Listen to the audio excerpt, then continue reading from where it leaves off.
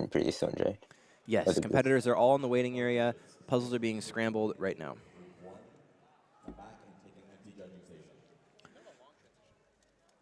Yeah, rounds this morning were way, way, way ahead of schedule. All the staff team has been on fire this morning. Competitors have been pretty well behaved and know where to go.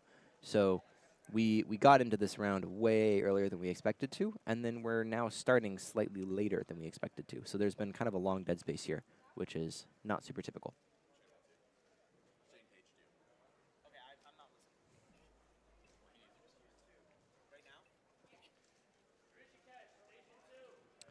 Here we go. First competitor coming up for Group 2. Hrishikesh coming off of a fantastic Pyraminx round.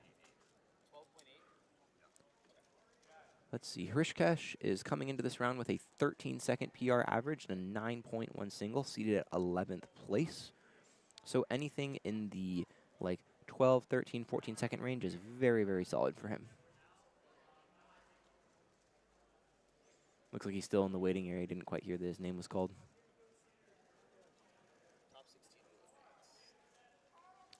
Top 16 does advance, so Hrishikesh is seeded to pretty comfortably advance into the final.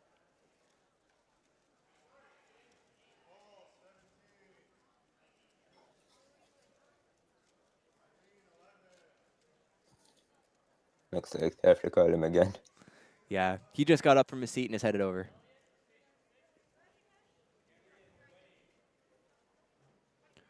All right, here he is. He has a very consistent warm-up ritual, like the same hand warmers, the same position, like the same 2 or 3 different positions, the same breathing. I have a lot, like just from watching him solve for the last 2 days, like I said earlier, I have a lot of respect for him as a competitor. Yeah.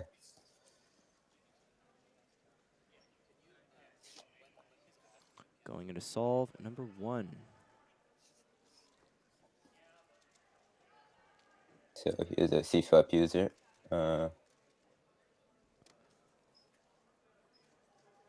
A lot of table abuse. Moderately efficient F2L, gets to last layer around 10. And here's the PLL, 16.9. Laughing it off. Looks like a slow time for him. Pretty inefficient on the F2L. Handled bad last layer cases nicely as well. Yeah, seemed like lots of rotations, but kind of smooth throughout.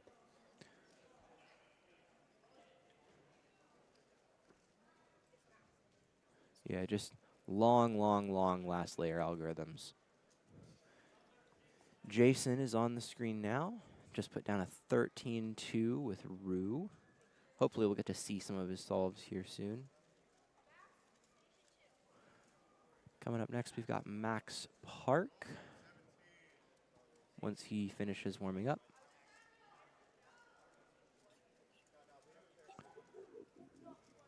Coming off of Hrishikesh's solve, which was quite solid, as one-handed solves go, we're going to get to see Max, who is just the most fluid, solid, consistent turner, probably in all of cubing.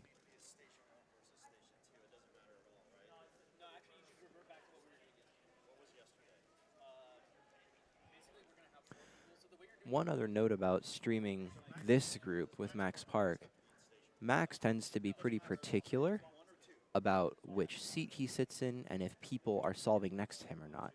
And he can also be a little bit hesitant to come up to the round depending on like just how ready he feels and what kind of headspace that he's in.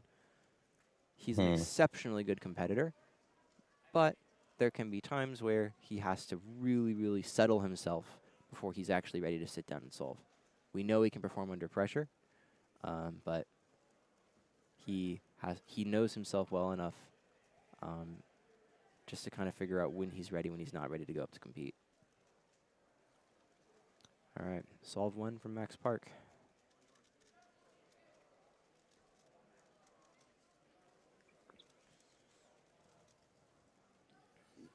Couple seconds of searching, and then he settled in on a cross color. Looks like he's probably going to go for blue here. Oh, it looks like a nice cross. Really nice X cross there. 2, 3, 4 F2L pairs done. OLL, PLL, and going to be a really clean 8.5 from Max Park. Let's get a replay on that one if we can. That was gorgeous.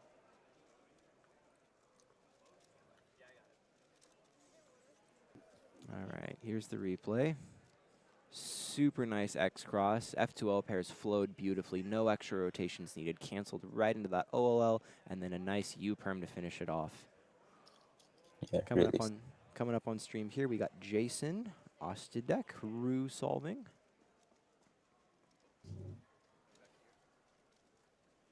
The classic Rue head tilt.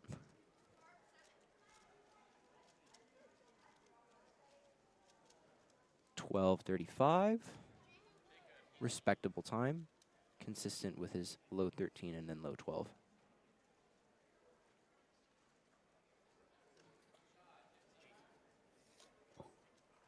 Jihu Moon coming up to station number 2. Strong performance in 6x6 finals last night with a PR mean.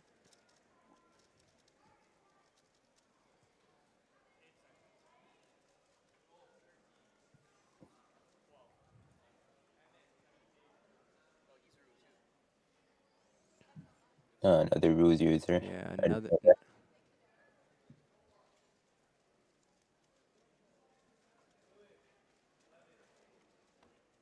Very smooth solve from Jihu. Let me see where he was seated. I don't see him seated inside the top. Oh, he's in the top 10, actually. I'm just blind. That's the problem. His PR average is a 12.03, so this solve was not especially good for him, but it was really, really quality, at least from the perspective of turning and fluidity. Hrishikesh back for his second solve of the group.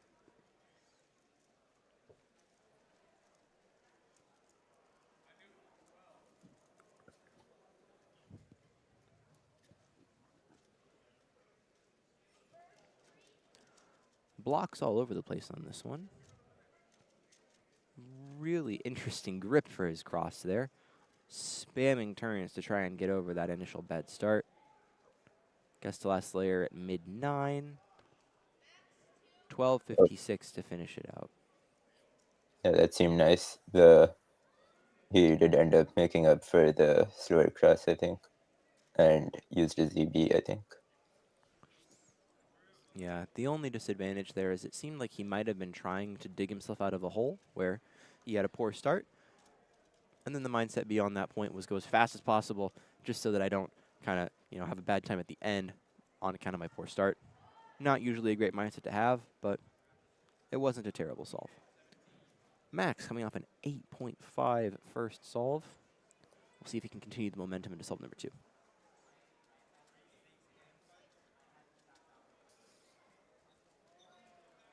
Taking a long time to zero in on what he's going to do here. Still at the 8-second mark and looking all over the cube. Starts off with, hard to tell, something okay, last layer, late 8, 11.4, not happy with that.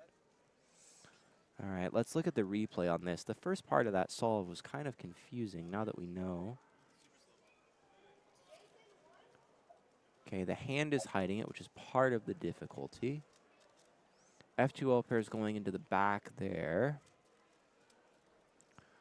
Yeah, he tried to take advantage of all those green blocks to do some sort of creative X cross, and I think it just kind of all got lost in the weeds because of how difficult the turning was. Yeah, and then a G perm to finish things off. So, tough start, tough middle pairs, tough PLL. Lots of getting unlucky.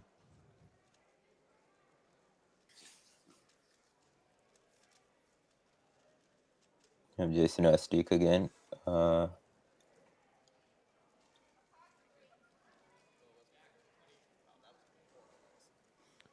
Seemed like it could have been similar pace, but went bad towards the end.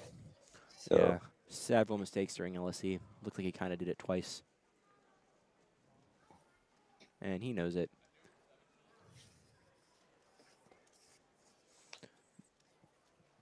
Jihu inspecting his solve at station number 2.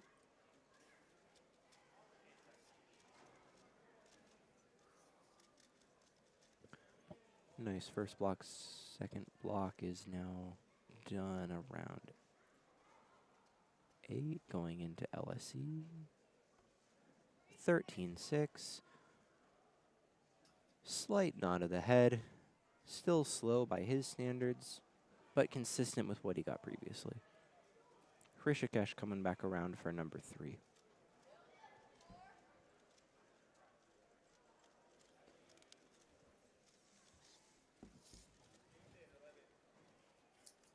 We've seen some really strong bursts of turning from Hrishikesh. What I'd want to see Yeah, from him on this solve here is a little bit more fluidity. Maybe if he could dial back the turning by like 5 or 10%, bring a little bit more look ahead. that seemed like quite a nice cross. Really efficient cross, inspected for under 5 seconds. Super fast PLL at 8 seconds.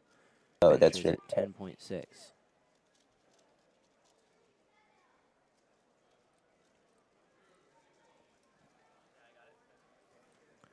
Let's take another look at the solve.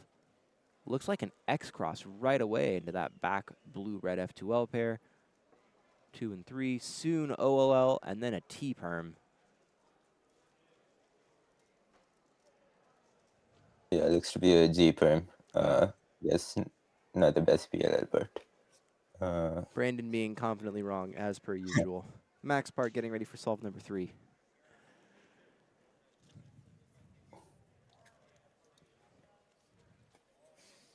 He locked in on his cross really fast. Probably going for white here.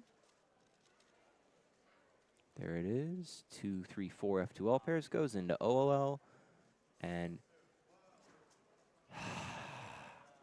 I think he got to OLL at about 6. But then, and finished it all like low 7.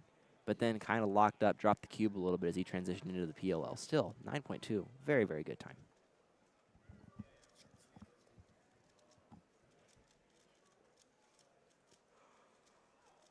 yeah, looks like was he canceling OLN into PLL? I think so. And just the transition didn't quite work out for him. Jason struggling on the start here.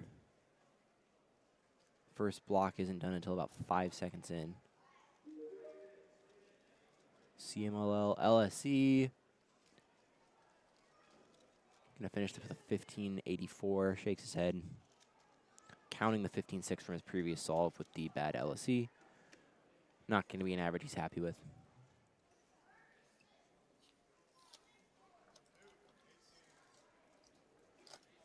Jihu Moon back for solve number 3. Inspecting all over the cube. Trying to find a good first block.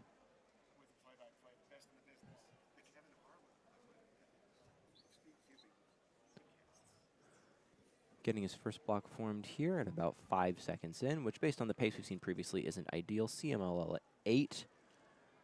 Drops the cube down for a somewhat slow LSE, but still finishes with a 1397. Very efficient at the end there.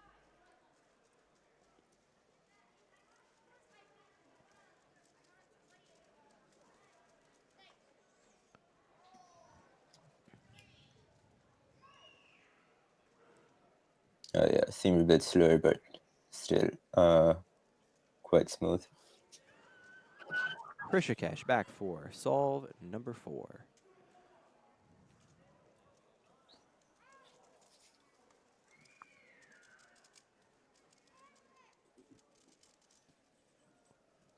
Longer inspection than the last one. Finds a starting angle, struggling to get momentum at the beginning. Finds it for a second F2L pair, fast third, fast fourth. Into OLL. Is he going to go for the ZB? Yes, he is. Nice. 1231. Very good for him. Yeah, back half of the solve absolutely saved him there. It was a really rough pickup, but once he got to F2L pair number 3, he started flying, knew the ZB. Solid 12.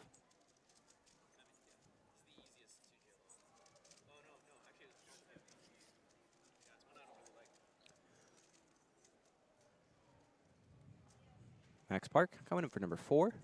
2 quite nice times and 1 very poor one.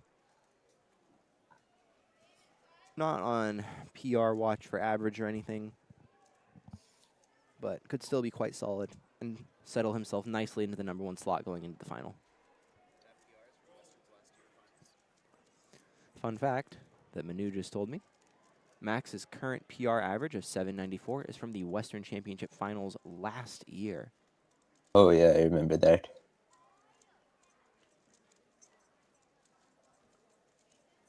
G Prim to finish out with a 10.4. Not going to be too happy considering he's got that 8.5 in the average he was hoping to count.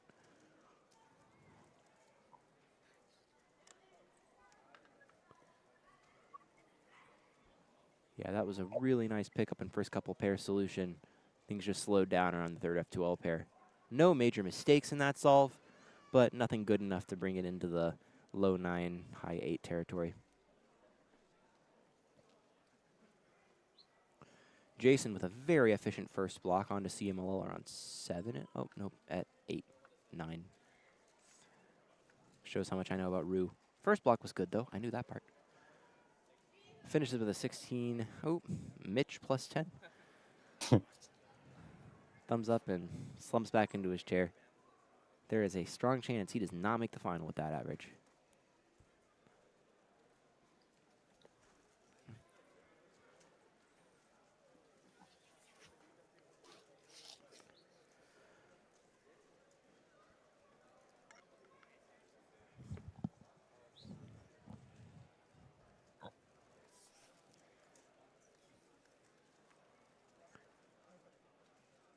Jihu arrives at CML at 7. This is a well-paced solve.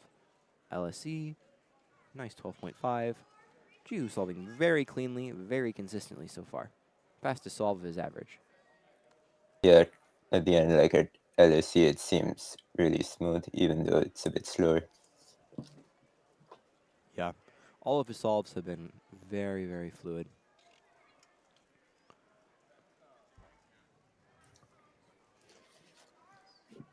Rishikesh coming back for, I believe, solve number 5.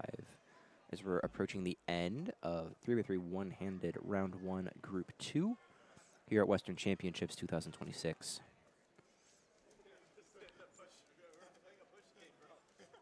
A very good opportunity for a PR.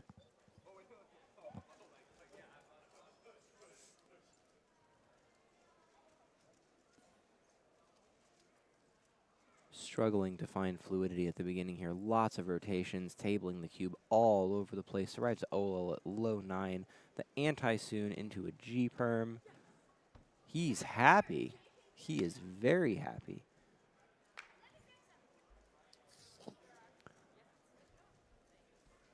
What was Rishikesh's PR before today? That's a good question. I think it was... Rishikesh had a 13.09 PR before today, and that just gave him a 12.69 average, his first sub-13, and a strong PR, which would explain that reaction. Yeah, that's very nice. Good work to Rishikesh. We will see you in one-handed finals. Currently at second place in the round. Although Max Park is about to change that.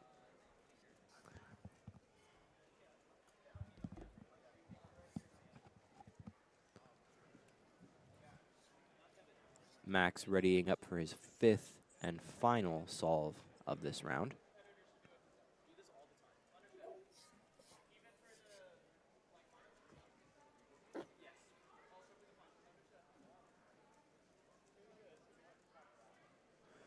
Taking a while to zero in on inspection. Max normally figures this out within a second or two.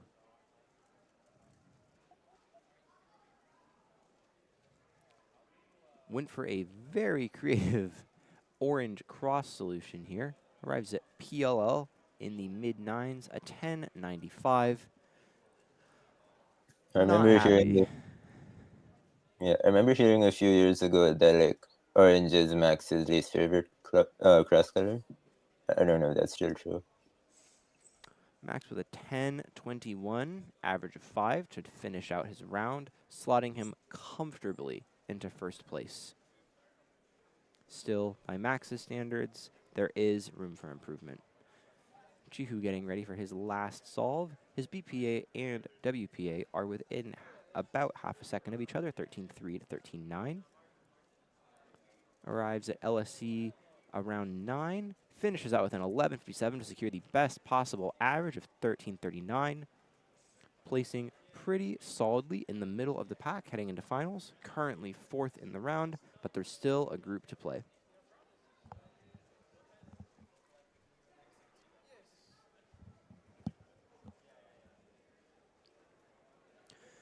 Nodding his head with that. Pretty solid showing from our competitors in Group 2 of this first round of 3x3 one-handed at the Western Championship. Nobody doing anything exceptional, minus that first 8.5 from Max Park. But Hershikesh coming out with a very nice PR. And everybody else putting up reasonable times. How do you think you, what did you think about the competitors this round? Oh yeah, it was really nice to see Hirshu's PR. And yeah, Zihu had really nice and consistent solving. I forgot what was his PR. Jihu's PR is a 12 average, so no PR for him, but Okay. still Yeah. fluid turning, as you said. Yeah, and then for Max, a bit subpar, but I think still very possible to do better in the Baron finals. So as for the next group, I know we have Micah Yo. I think he's the best seeded one from the next group. Who else are we watching out for? In the third group, we are going to be watching out for Brendan Dunnigan and Micah Yo, as well as Dylan Govic and Nicholas Sanchez. Nicholas Sanchez, as we said before, the only full ZB user that we really have competing here. Brendan, exceptionally fast, prone to high highs and low lows, and Micah Yo, as you said, also in that group. So a few fast solvers that have potential to kind of shake up the bottom of these rankings here. I'd also like to call out in that graphic that we just saw on the stream, Philip Espinoza, near the bottom of these rankings. Philip, the North American 3x3 average record holder, about, I believe, 14 years ago or longer. Philip, a long time competitor. No, more than 14. Long time competitor in both 3x3 and one-handed. Well, just before we view our third group of 3x3 one-handed, we're going to take a quick break, and then we will be coming back with more one-handed action in just a few minutes. Group 2, please occupy an empty judging spot. We have 40 judging spots across all 4 stages and would like all of them I just did. full.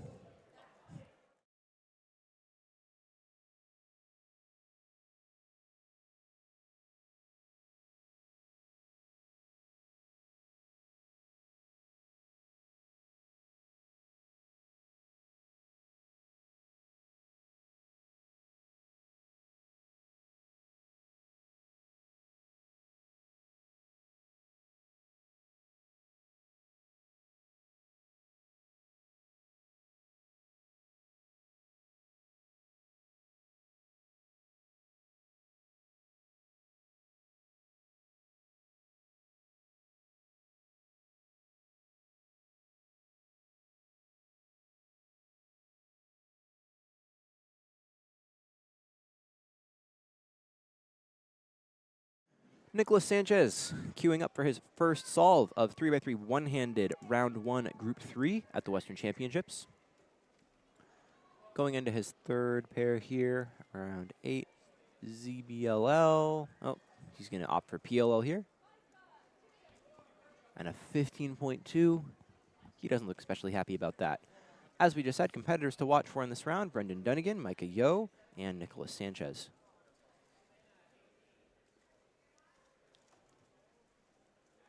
And we have Michael coming up now.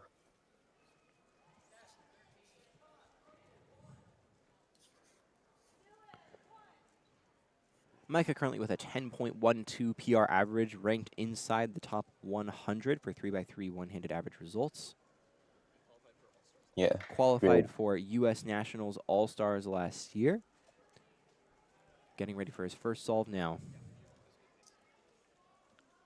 Finds a really nice keyhole X-cross there. Second, third pairs are looking really snappy. Goes into OLL at mid-8, all the way into PLL, high 12. He looks a little concerned about that one. Yeah, that wasn't great. A bit lucky towards the end. Yeah, Micah is a great upcoming solver from NorCal in both 3x3 and OH. He has a mid-6 average in 3x3 and very fast improving in OH. Dylan Govic on the stream doing a one-handed solve behind that beautiful head of hair. Another Ru user.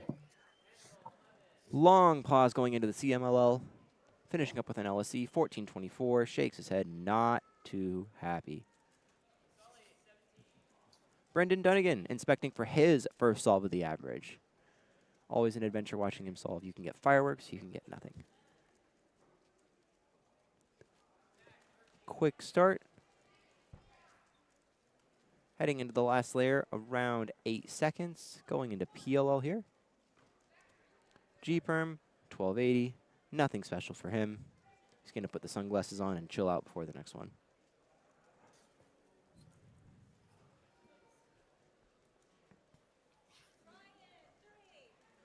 Back with Nicholas Sanchez. Nicholas inspecting for solve number 2 after a disappointing solve 1.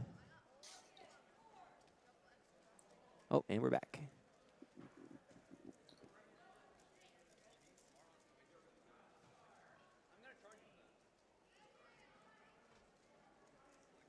Lockups and cube drops on PLL for another 15. I can't imagine he's excited about that. At the moment, last place in the top 16 is a 1765 average. If he pulls off a 15 average, he still would slide into the back of the final, most likely, but he's going to be looking for faster times than that. Micah Yo, getting ready for solve number 2. 1295 on solve number 1. He'll likely be looking for something in the low 10, high 9 range as a fast time. Shakes his head, doesn't see too much in inspection. Slow start to the solve, lots of rotations, hunting for something to save him from a poor inspection. 3 and 4 F12 pairs bring him into a quick and efficient OLL. Long search for the G-Perm on that last PLL, 14-15. Not happy that he's counting his first 1295.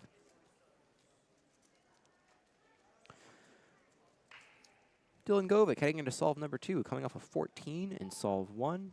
Bit of a slow start, struggling to get his first block built.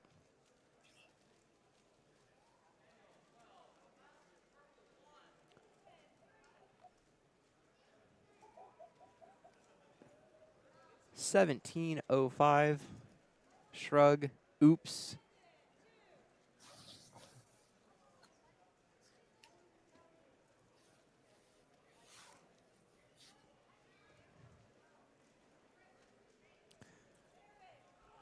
Back to Bendy for solve number 2.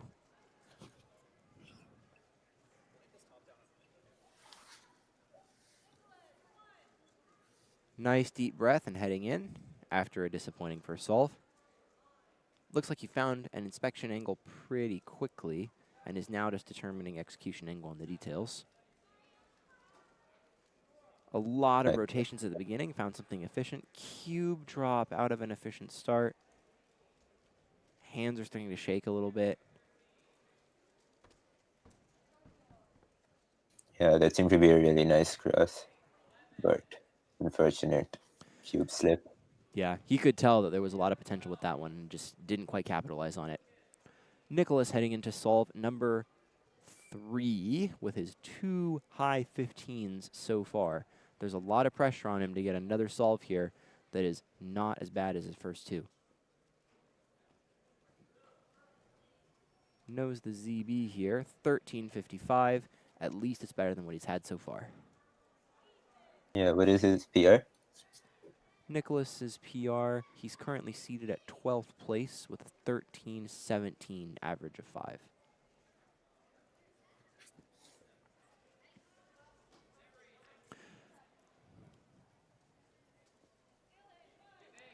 Micah headed into number 3, a fast, fluid start. Finishing up his last F2L pair. OLL is able to see right into the PLL thanks to the nature of that OLL case, and a 1035. Nice and smooth turning.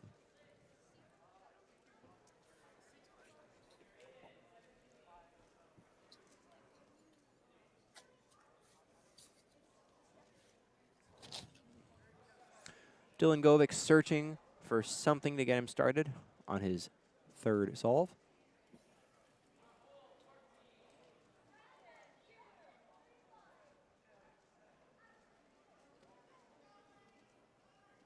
Dylan has been putting in the work at this competition, one of the delegates and organizers here, MC for most of our announcements as well. So if his competition results aren't up to snuff, we'll blame it on all the work that he's been doing, putting on a fantastic competition. Bendy just remembering that the world looks dark because of his sunglasses, not because of his bad times.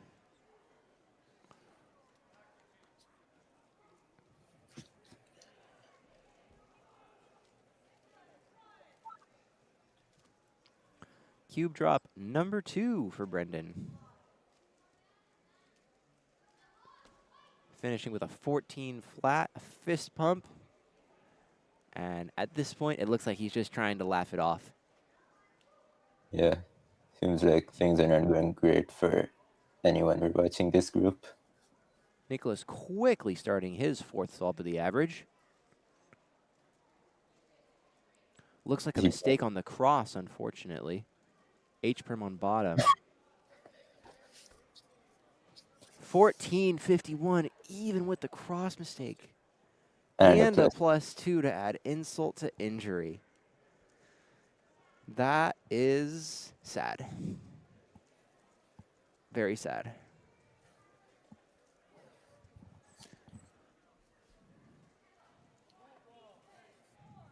Mike is back for his fourth. Breathing deeply. No times that are incredible for him. He's probably just looking to get something solid on his last 1 or 2 here, to give him the confidence that I still am solving okay today. I'll solve well in the final tonight. Searching a lot for his starting moves.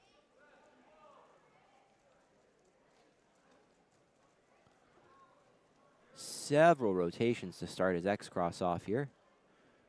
Fast middle pairs, gets the last layer around 7, PLL under 10, 1087, shake of the head. He is frustrated, even though he had some really, really clean turning for his back section of F2L. Yeah, getting that X-cross form took a lot of time and rotations, but he flew through his last 2 F2L pairs, as well as his OLL. Yeah, it's great turning. But with the first 2 solves, even though this is slightly subpar, it's not going to help his average with those 2, with accounting because of the other solves. Brendan going into number 4 right now. Smoother turning. He's managed to hold on to the cube for the entire solve, which is always good. Finishes with a 1079. Brendan and Micah, now having 4 solves each, have BPA and worst possible averages. Nicholas Sanchez on solve number 5. Gets to ZB at 11. 1498. Nice and easy alg, just took a little bit to recognize it. Finishes off with a 1560 average,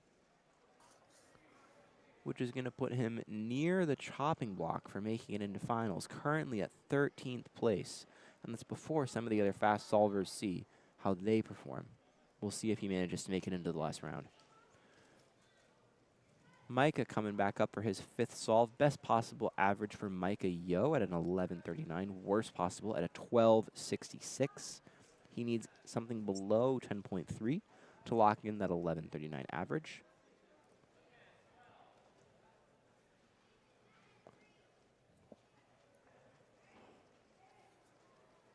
Which would slot him into the 2nd seed overall.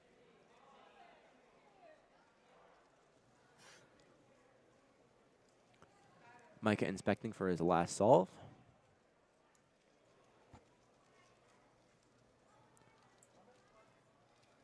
Bit of a choppy start here as he's looking for some fluidity. Dot case on the OLL. 1114. A little bit frustrated with that. Still going to walk away with a pretty clean average of 11.65. That puts Micah Yo at second place in this round, beating Dylan Miller and Rishikesh Kakathi from earlier. Dylan Govic solving on stream with a much better solve than we've seen from him so far, 11.54. As Brendan Dunnigan walks behind him to take a seat for his final solve of this first round of 3x3 one-handed. So Brendan should be, well, he could get third, but could also get a bit lower, right?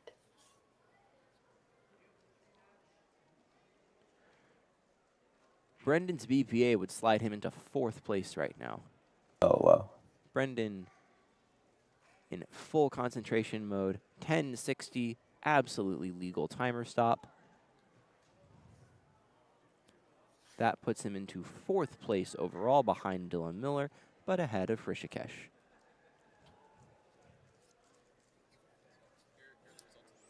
Here's the results that we have so far. Most of our competitors have finished so far.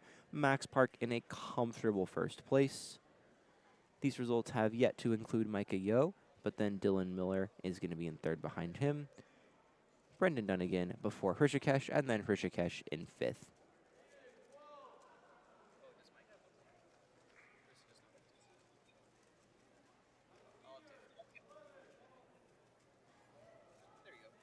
Here's our updated results. Max Park in first place with the only sub-10 single that we saw from anybody in this first round, remarkably enough, at least that we've seen in the top 16. Micah Yo in second with an 11.6.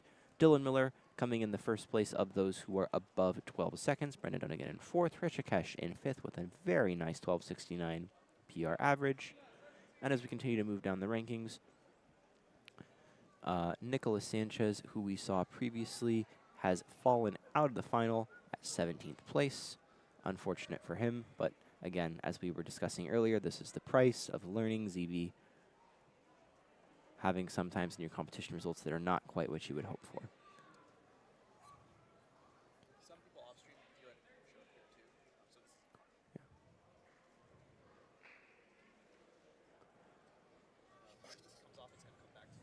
Koi, who we saw earlier, with a very strong middle-of-the-pack performance, and a few off-stream names such as Jusun Choi, Eli Valera, and Eileen Vo, all sliding into finals. Jason Ostadek also looks like he's found himself into the finals at the bottom seed, where he'll probably be looking for some redemption on the poor Rue solving we saw for this round. The chimes are going off for the next round, which I believe, what do we have coming up next here? 2x2. We have 2x2 round 2 coming up next. Relatively uneventful 3x3 first round. Strong showing from Max Park and a good PR from Hrishikesh.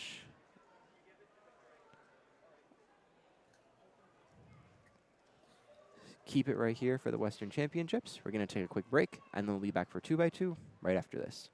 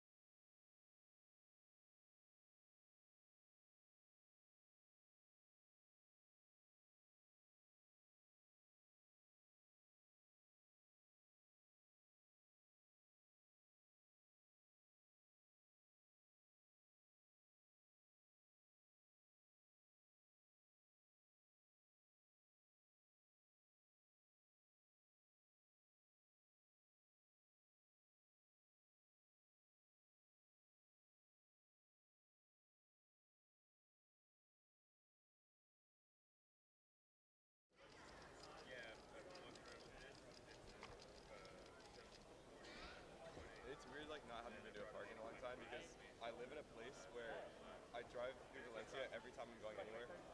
So it's like I'm driving. It's like an RMC right there. Like, oh, I can't ride it. Is it going to cubing company? I mean, you can still go. Yeah, I know. It's pretty No, I could. I'm around like 40 minutes away, but it's like I don't know. I'm like a coach enthusiast, but like I've been on everything. Imagine gone a million times. I just want to go on like the only road that I really want to ride is Air Force One. That's a good ride. You been on it? Yeah. My friend moved to Atlanta and he was like, It's either that or Gwazi is my number one, but it's like I think I liked it more after I got on it. It's everything I like in a what ride. about the next morning when your legs were bruised? No, I didn't have old Skyrush was my number one for a while. So like I liked the aggressive. Yeah, I used to hate it. I couldn't handle it, the stomach feeling. Good single. I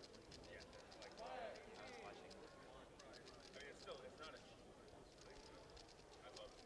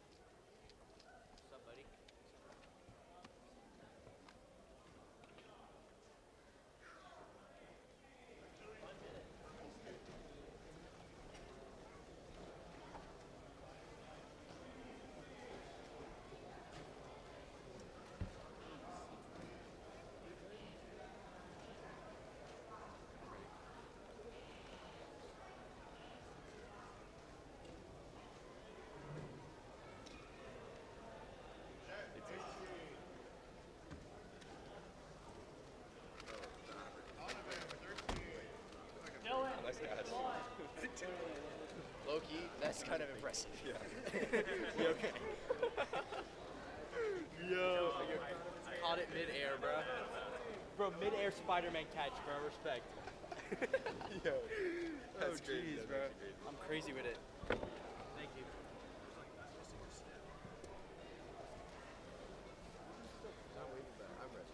Guess on screen.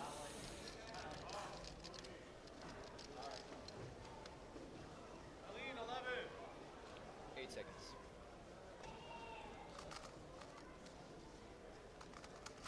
What is he doing? I forgot that one. You got the peanut gallery out here. Dude, Dude, the generational fall off. He's so dramatic. Yeah. He's getting the drum out. He's practicing drama before tonight.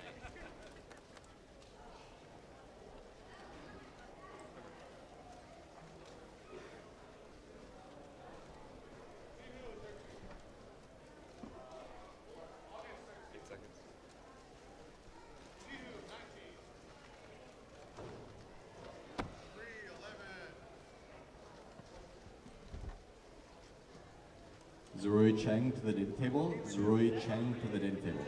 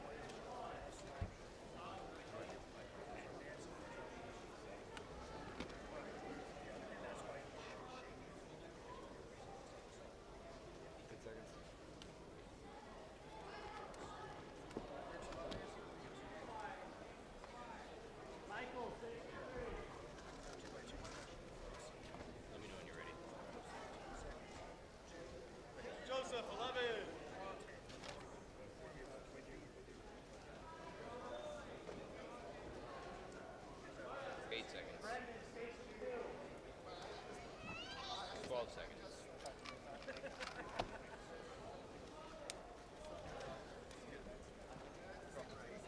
I like figured out the cancer in my head like after the song.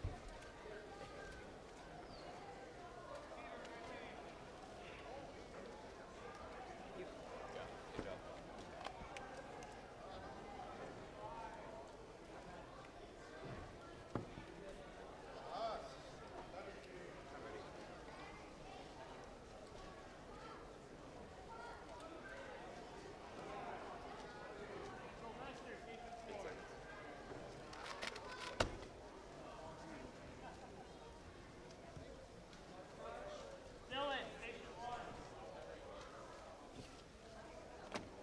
Thank you.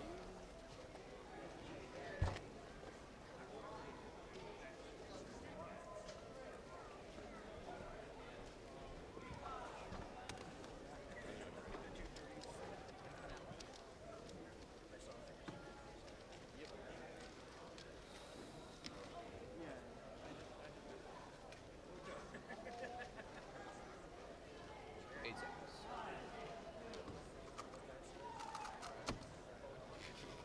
What?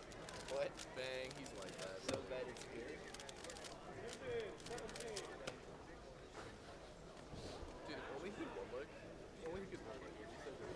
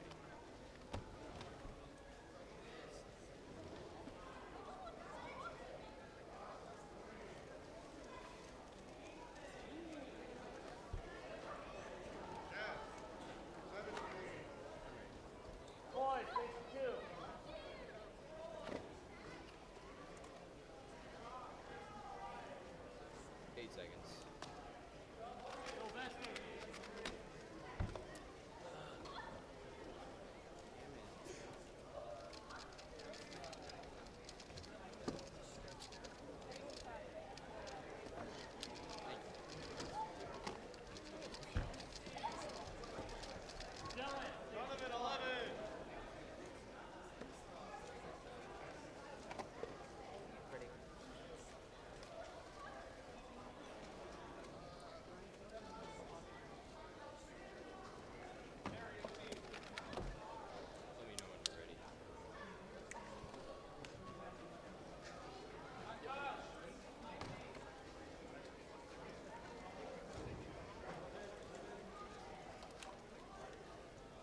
Eight seconds.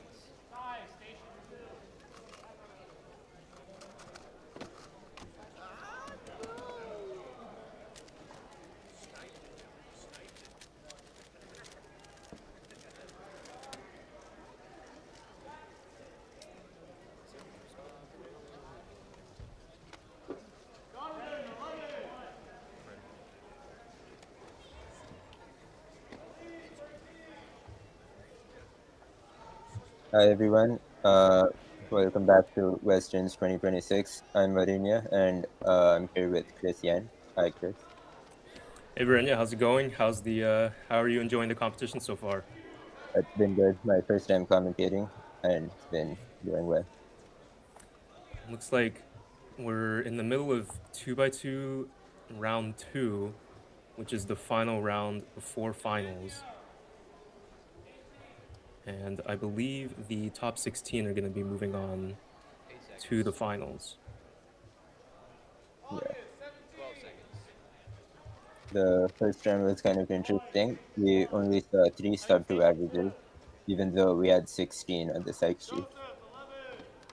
Yeah, and I was commentating that yesterday and noticed that it seemed like everybody except for Nancy Liu was not solving up to their standards. Nancy was the only one who got like well below sub 2 with a 1.58 average.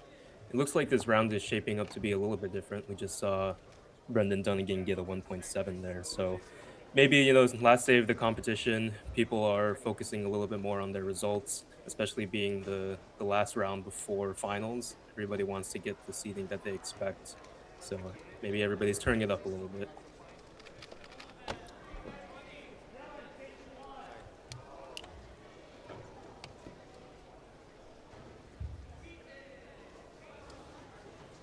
And for Koi, that's not good. That's a 1.29 DNF, so Yeah.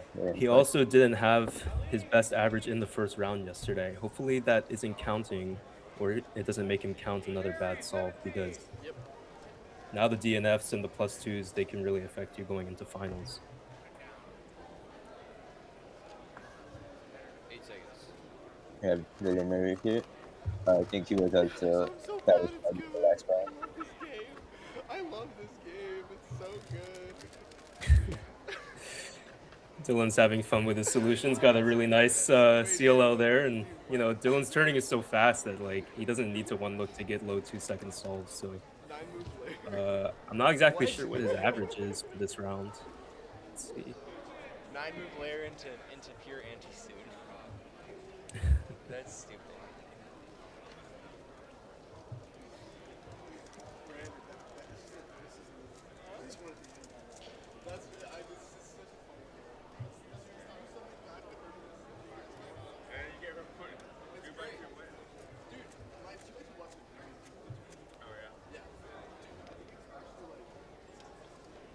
This is going to be an interesting moment here. You were there to see Ryan get a 1 something for the first time on his 11. He might be doing That'll be cool. Yeah, that's crazy. And let that wrap up the first group. Seems like we're wrapping up 2x2 round 2. We'll get the seedings here in just a second to see who's going to make it into the finals and what the seedings will be for that. So we're just about ready to move into 3x3 semi-finals, I believe. A little bit different this time around. We're going to be doing the new head-to-head format. So usually I believe the top 16 will be making it to the finals, but now that we're doing the head-to-head, I think that's changed to the top 8. So a lot more pressure on the competitors to perform at their best. And for this head-to-head finals, it's also going to be pretty new for most of these competitors. 2x2, round 2, group 2. If you are in 2x2, round 2, group 2, please submit your puzzle. Okay, scratch that. So it sounds like we're still in the middle of 2x2 round 2. Yeah, and anyone we're watching out for this time in this group? Let's check the groups here. I know that we didn't see Nancy in this past group, and she was firmly in first place after the first round, but I'm not sure if she's in this group.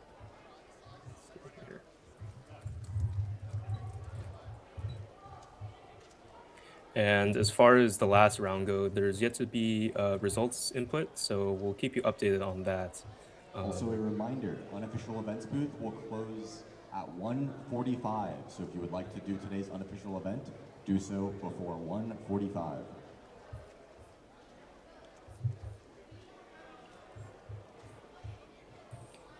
Rania, were you watching the stream yesterday? What were some of the things that you saw that you thought were interesting? Oh yeah, so yeah, I watched a bit in the afternoon, and then I commentated for 6x6 and Mega, which is my main event. So yeah, commentating Mega was fun, but I think the stream was kind of bad quality by then. But yeah, I think 6x6 was kind of exciting. People wanted to see Max take back his world record, but we didn't see that. Then for Mega, yeah, it was an interesting round. I don't think we saw any PRs from the top people, but we saw Brendan, the defending champ, lost. But yeah, Brendan is defending a lot of is the defending champion for a lot of events, so doesn't make it any less impressive to lose one. And I think is he defending this one as well? Yeah, you're right. Brendan just missed the Megaminx podium by 0.01 seconds. He's still going to be on the Western podium because Dylan Miller represents the South, being from Louisiana. So Brendan still moves into the Western podium, but that's really unfortunate that he wasn't able to secure a podium for the whole competition. He just lost it by 0.01 seconds, which in Megaminx is like not that much time at all. Yeah. So a bit of a blow for Brendan there because he was the defending champion, like you said. But a strong performance for him in 6x6, actually. He just edged out Kevin Hayes to take the second spot. Of course, the first spot being Max Park with a 107 average. But really strong performance Ladies and from gentlemen, Brendan we and need a lot Kevin more with judges a 120 on and a all 122 mean, stages. respectively. If you just competed in 2x2 Group 1, you are now required to judge for Group 2. Yeah, and I just remembered Brendan wasn't the defending champion for 2x2. I think Dominic Stoji is, and we haven't seen him yet either. Okay, okay.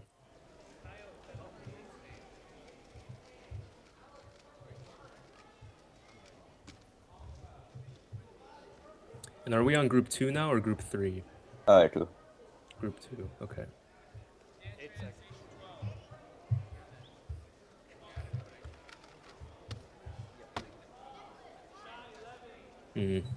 Yeah, the cube dropped.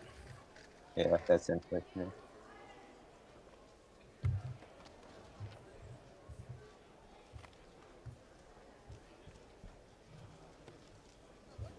And I believe that was Isaac. So Isaac with a PR of 182. And here we go with Nick. He's still rocking the funny hoodie.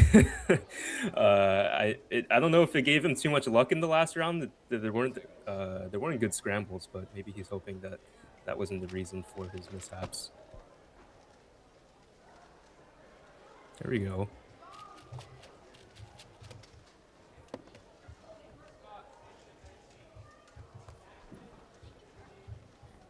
So a good start for Nick there. Much better than any of the solves that he got in the last round. Yeah.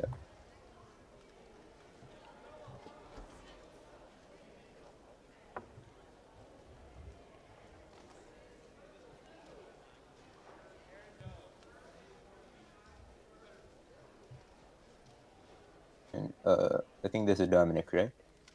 Yes, it is. And again, for Dominic, not the best average in the last rounds. He was pretty frustrated with how he did on a lot of the scrambles. It doesn't look like this scramble was particularly good either, but we'll see how he responds.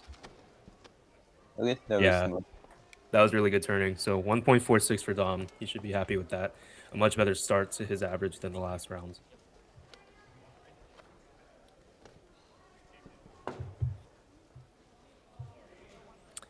Here's another name that we've heard a lot already this weekend, Sebastian Stone. Also a very good 2x2 solver, but 3.68 for his first solve. Again, it's really not the best to be not solving at your best because this is the final round before finals, and top 16 isn't like the easiest to accomplish, especially if you're getting threes. So not the start that Sebastian wanted for sure. Yeah, we have to see how different the cutoff is for this round, since, as we said, for the last round, it was much slower than expected.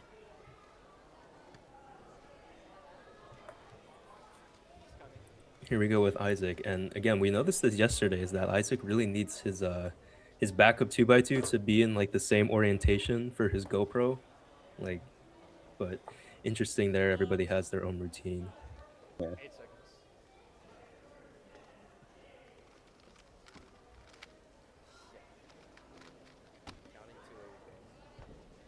Yeah. Looked like there he just messed up the EG1 or something, and he was left with the swap on the bottom, which is a mistake that's pretty common, but definitely not what you need. 8 seconds. 12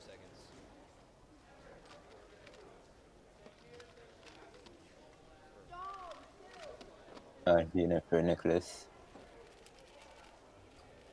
Yeah, it looked like he was doing the anti-CLL, but he didn't one look it. So, you know, a 3 coming off of 1.6, definitely not what you need, but at least he started off well with the 1.6.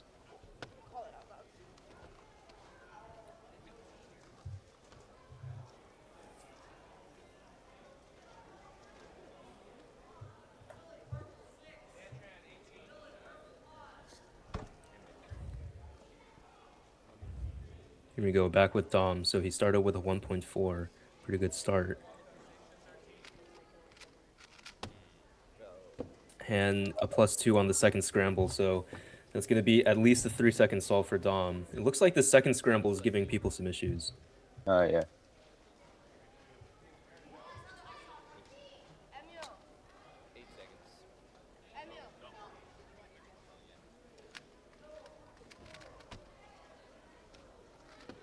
With a 2.1 for Sebastian, not bad for that second scramble. Isaac, 2. I'm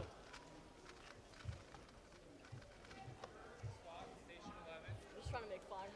Yeah, you're so. I think I'm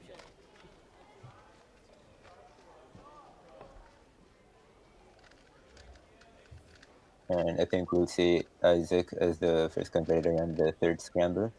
We'll see how he bounces back.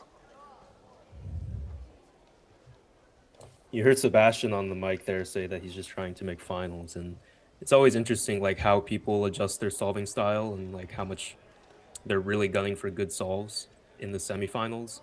Some people are just trying to go safe and make the finals, while others are still just trying to get the best times possible. 8 seconds.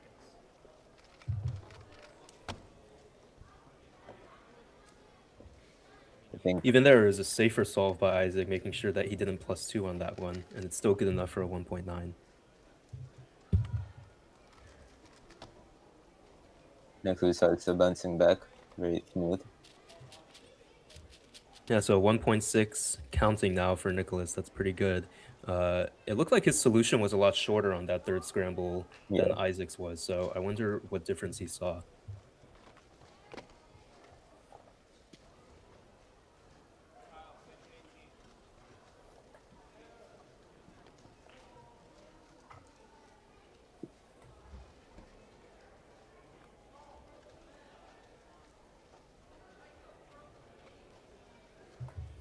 Here we go with Dom. He has the accessories with the headphones and the hand warmers.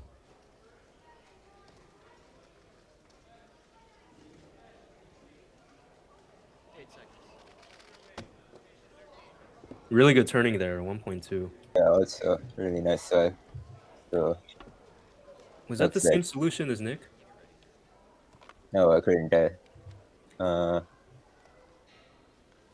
Yeah, both were quite short. It looked like they were doing a green layer. Yeah, is this the fourth scramble or is it the same? I think it was the same scramble, so this is the third one as well. And that was really short as well for Sebastian, so 1.2. He also did a different solution. So people getting creative on the third scramble here, but it looks Yep. like no matter what they're doing, it's a really short solution.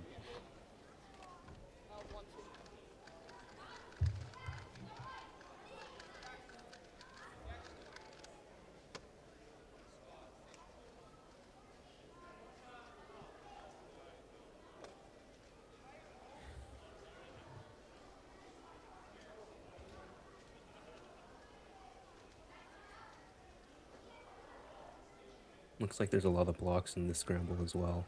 8 seconds.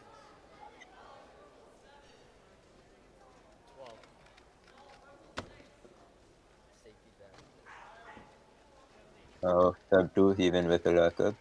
So a good pace for him. I think his PR is around there. Yeah, good solving from Isaac. He's most likely locked into a final spot at this point. Although there's a little bit of pressure for everybody because that second scramble was so bad. But that was a very simple solution, I'd say, from Isaac, and safetied his way to a 1.8.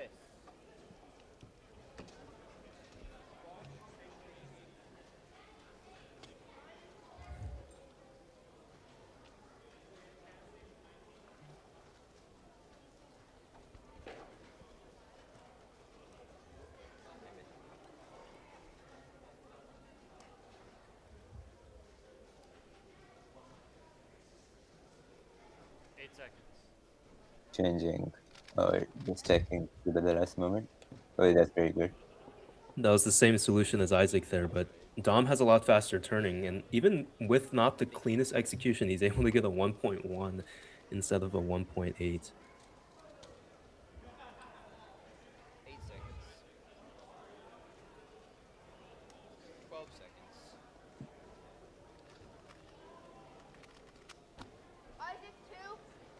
Yeah, Nick didn't have enough time to inspect there, so he was on pace to do the same solution as the other two, but he one-looked it incorrectly, and so he was just left with the swapped corners there.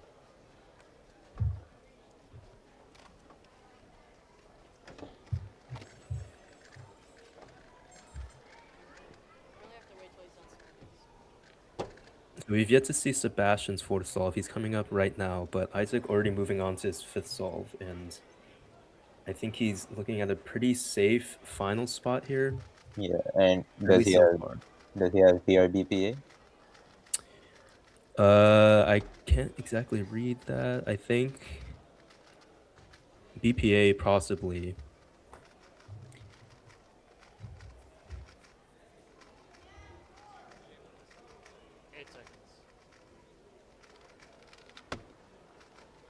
That was a really good turning too. 156. Great stuff from Isaac in this round. And that's definitely going to be a final spot for him and possibly even PR.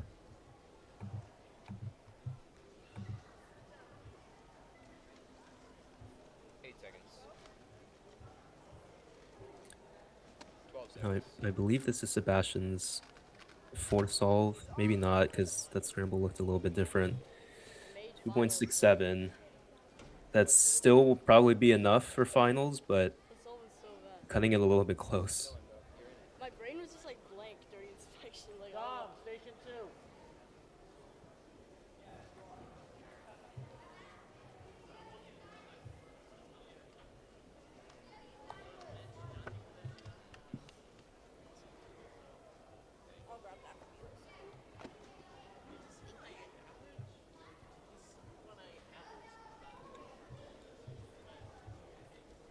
Now, Dom is technically our first seed, according to the psych sheet, and he's on pace for a pretty good average here. Yeah, I think that's 0.4 of PR if he gets BPA.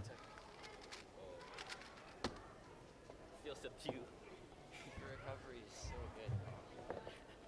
Let me know when you're ready. Feel sub 2. 2.42. Thank you. That gives him a 1.69 average. Quite a bit subpar, but still good for finals easily. And Nick finishing up his average with a 1.66. So good average from both Dom and Nick here. They're both going to be sub 2, which is better than what they had in the last round. A little bit disappointing for Dom because he counted that 2.4 in his last solve. But still, a 1.69 average is much better than what he did in the last round. Yeah, that's true.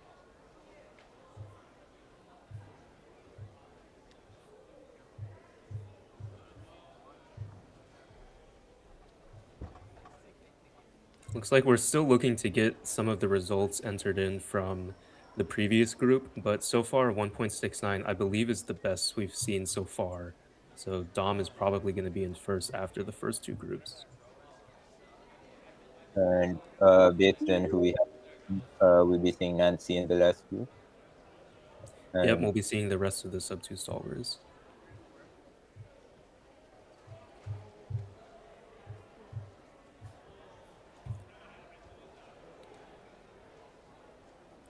I don't believe we've seen Kate Graham or Jacqueline Stewart either. And I don't think we've even seen Brendan too. So we'll see them in the next group. I think Brendan was the first group. Okay. So, yeah. And now calling 2x2, round 2, group 3. Once again, 2x2, round 2, group 3. Please submit your puzzle. If you just competed, please take an empty judging station. So like this, all of our staff is able to go to lunch on time. Once again, 2x2, round 2, group 3.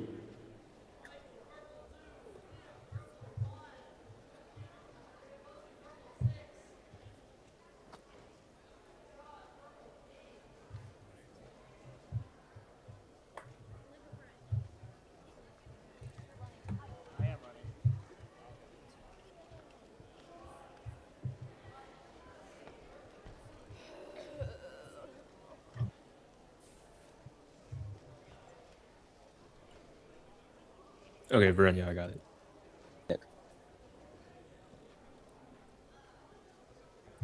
Well, we just wrapped up 2x2 round 2 group 2. We're going to be moving on into the last group of 2x2 round 2. This is the last round before finals. The top 16 will make it to finals. This is also the last event before our favorite event of the day, which is lunch.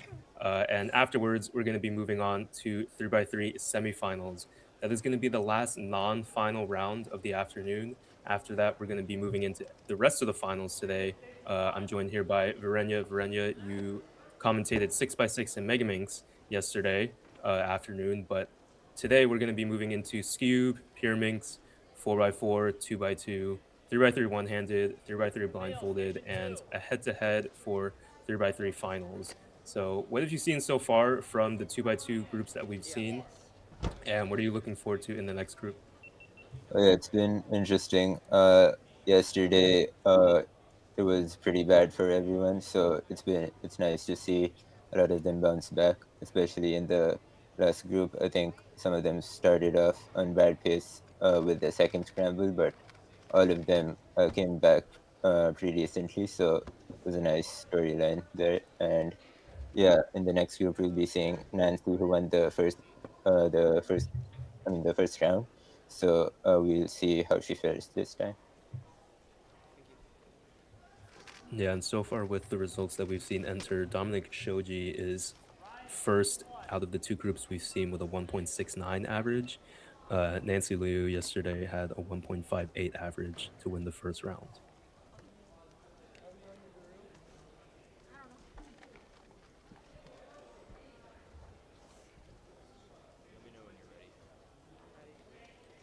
And here I believe this is Gavin. Gavin is also another potential sub-2 solver, although didn't get particularly close to sub-2 yesterday.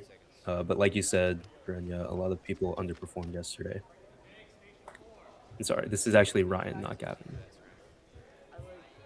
I safety it so hard. What? I did the Alex Foley.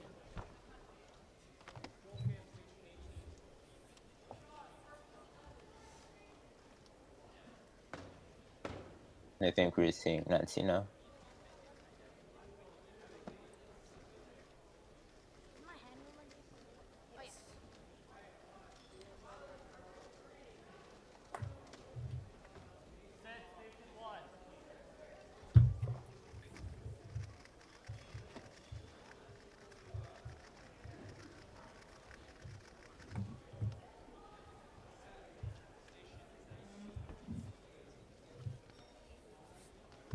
Taking some time to warm up, and Sid is coming up on the next station. I think he got 7th in the first round.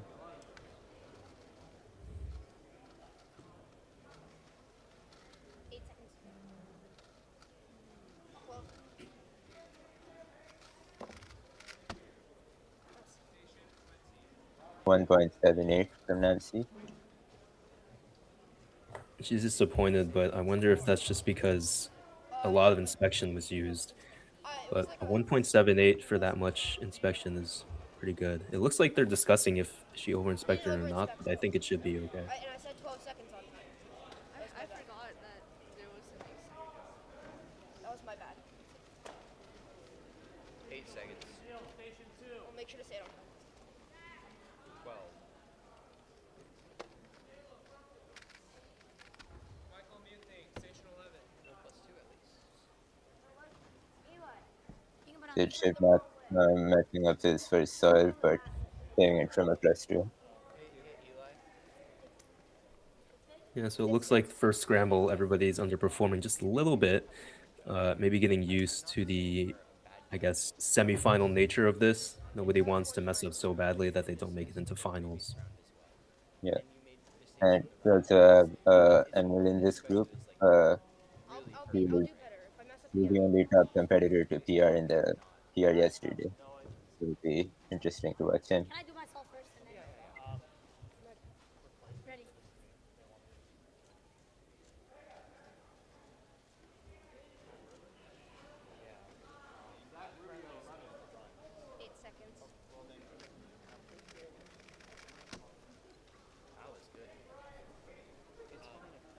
P63. His PR yesterday was 202. Seems like she's satisfied. Ryan, station 1. If they give me the green light to go to station 2, I'm going to have you go to station 1. Please understand, it's nothing against you. Let me know when you're ready.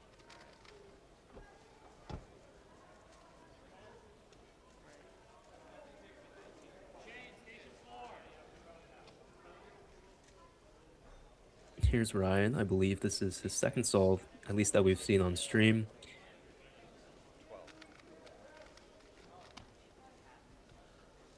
Again, a little bit safe on the turning there, a 2.5 and now a 2.4. Still might be good enough for finals, but for Ryan, I think he may need to turn it up just a little bit because he's not able to get sub 2 averages every single time.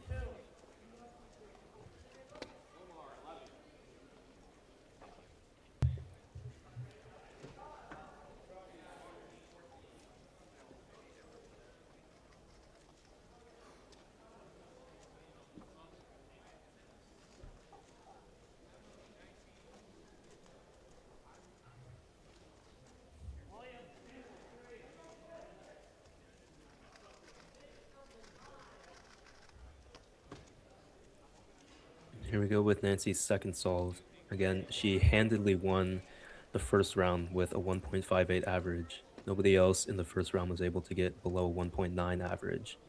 And she's coming into this competition technically as our fourth seed. 8 seconds. 12 seconds.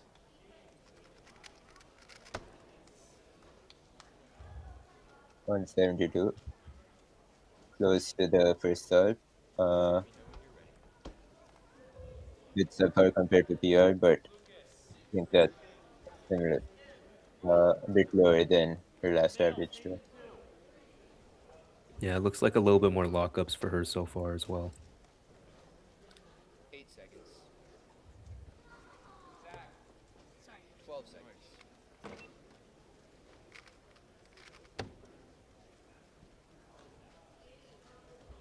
Which not with another kind of unfortunate solve.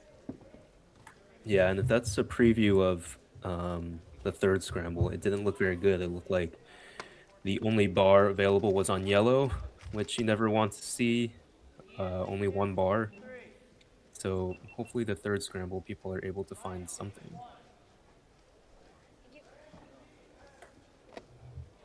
Should we set it? Whatever. Factor 3, Mr. Consistency. Let me know when you're ready. I'm ready.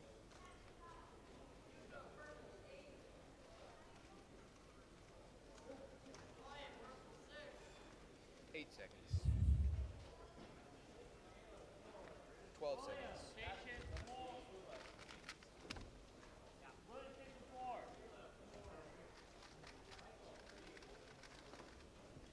227. Quite consistent, like Brandon said. Yeah, and for Ryan, that's actually his best time on this third scramble. That seems a little bit more difficult. So good way for him to respond to that.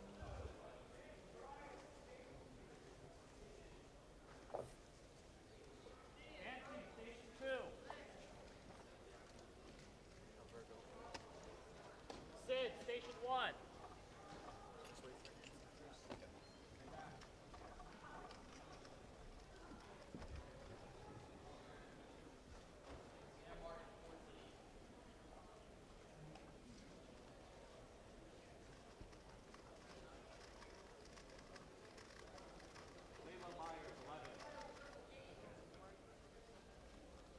Lucas, station 4.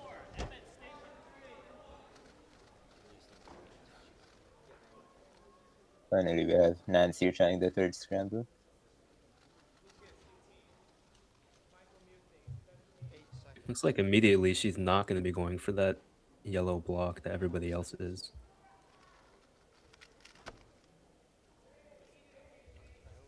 That was for dessert. 187.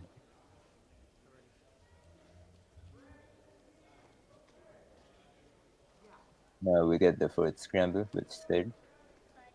8 seconds.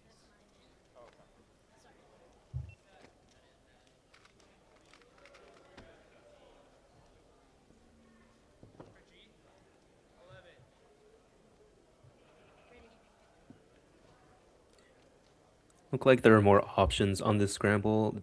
That time, though, Sid decided to go for a solution that involved a rotation, which may have cost him a little bit of time.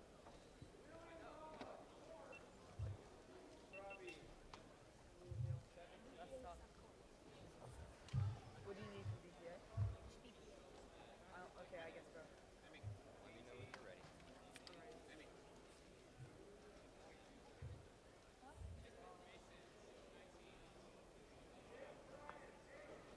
8 seconds. Alright, that's probably You're in. yeah. Cool. Like a nice solution, just a pause in the middle, but still his best solve so far, I think. Let's go all out, yeah. Yeah, so for Ryan, really consistent solving. That's basically guaranteed him a spot in the finals. He's looking at mid or low 2 average there.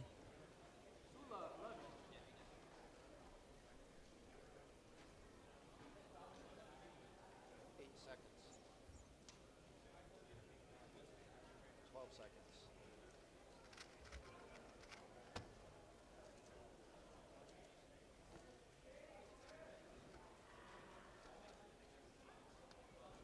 Bit lucky, but still consistently sub 2 for Nancy. Yeah, and that's what we were talking about. Nancy's PR being so much better than the rest of the competition, at least in this group. 8 seconds. Even her bad solves are better than everybody else's. Yeah.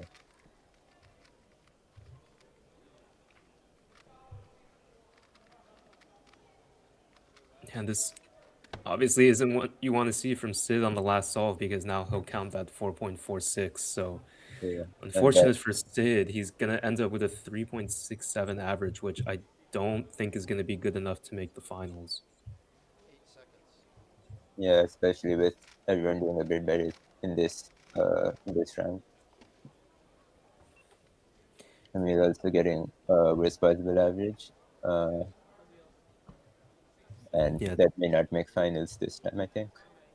Yeah, 285. That's asking for kind of taking your own destiny out of your hands. But for Ryan, his worst possible average to best possible average is only a range of 0.1, which is a great spot to be in. So, and I think his worst possible average is guaranteed to make finals.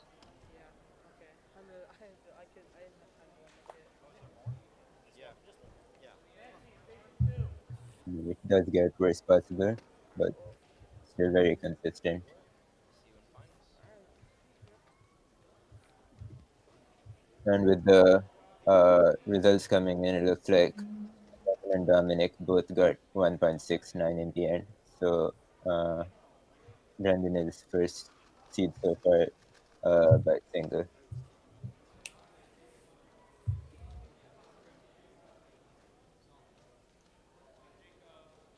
Nancy's range is also really low, so she's also guaranteed to make finals. Yeah, she should be third seed no matter what happens now.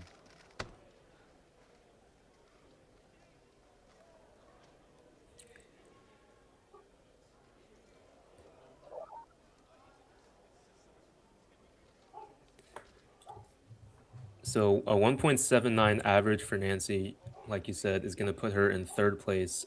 We have more results entered in from the previous group. So Brendan Dunnigan and Dominic Shoji were tied for the top 2 spots with a 1.69 average. Brendan edges out Dominic because he has a better single. Nancy, like you said, a 1.79 in third. Nick, so far, the only other sub 2 solver with a 1.96. And as we saw, Mr. Consistent, Ryan Roth, rounding out the top 5 with a 2.44 average. So a pretty large gap between 4th and 5th, as you can see there.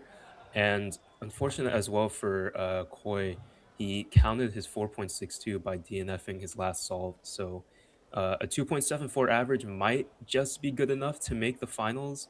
As you can see, the top 16 will advance, but there's still a lot of results to be entered. So we'll see if sub 3 is even enough to get it done. Yep, would be interesting to see the cutoff this time.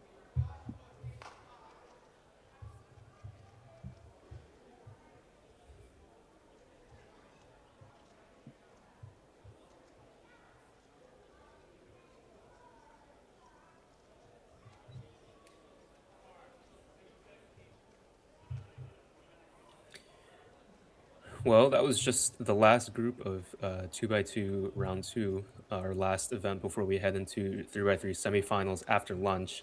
And after that, it's going to be finals for the rest of the day. So, Verenya, what did you see from 2x2 from this whole competition and from this round? Yeah, as for 2x2, it was an interesting round. I think the top seeds have ended up kind of similar to the psych sheet itself, as opposed to kind of the first round, which was all over the place. So, yeah, it'd be interesting to see the finals. Brendan and Dominic, the reigning Western champion, got tied, so there's a good chance that Dominic could be unseated, but he'll definitely be close.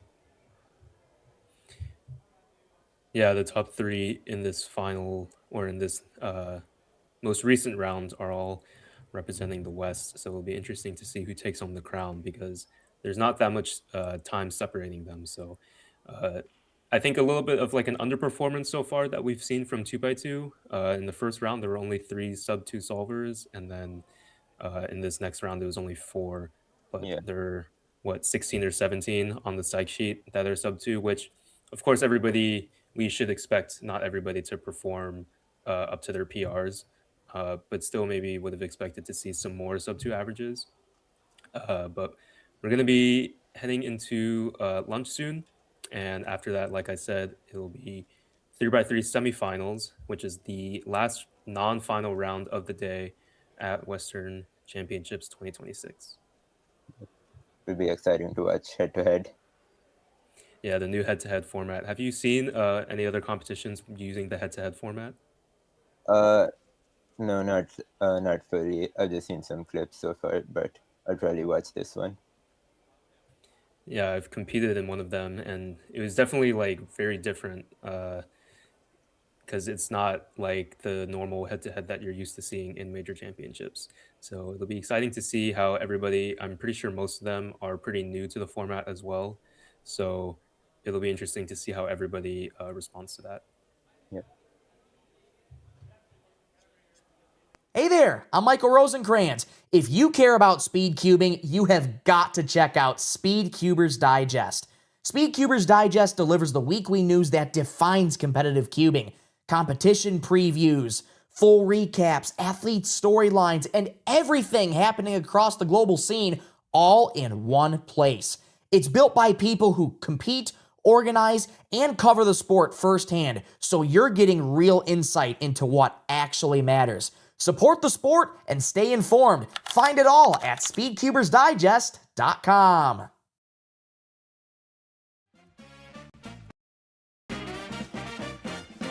Hello again, everyone. It's Manu here. We're doing another Western warm-up series, this time with one of the greatest solvers the West Coast has seen. You already know him. You love him. It's Brendan Dunnigan. Bendy, hello. How's it going? Introduce yourself for everybody on the WCC channel, my friend. Well, thanks for having me, first of all. Everything's going good. I'm Brendan Dunnigan. I currently hold world record clock average and the North American record single, and I got 2 podiums at Worlds. It's yeah, pretty solid introduction, Bendy. Bendy, like, yeah, talk a little bit about like where you're from, like where you compete and stuff like that. Okay, so I'm from SoCal, the SoCal area, like north of LA, Santa Clarita, if you are familiar with that. I just compete in the SoCal area for the most part. I'd like to expand out in the future though. Yeah. Awesome. And yeah, how long have you been cubing, and what's kind of like your origin story a little? Okay, so I've been cubing for like 8 years, but I think I seriously started like speed cubing in like 2019. So that's like 6 or 7 years ago. Don't make a joke out of that.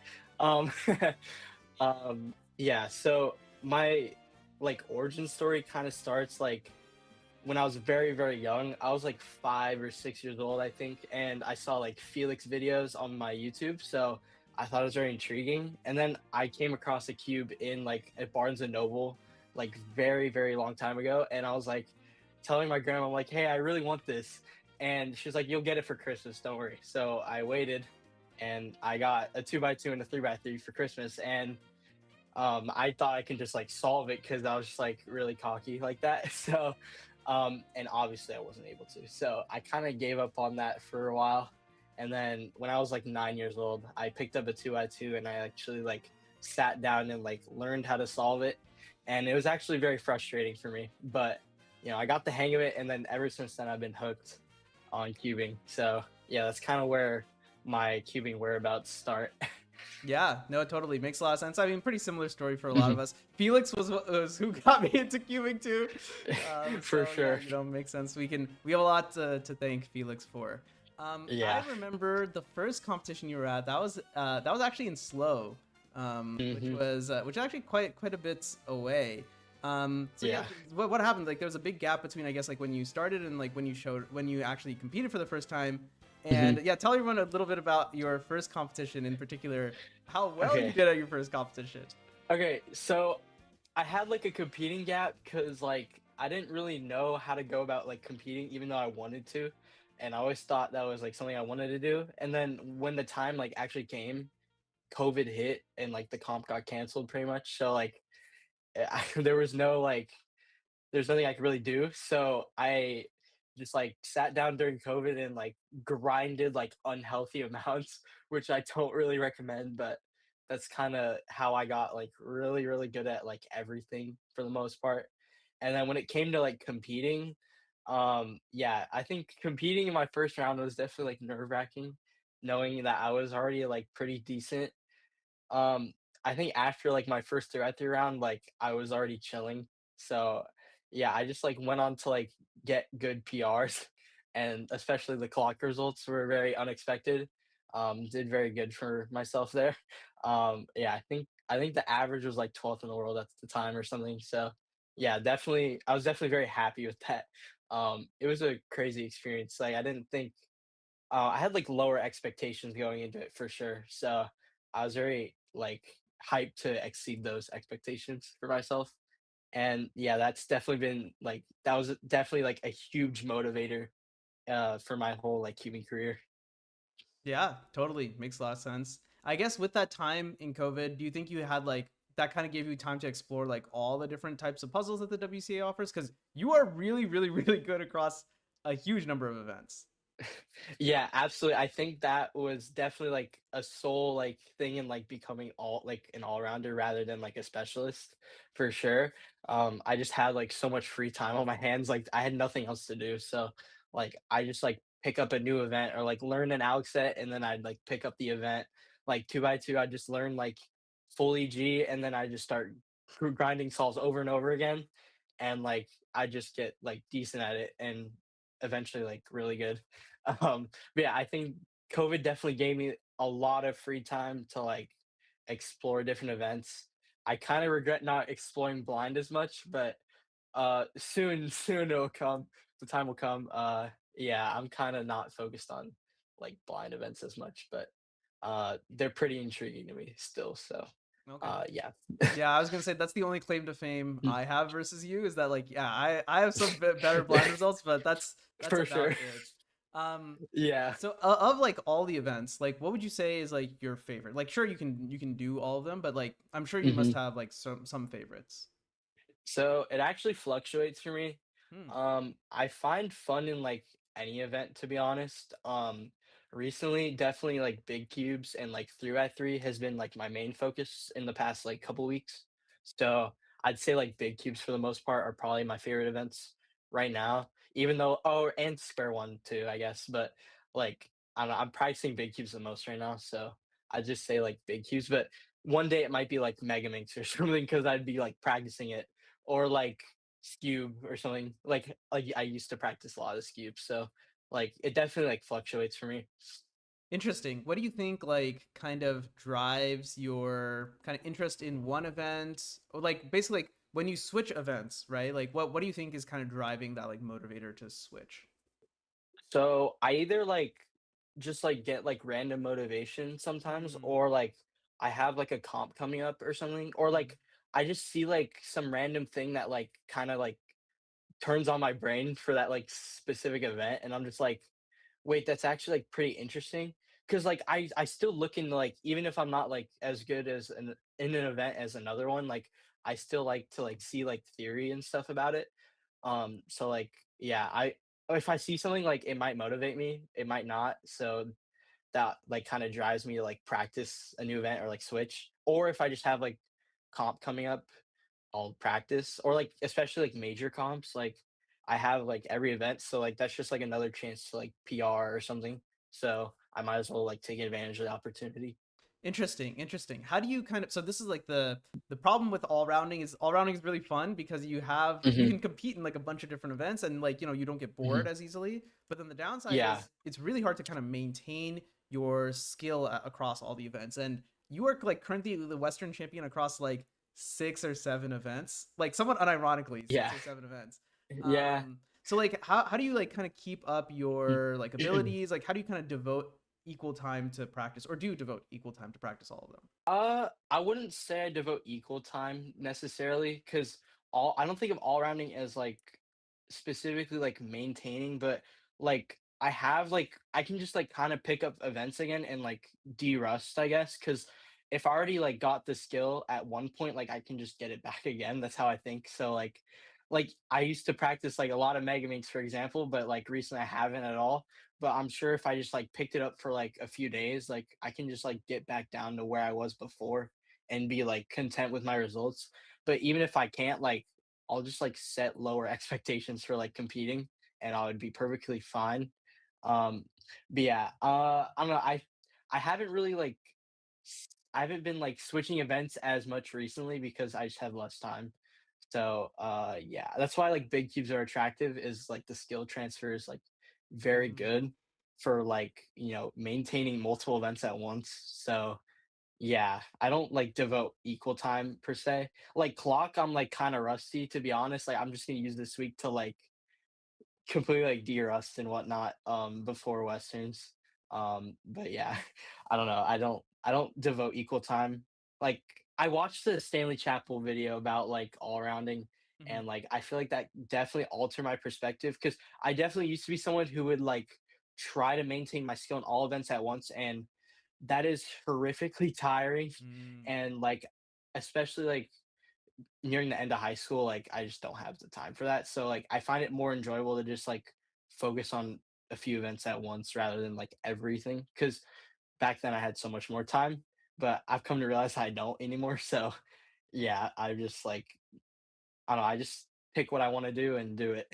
Yeah, I mean that's part of the conundrum with getting older is like you always have to realize, man, I want to do everything, but I don't have time to do everything. So then it's like Yeah. prioritizing the ones that are most interesting or have the most potential Yeah. to kind of grow at the time. So what would you say are like Mhm. your focuses going into westerns? Like what are like the events that you want to win outright slash get Western champion or defend Western champion in? Okay, definitely my main event's clock in square one. Mhm. Definitely, I've kind of already have square one in the bag unless I like horrifically choke somehow. And then clock is like anything can happen. So I'm just like, I'm just gonna prepare for knack by trying to do like decent in my rounds, because I haven't gone that many this year. I haven't competed in clock or square one since January. So I'm just gonna like set lower expectations and like prepare as well as I can before the comp. But honestly, I'm more focused on like big cube PRs and whatnot, because I feel like I can like heavily improve upon those PRs, and I've been capable for a long time. I just don't get that many chances to like improve. But like especially like I've been practicing a lot of 7x7, and I'm like kind of notoriously like very mid in 7 compared to like 6 and 5. So I've been improving a lot in that, and I'm pretty much like guaranteed to PR maybe. So yeah, I'm kind of just gonna go for like a sub 2 single or something in that. But also like 6x6 is something I've been practicing a lot, and like I've been doing like deliberate big cube practice, which isn't like I have like a very like long history of like mindlessly solving because like that's just how I improved at first, and then it's kind of like carried on to now, which isn't very good. So I've been like over the past like 2 or 3 weeks, I've been like deliberately practicing like big cubes, trying to like improve my look ahead, and I've seen like pretty substantial improvement in my times. So I'm pretty excited to compete. Yeah, it should be good. Okay, wow, that's actually really, really, really exciting because, well, okay, I'm gonna burst your bubble. You probably are not gonna win or get Western champion in 6x6 or 7x7. I mean, if that were to happen, Yeah, I mean, something crazy would happen, right? But absolutely. certainly, I think Clock and Square One, you are, I mean, Yeah, clearly the favorite. You mentioned that you I'm had, not too focused on wins or anything. I'm more focused on like the PR aspect and like everything.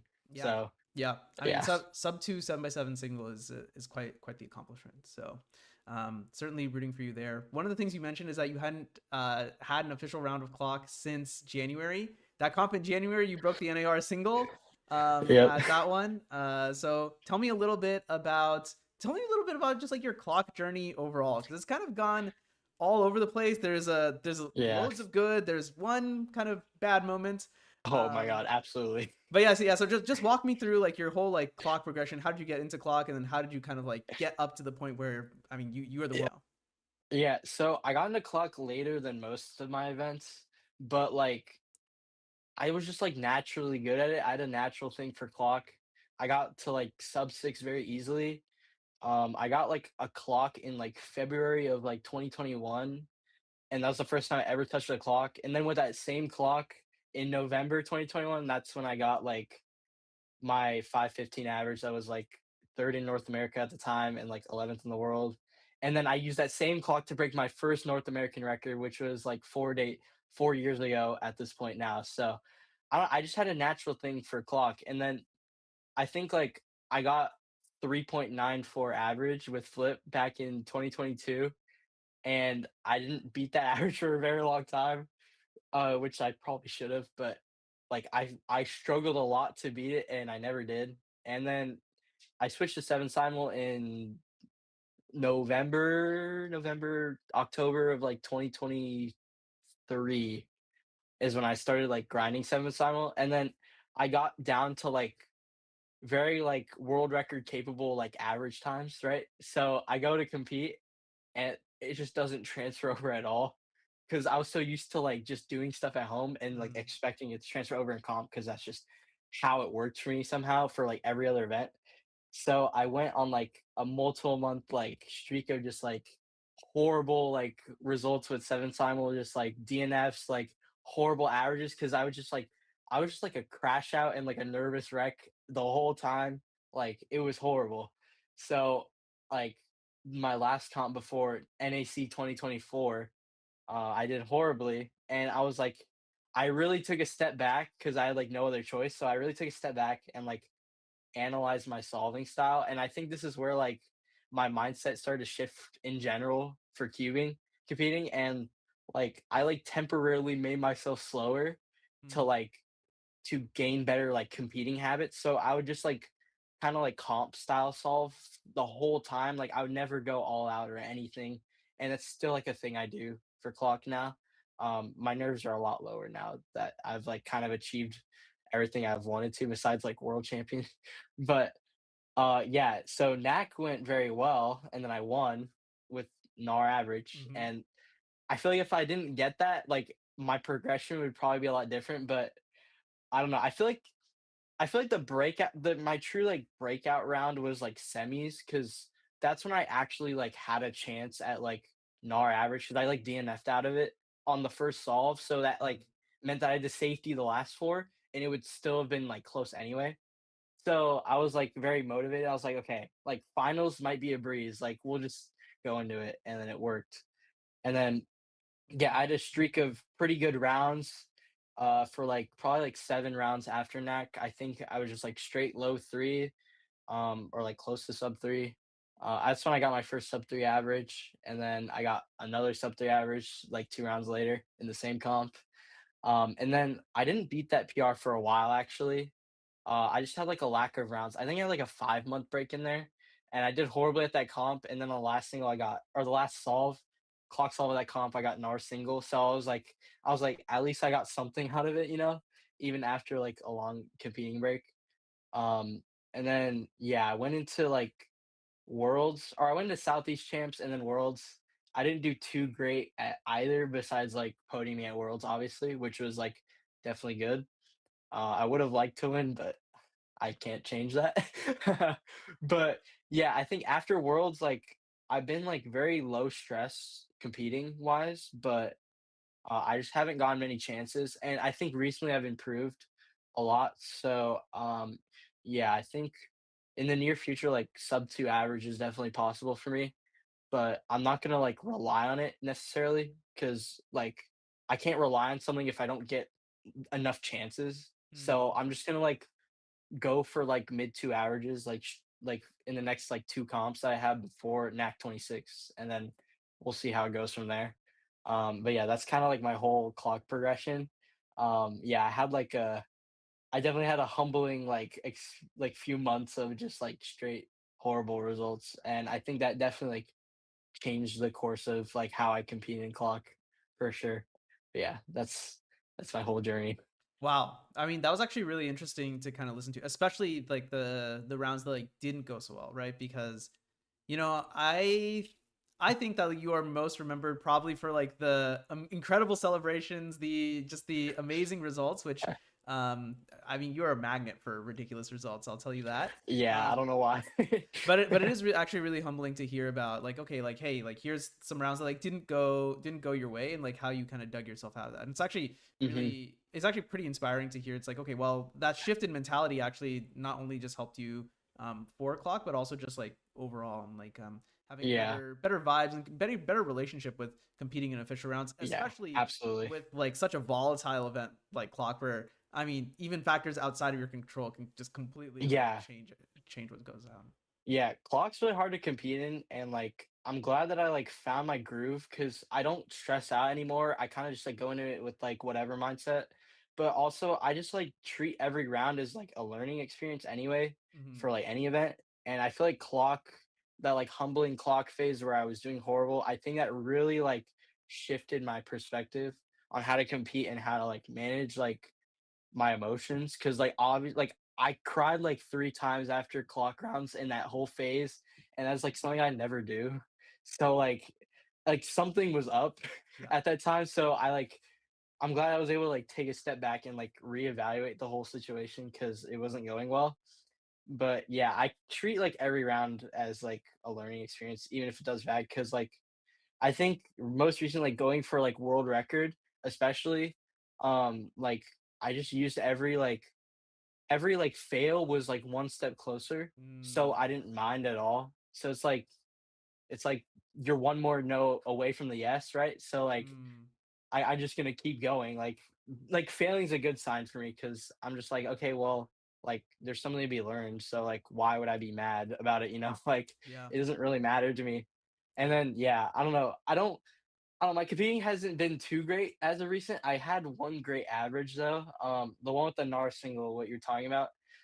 That was actually like the world's first like sub 2 potential average because I started with 2.0, 1.9, and 1.6, and then I was like, okay, well, I don't need that much for sub 2, right? So I think the best possible average was like 188 or something ridiculous like that. That's like very good. Um, but I came very close to it though. I DNF'd the fourth, and then I was just like, I I I came very short on the last one, and it was like point of 3 off or something. Still very good. So yeah, definitely like having that round was good. Yeah, the other 2 rounds didn't go as well. Like for example, like the first round I had like 2.3, 2.3, 2.5, and then like a 6 or something. And then I cube dropped on last thing got a 5. And I was just like, well, I was one good sol away from like a decent average. So like that's fine. Like I didn't really complain about it. So and then next round I did good. Yeah, I know a lot of people are like, oh, BPAs, like, oh, who cares about BPAs because you didn't actually get it done in the end. I think my mindset is a little bit different where it's like, well, if you have world record BPA, that means that you put yourself in a position where world record was even possible. Oh, yeah, absolutely. I love that mindset.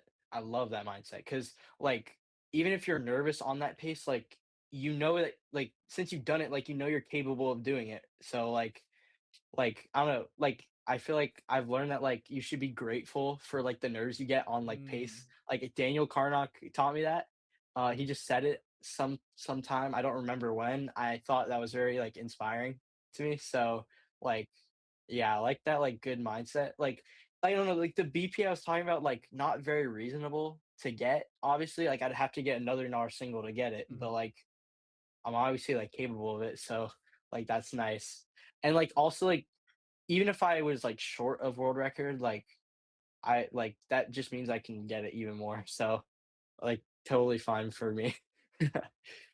Yeah, no, I think that's a good mindset to have. And actually, I think your like the way you approach things is very similar to the way Maddie looks at it, where it's like everything is data at the end of the day. Yeah. Where it's like this went wrong, it's like okay, well, yeah, it's like sucks in the moment, but now it's like how do we take this data point and how do we improve on it? And I really Yeah. like what you said, where it's like every failure builds up towards the world record.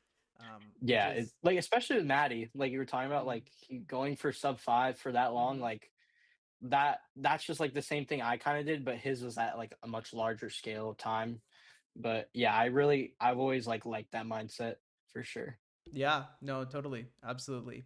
And I'm sure that also, contributes to being able to perform well at like big championship events. Like, so not even just like our Yeah. regional championship, which is, Hmm. pretty stacked regional, all things Yeah, I'm considered. excited.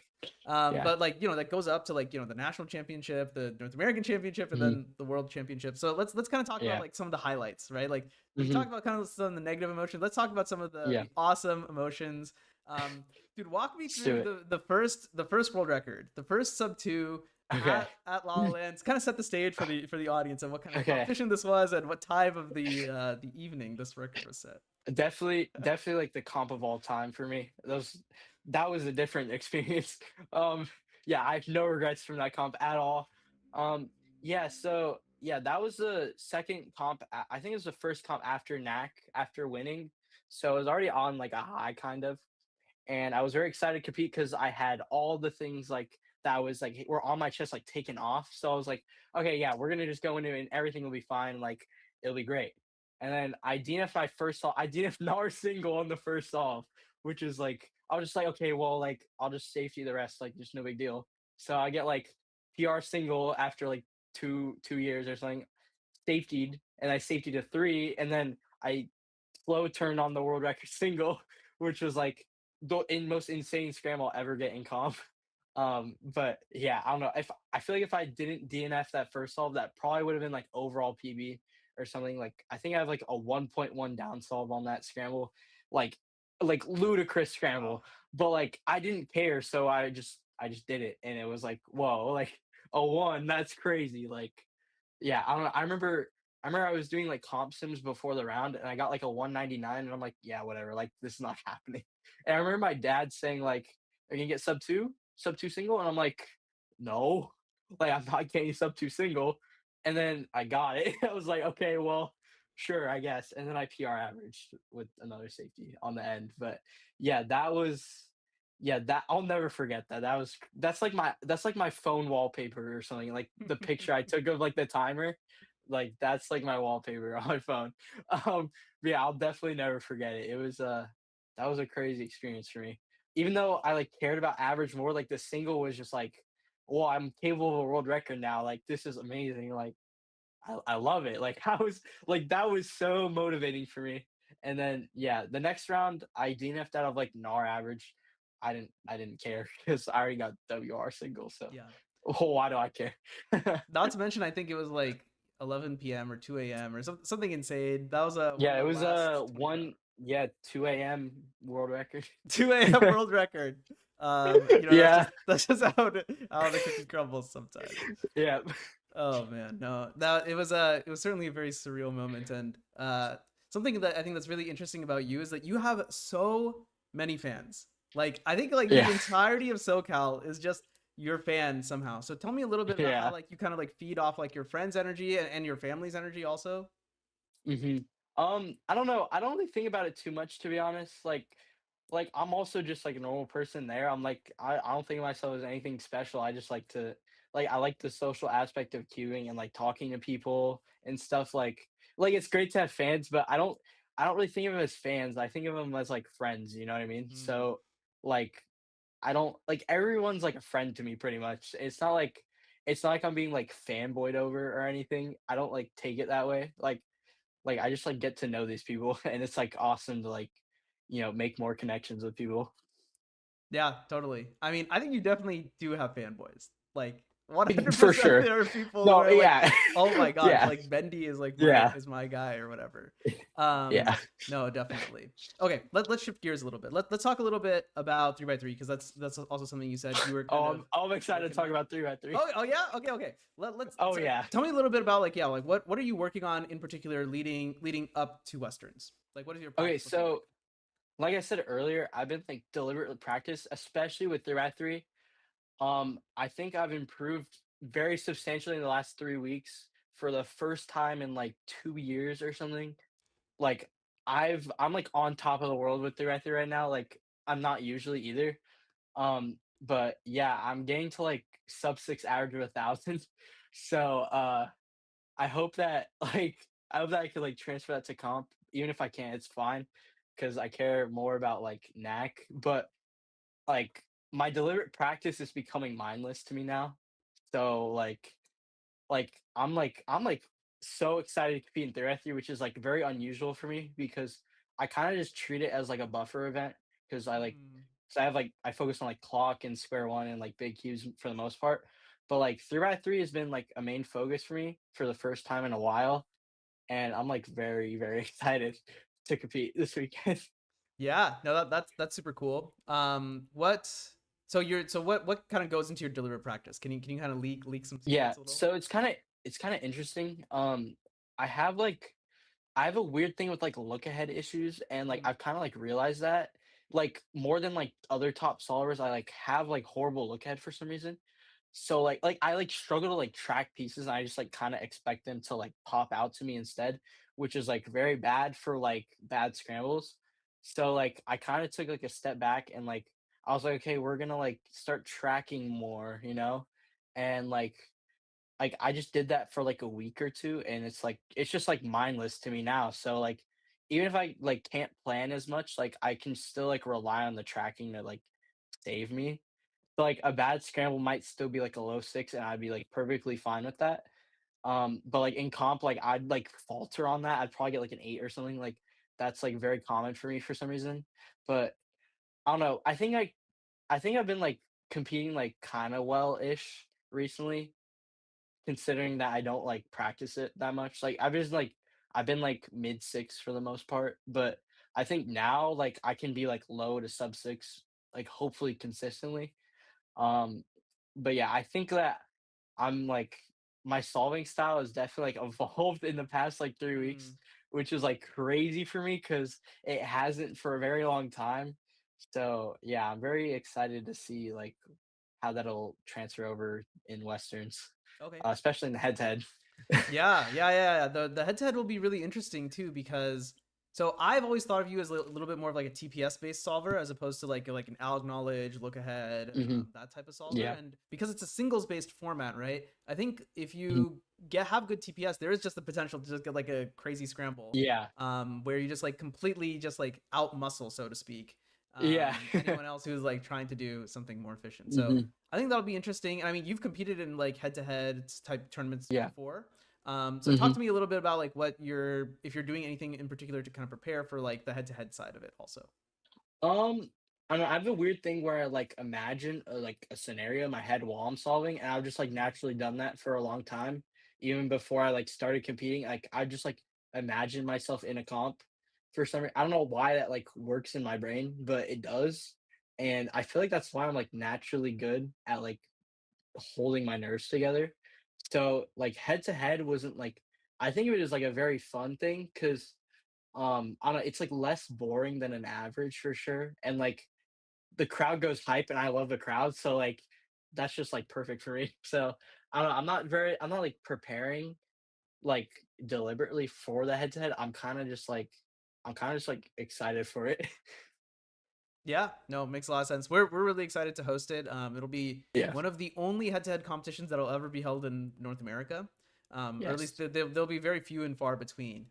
Hmm. So yeah, we're very excited to host it. I think right now, I think my guess is that it'll like anyone who gets a sub 6 will almost certainly make it into the head-to-head final, and probably if you Yeah. get sub 7, I think you definitely have like a good chance. But then again, I'm sure other people are preparing as well. So I'm really Yeah. excited to see some of the round 1, round 2 results. That's the other advantage of Westerns is because Yeah. 4 rounds of 3x3, you get some time to kind of like because there's no way you're not going to make round 2, right? So Yeah, like it's just like buffer, or it's just like see the atmosphere and just like play around with it. I guess, not big of a deal at all. yeah, yeah. So I think that'll be kind of nice. What do you think kind of needs to go your way um in order to get sub 6 or even get close to breaking your PR 563? Um, I don't, I don't know. Like I haven't I don't like feed off of good scrambles, but I mean nice scrambles would be good. I think at PR, close to PR is definitely like possible on like normal scrambles. Probably. I'm not gonna like hype myself up over that though, because like obviously I don't know how it's gonna be, especially with like improving rapidly right before like a big comp, like a bigger kind of comp. Like it might not transfer over immediately, which is like totally okay. But I just I don't know, I just hope for like good solving because whenever my solving's in a flow state officially, I think that like fives are very easy for me if I can just like nail the flow down, and I've pretty much like do that on like most of my solves now. So I think that I kind of have that in the bag, kind of. I don't know. It's just like I'm more focused on like better like solving style rather than like the times. And I'll just like Hmm. let the times play out and just see because a good solving style or a good flow in a solve is usually indicative of like a nice solve anyway. So like I'm not gonna focus on the time as much. I'm just gonna focus on like nice flow. Yeah, well, that makes a lot of sense because again, it's like if you have good flow, then even if the time isn't there right now, it's a good indicator. It's like okay, well, uh, Yeah. if a couple other things go your way, you get slightly luckier. Like maybe that means that you Yeah. get a better time in the end while having good Hmm. flow. And then I guess it also like narrows your consistency, right? Instead of relying on Yeah. like ridiculously good turning, really good scramble, it's like okay, well, on the Yeah. average scramble, we do pretty well too. Yeah. That's definitely like an issue for me before. Hmm. Like I don't know, I couldn't I just like completely die if I got a bad scramble. It's just like, what am I even supposed to do? And like lack of tracking, especially in comps, like horrible. And since I've like worked on that now, like I've finally like caught up to where I probably should be officially. And like before like my 5.6 PR average, I was actually kind of working on that. And then like it kind of like drifted out of my brain after that. So like I didn't really like ever beat it again. So like I think that like the 563 scams weren't even like notably good either. I think like the last one was pretty good and I like clutch PR off of it, but like the other ones were like not that great to be honest. So like I don't know. I think based off like my PR average experience and how I was like preparing for that, I think that like sub six is like pretty easy. Will be like pretty easy, even though it's kind of like a mental barrier, kind of because I only have like two of them in comp. Even and I counted a 4 recently, and I didn't even get, like, sub 6 off of it. So, like, there's, like it's definitely, like, a little bit of a barrier, but, I think that, like, based off of what I did with, like, my PR average, I think that sub 6s should be, like, not hard at all. Okay. But I'd be even happy with, like, low 6, like, consistently. Like, even if I got, like, a 6.2 average, like, that's perfectly fine. That's, like, better than average in comp recently, at least. So, like, there's obviously progression there, so Yeah, yeah. I mean, I think there's only two people in the field who would be disappointed with like a 6.2 average, and that's Max and Dylan, right? Mhm. Everybody else, I think, like a 6.2 is like a particularly good average, and it's certainly very Yeah. competitive. If Mhm. nothing else. Yeah. No, that makes a lot of sense. I'm okay now. Listening to you being excited about 3x3 makes me really excited to watch you do 3x3. Yeah. So I'm gonna have my eye on. I also got some great stuff to put on the tracker now too. So Awesome. Yeah, that'll be really exciting. I'm super excited for people to see. Hopefully I do well, but, I don't know, all I care about is the better solving style in comp, so Totally. we'll see how it plays out. Totally. Yeah, and as you say, it is somewhat of a warm up to NEC anyway, right? Which is the big Yeah. fish. Hmm. And a win there is probably going to be pretty unlikely, but like to get into finals at all at a continental championship Hmm. is certainly a huge deal, and certainly you Yeah. have the caliber to do. Well, you have the caliber to do it right now, like even just like results Hmm. wise. Yeah. And so like to hear that you're improving is actually extremely, extremely impressive. So awesome. I love Yeah. having Western's representatives Yep. in 3x3 finals. So awesome. Yeah. We can +1 to that for NAC. Yeah. Yep. Hell yeah. There we go. That'll be good. Okay, let's move on to a different part of the interview now. I kind of want to talk about Hmm. like non-cubing stuff. Hmm. So one of the things you said is that like, yeah, you have less time, and that's very very very very natural. Hmm. As you kind of like go through like high school and stuff. So Hmm. tell me about how like you've kind of like balanced cubing and like school and or other interests a little bit. Yeah, so I'm kind of still trying to figure that out a little bit if I'm being honest, because like I do find myself like distracted on queuing a lot. But like I think like for AP exams, I really took a step back from queuing and like focused on them, and I think I did pretty well. So like that's kind of like a motivator for me to like like it's fine. Like I was hesitant to like take a break off of queuing because I thought it would be like very like I don't know, like detrimental to like how like I solve or something. I don't know. I was like nervous about like losing skill or something. That's just like I don't know. So like it's like reassuring to know that I'm able to like take a few weeks off and like focus on school and whatnot. Cause like I'm not like the most academically like inclined person, if I'm being honest. But like recently in like the past like 2 or 3 months, I've kind of tried to focus on school a little bit more. Um, but yeah, I think I'm still trying to figure it out. But like I don't know like I was saying earlier, like I used to like have so much time, and like my brain still like kind of thinks in that kind of way. Mm. So like it kind of like transferred over negatively in this kind of sense with like school getting harder, obviously, and more like work to do.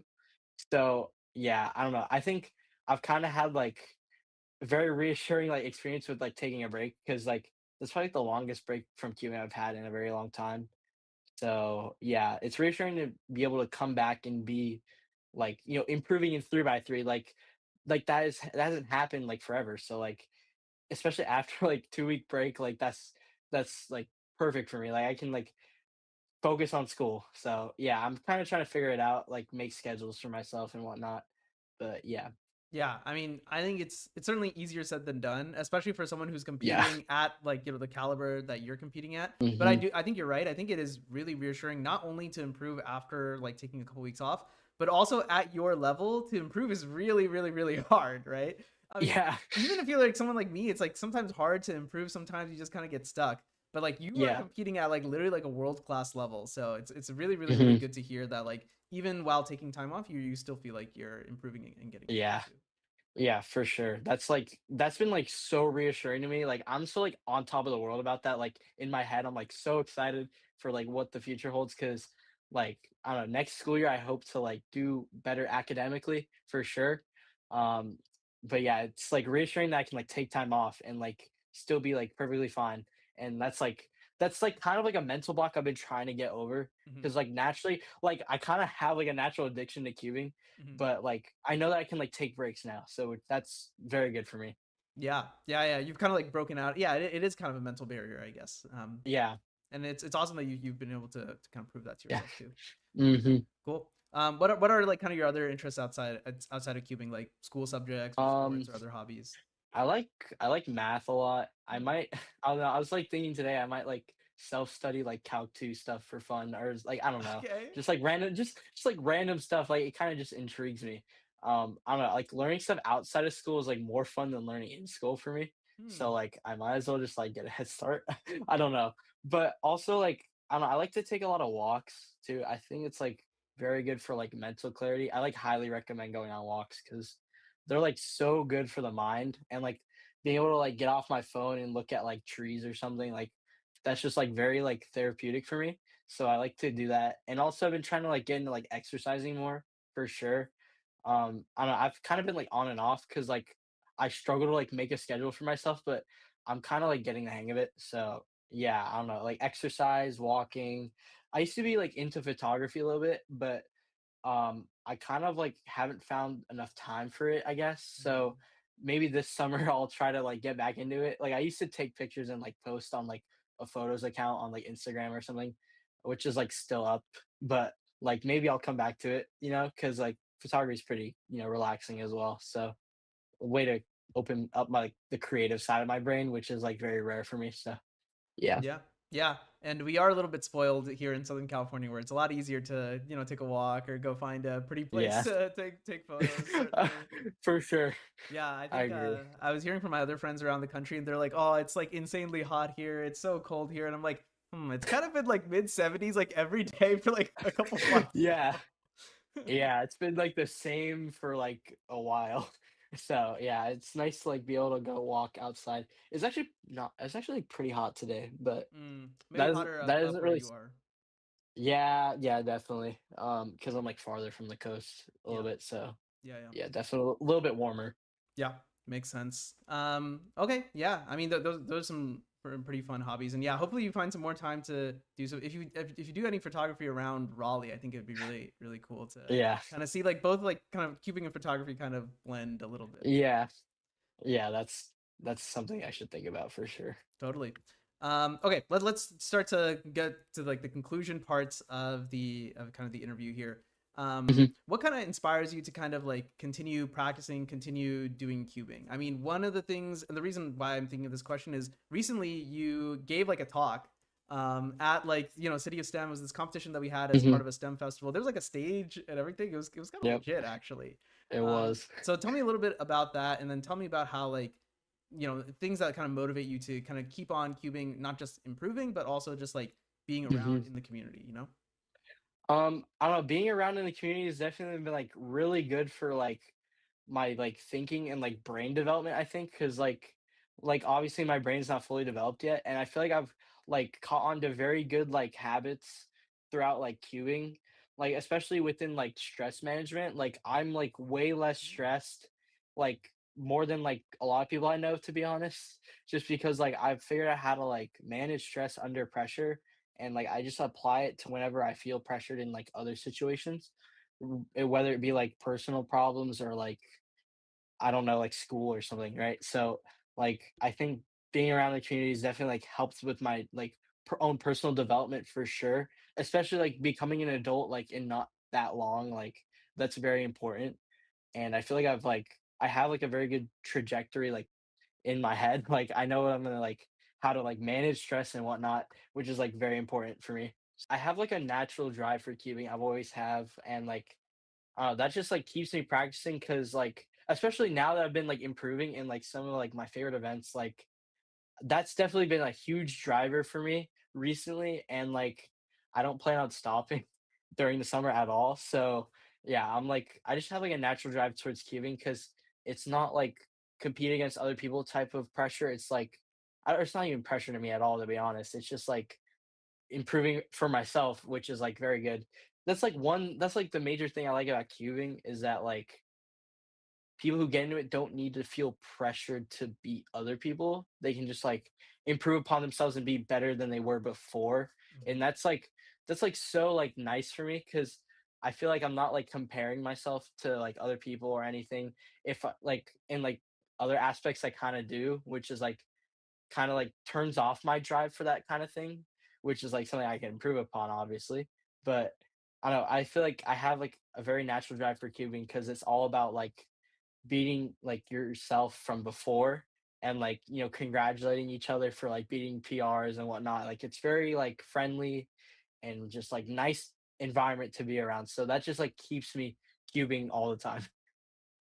Yeah, yeah, no, it makes a lot of sense. I mean, that's a lot of reasons why I'm still around too. It is very, especially when you do all events, right? It's very reassuring to know that okay, yeah, I can just go to another event and like put some time into it. It's like, hey, look, a shiny new PR. Sometimes that's very Yep. very motivating. Yep. Yeah. So to anyone who's like might be listening, I guess like what are either some lessons you've learned from cubing or maybe some people who aren't in cubing, why should they kind of get into cubing?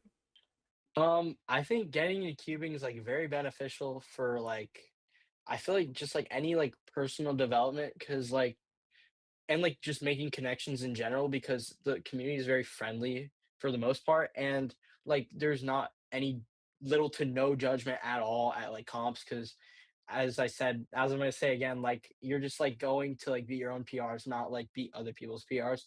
And even if you like, have like friendly races with other people to like, like race to like sub 8 or something, like even that is like very fun too. So I feel like just like the environment is very friendly and like welcoming.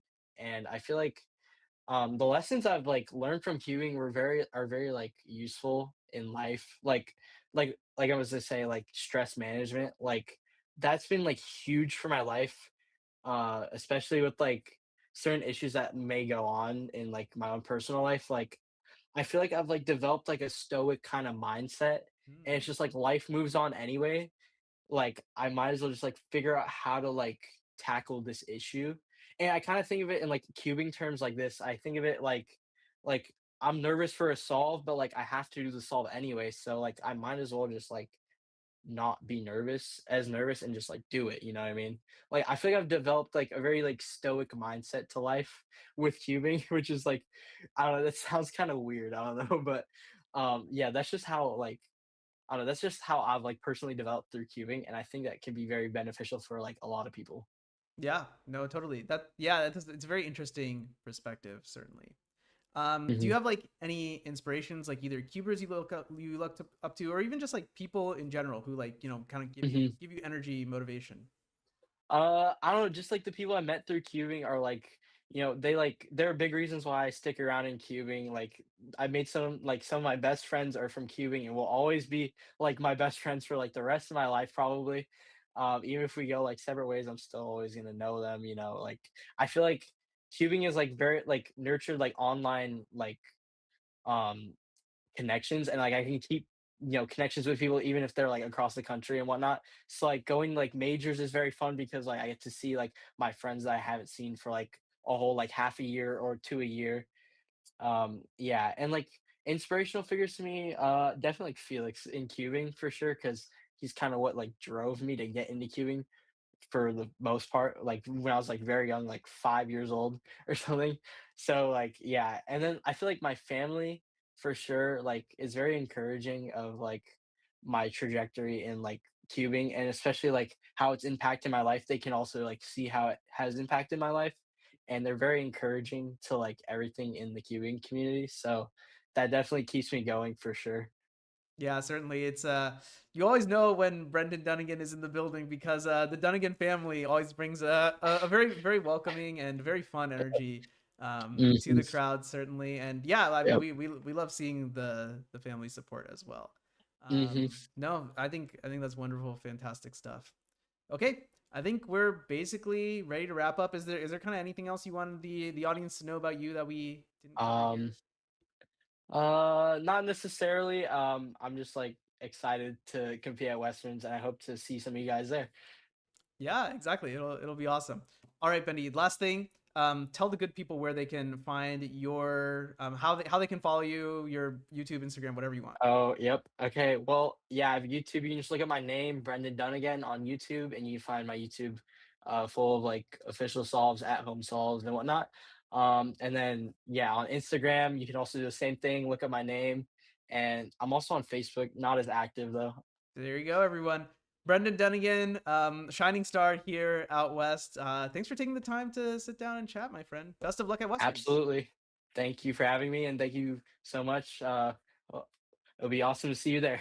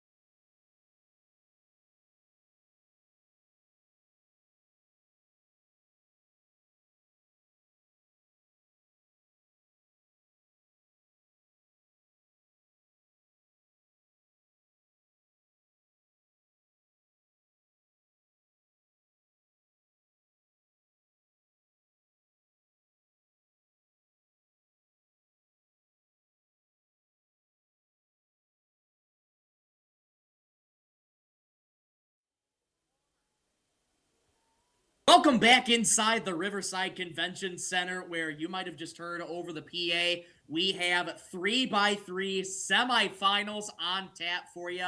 Good to be back in the booth. I'm Michael Rosencrans alongside the 45-time gold medalist, Chris Yen. Chris, great to be back with you.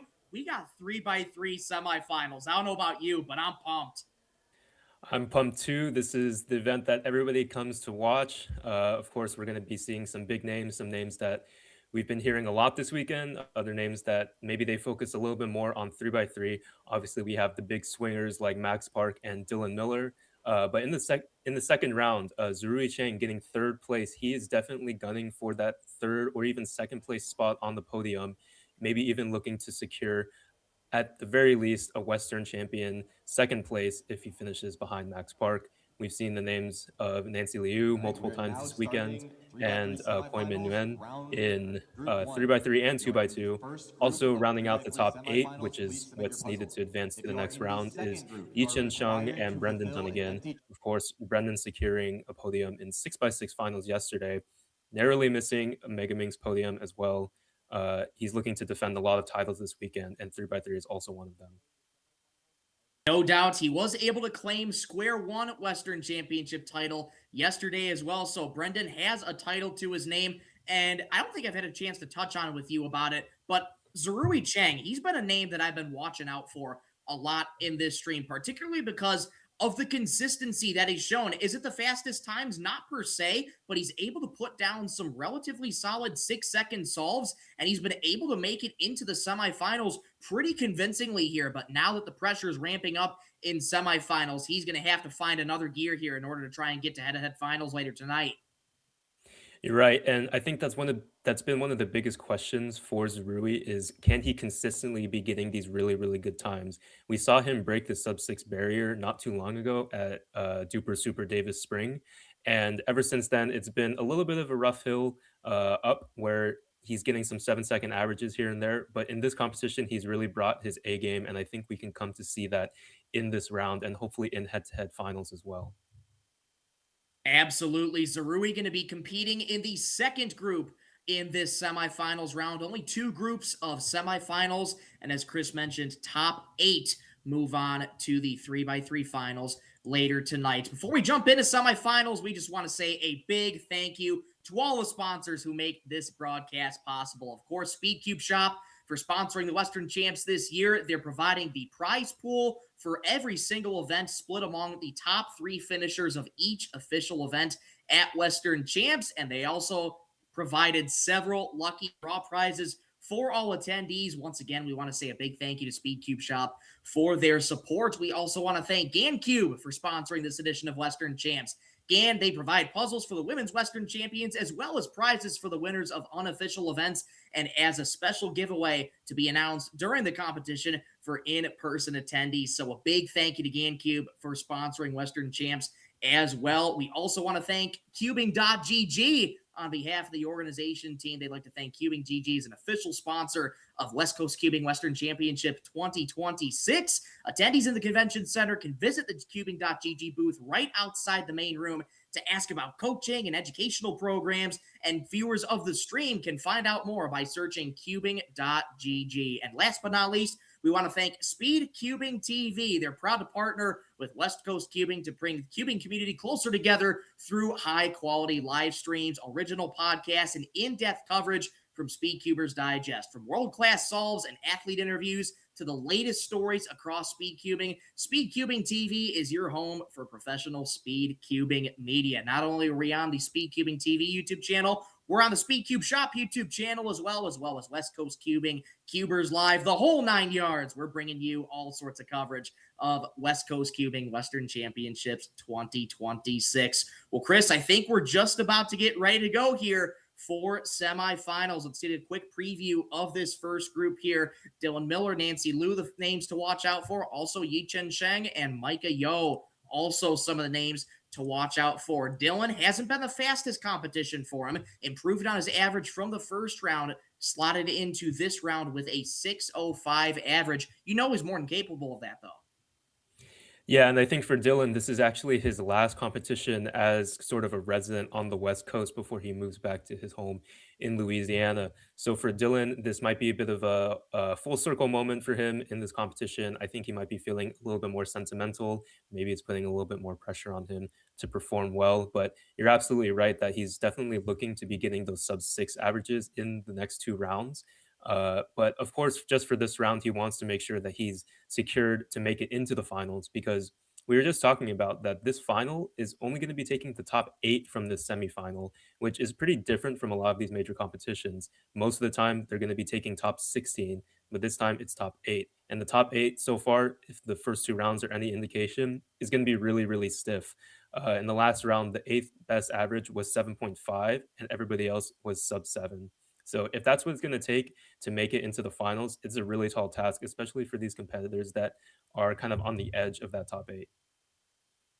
And right on cue, here is Dylan Miller for his first solve in 3x3 semifinals, looking to get his way into the final round. Let's see how he goes, starting off with White Cross. Pretty smooth turning through and throughout. Quick F2L, quick last layer, 532. Good start for Dylan. That was a super classic Dylan solve. You saw some F moves during the F2L. You see a lot more of that from him than you see from other top solvers, but he's able to execute it really, really cleanly. And that was also one of the best last layers you can get with the F sexy F prime into a J perm. I'm sure that he saw through that entire last layer, and it was a great execution. Great start for Dylan. And just look at that reaction. Nothing.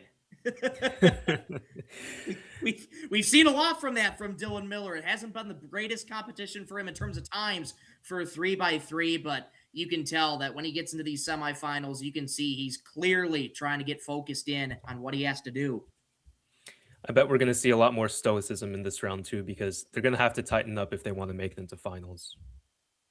No doubt. This is Micah going up for his first solve of semifinals, looking to replicate a time like that. Pretty lucky on that F2L. Finished his last layer off with a 731. Yeah, and for Micah, that isn't quite up to par for him. He's looking for sub 7s, but it is better than the average that got him 8th place in the last round. Obviously, you want to be going for the best times possible, and it looked like he had a bit of a lockup there and hesitation once he got to last layer, but still clean turning, which is also what you really want to see when your nerves are a little bit higher. No doubt. Again, we touch on it a lot. As long as you can take something out of your solves that you're okay with, you mentioned that clean turning, as long as that stays consistent, that could be something to really take in to these final rounds should they make it. Micah attempting to get, well, I should say, is about to surpass 2,300 career solves in the WCA. And here you have Dylan Miller getting ready for solve number 2 in his average of 5. Started off great with a 532. He's looking to replicate his times like that. And already you can see that Dylan is taking this round a little bit more seriously. He's taking a lot more time to prepare for his solves. When we saw him in 2x2, he was just kind of going right into it. Exactly. Dylan, very methodical with his preparation in a 3x3. Let's see what he can find here on solve number 2. Working on yellow this time. Fast pickup, very smooth turning. Quick F2L on the last layer now. Little Locky puts it down with a 577. So back-to-back 5s for Dylan. Yeah, this is really good stuff from Dylan to start this round. Really, really clean turning, which is kind of his trademark for his solving. He has really clean and fast TPS. So when that's working for him, he's able to put down these 5-second solves. Got a little bit screwed on the last layer here. You can see this is not the last layer that you want with the lefty Olo and to a G-perm, but he executes it pretty cleanly. And that little nod of the head, he knows that he executed cleanly for what he got.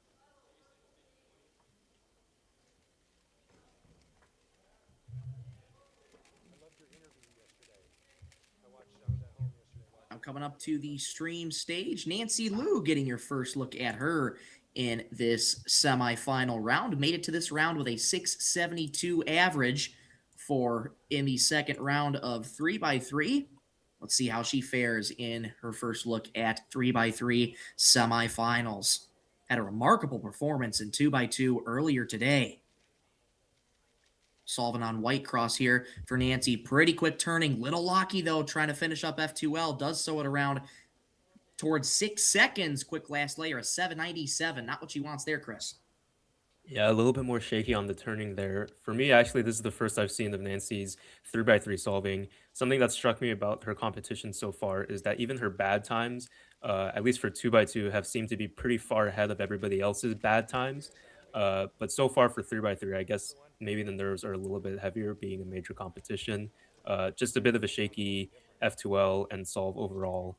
It looks like for this first scramble, there's a free pair that's a little bit difficult to preserve, and I'm not sure if they're doing it.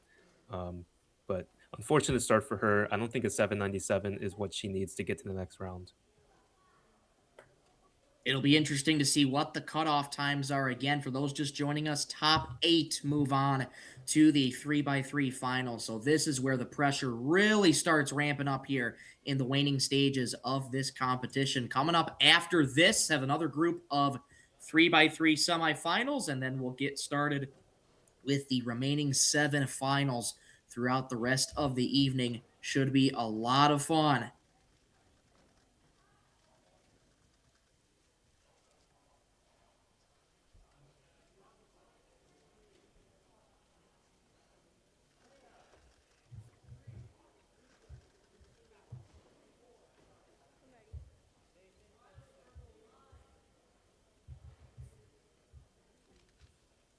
Very quick inspection time. Good pickup working on White Cross. Pretty smooth turning throughout. Finishing up F2L relatively quickly. Little locky, but still able to put it down with a 672. Finishes And it up there's with the this 6-7. DP. There's the 6-7 we were waiting for. I was waiting on it, and I was just like, it's got to be coming momentarily, and there it is for Yichen. Well, it looks like we only had to wait one solve into this next round to get to the 6-7. Great start for Yishan there. Better than his second round average that placed him 6th in the last round. So 6.72, he had a 6.86 average in the last round, and that was a very clean start to this average.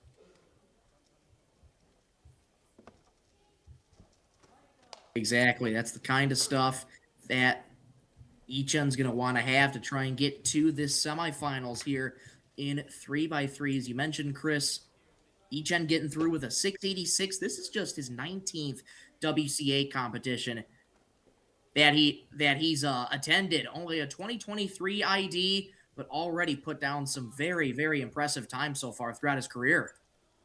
Yeah, that's really impressive to be under 20 competitions and still pull off sub-7 averages. And it looks like he's stone cold. I mean, he's pulling it off in a major competition, so it seems like the nerves aren't getting to him as much as I'd expect. That's always got to be a positive. Here's Micah going up for his second solve and his average of 5. Here you can see the times at the top of your screen, getting a comparison to Dylan Miller, who entered in as the top contender in this group, at least of 3x3 semifinals. Pretty locky, though, as Micah tries to finish up F2L. This is going to be one he wants to put behind him here, Chris. Puts it down of the +2. It's sort of the nail in the coffin there, 1273. Yeah, it just looked like a longer solution on Yellow Cross that time. He didn't quite get to inspect his first pair either. And at the top level, when you don't do that, that's a huge handicap on the rest of your solves. So for Micah, not great to be getting a bad time like this so early on in the average, especially when for Micah, he needs to perform at his best if he wants to get into the next round. But hopefully he can recover from that. Exactly. We know Micah can put down times better than that for sure. PR single of 532, averages 659. So, Chris, even if Micah gets a faster time than the 7 and 1273, he's more than likely going to be counting that 7 should he get a faster time. Yeah, and you're right. And for Micah, I think he just needs to focus on getting the best average that he can, because even his PR average might not even be guaranteed to make the finals with how loaded the top 8 are. But he shouldn't be focusing on that and just needs to get the best times possible. Nancy up for her next solve in 3x3 semifinals. Nancy, an 11-time gold medalist all time. 432 single, 599 average. Average is 102nd in the world. Her single is 76th in the world. That 599 average came courtesy this January at Agora Winter 2026.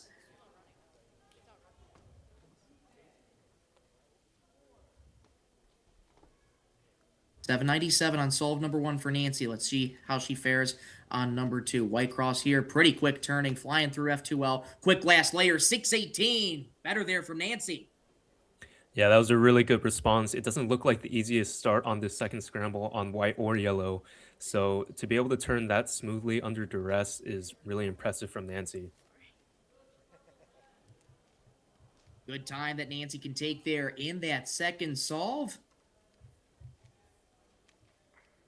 As we keep moving through 3x3 semifinals here at Western Championship 2026, coming up on 1:30 Pacific time and 4:30 Eastern time. Wherever you're watching this from, we thank you so much for joining us on our coverage of Western Championship 2026. Been calling this a lot, the road to North American Championship.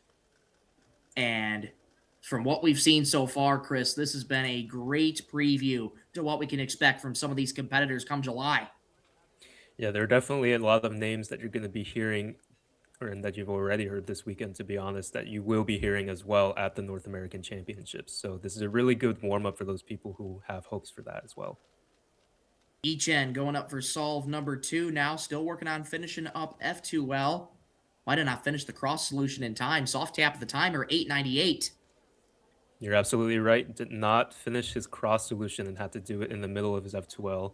And again, when you're down to the 7 or 6 second mark, that's going to ruin your solve. Ishan looks like he's using some ZB. That's 2 out of 2 solves where he's finished with a ZB. So I guess he's one of the many ZB users that we're starting to see more and more. Good to see the algorithm knowledge come into place here for Yichen. Not the greatest times he's put up so far throughout his first 2 solves, looking to get back on the rails here in this next one. And here comes Dylan coming up for solve number 3 in his average of 5. This will be a pivotal third solve here. Great time so far for Dylan. 2 5-second solves. He's looking to keep on this pace right here. If he can keep on this pace, he is going to be well on his way to 3x3 finals coming up later tonight. Yeah, and Dylan so far is the only one who's performed pretty well on both of the 2 scrambles he's seen so far, but he got his first 2 solves done before everybody else did one, so it's been a little bit of time that he's been sitting down. Maybe he's had a lot more time to think about it, and hopefully that hasn't thrown off his momentum at all. Exactly. There can be a lot of questions going into how long the break in between solves has an effect on your momentum. Let's see how Dylan responds to that here as he works on solve number 3. This Dylan, also white does and not look yellow. like a good scramble on either color. Yellow again here for Dylan. Trying to get through F2L. Does so there. Little Aki last layer. 675 there for Dylan. Not happy with that one. Yeah, and I think he just realized in the middle of inspection that the solve was going to be tough to squeak out a good time because it was really, really bad start on both colors there. And just a little bit locky as well for Dylan, which we didn't see in the first 2 solves. First 6-second solve of the average for Dylan Miller. He's going to be counting at that 577. He's going to be counting so far in his average of 5. So even though he has that 6-second solve that he just had a few moments ago, 577, he'll gladly take that in his average of 5.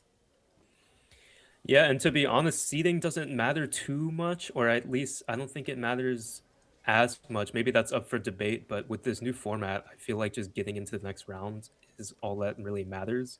Actually, now that I'm thinking about it, maybe since single matters more than your matchup in the next round is important, so seeding might actually be a bigger factor here. Nancy up for her third solve in her average of 5. Knows what time she'll be counting here at the conclusion of this one. See how she fares on this third scramble here, which was a challenge for Dylan. White cross here for Nancy. Look at that turn speed. Flying through F2L. Quick last layer for Nancy, 597. Good stuff.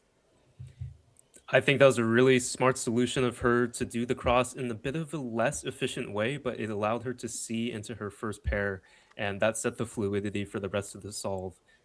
Really interesting that Nancy uses what I believe was a pretty odd Z-perm. I haven't seen that from a top solver before. Yeah, it's very unconventional. I don't think I've ever seen that before, but a 597. So she's recovered really well from that first solve.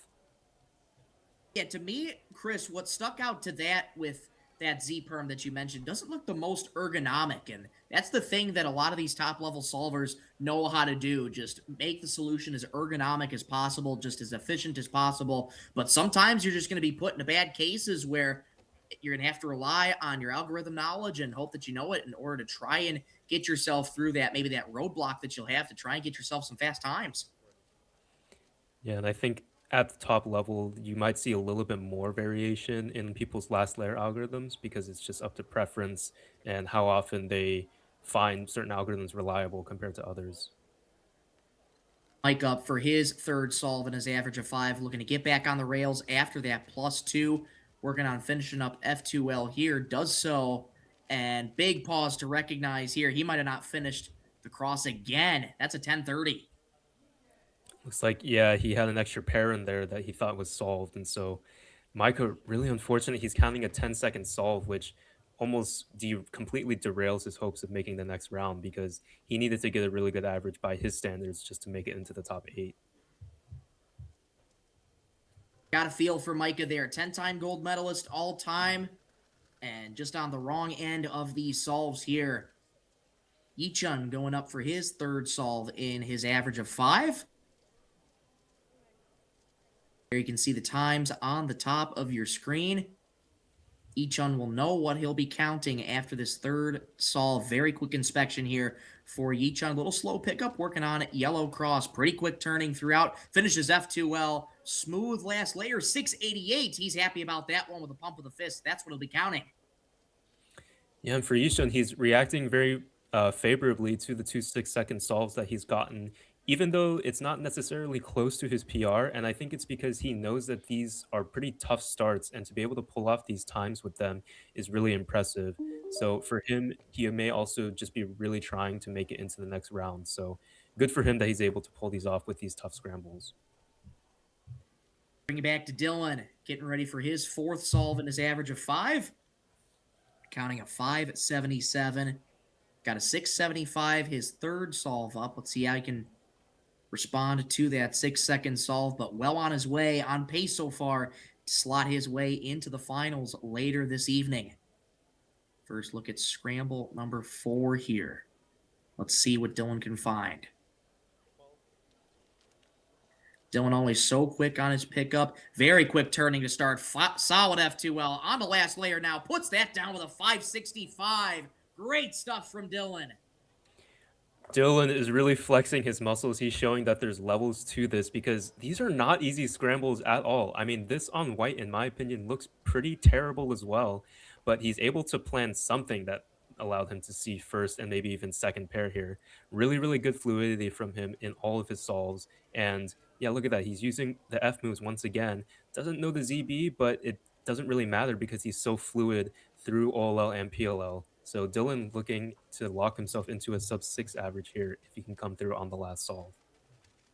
Well on pace to 558 best possible average for Dylan, 606 worst possible average. Here's Nancy getting ready for her next solve and her average of 5. I believe this is number 4 for Nancy coming up, so she'll know what her BPA and WPA will be after this fourth solve.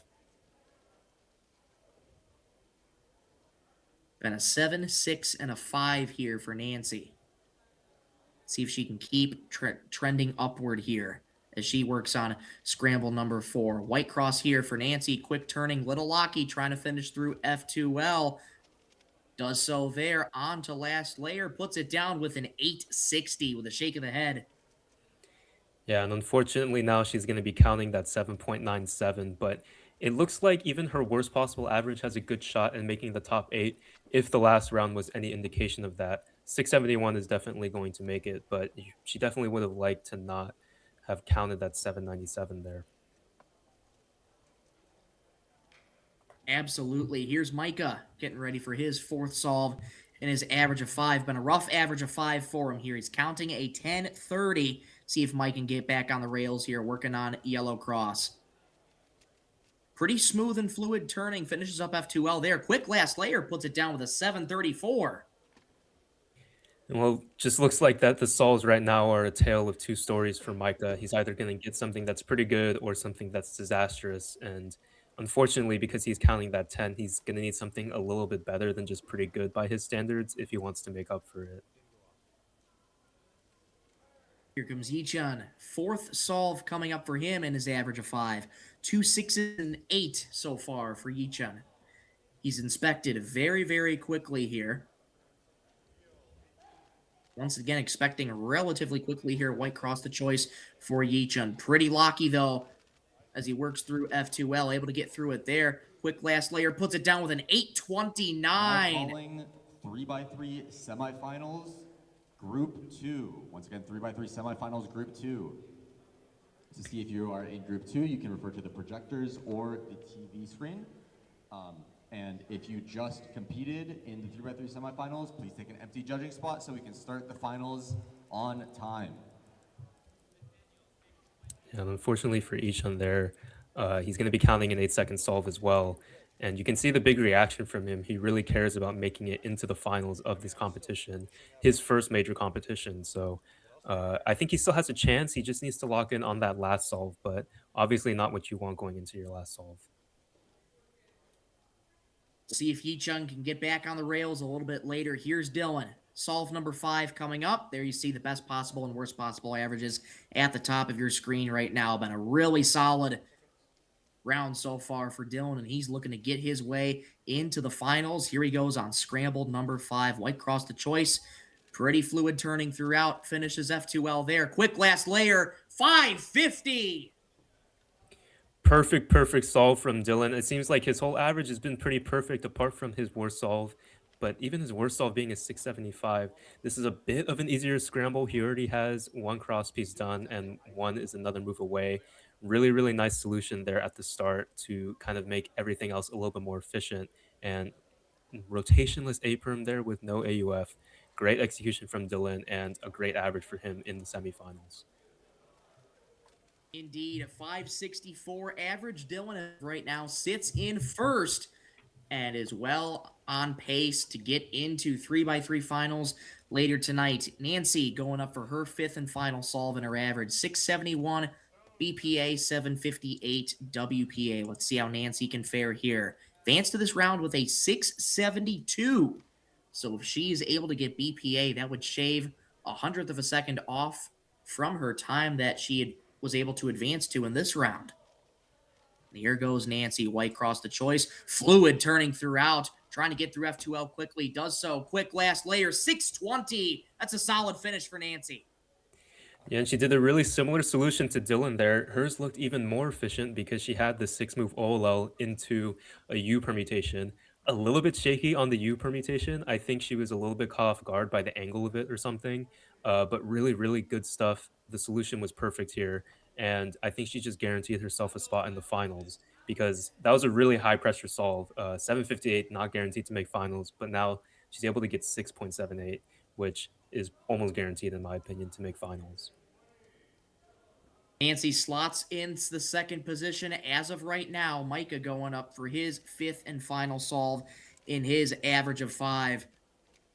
Finishing up white cross here through F2L. Little locky, but quick last layer. 835 to finish things off for Micah. This was just an unfortunate average for Micah. He didn't quite get the really good times by his standards that he needed to make up for the 10. And an 866 average most likely isn't going to do it for the top 8. It's a big blow for Micah because he was definitely looking to make finals at this competition. No doubt. Micah, we'll see what happens, but that 8-second average, 866 to be specific, might be a tough one to see if that will advance into the final or not. Yichun, his WPA 805, BPA of 730. It's been 2 6s and 2 8s from Yichun here. See if he can pull through and try and slot himself into the final round later tonight. Once again, very quick inspection here from Yichun. White cross the choice.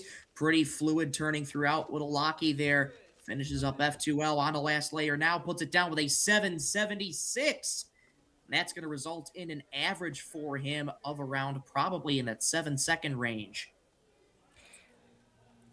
Yeah, 764 there for Yichun, and it seems like on this scramble, this is the one to take advantage of, and unfortunately, it's the last pair here where it was made before he did his third pair, but it got broken, which he didn't quite track, and obviously the G-perm execution was not quite there, so for Yichun, 764 is cutting it really, really close, and I think he would have liked to take more advantage of a pretty nice last scramble, but obviously you're doing the best you can, and 764 might be good enough.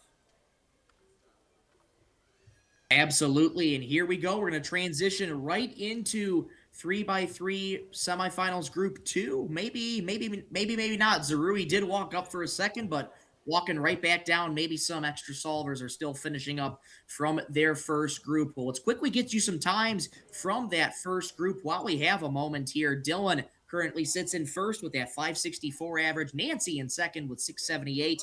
Ichun slots in third with 764. Dan Tran slots in fourth right now with a 796. Had a 13-second solve on his third solve, but Dan able to get back on the rails and finish with a high 7 average. Ryan Roth slots in fifth as of right now with an average of 813. Zach Rubio with an 846 sits in sixth place. Milo sits in seventh with an 862, and Dom Shoji sits in eighth with an 863.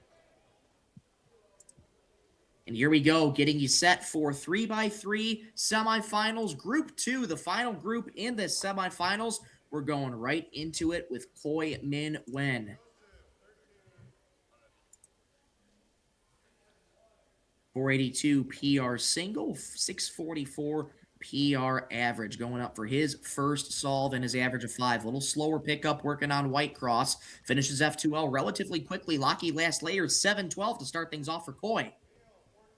Yeah, and this scramble, so it doesn't look like that the next group scramble, at least the first one, is really good either. So we're really getting a good taste of what these competitors are really made of. If some people are just like good scramble merchants, or how they're able to respond for really bad scrambles. And I think Nancy and Dylan in the last round did a really good job at it. And so far, Koi with a 7.12 on that scramble is also very, very good.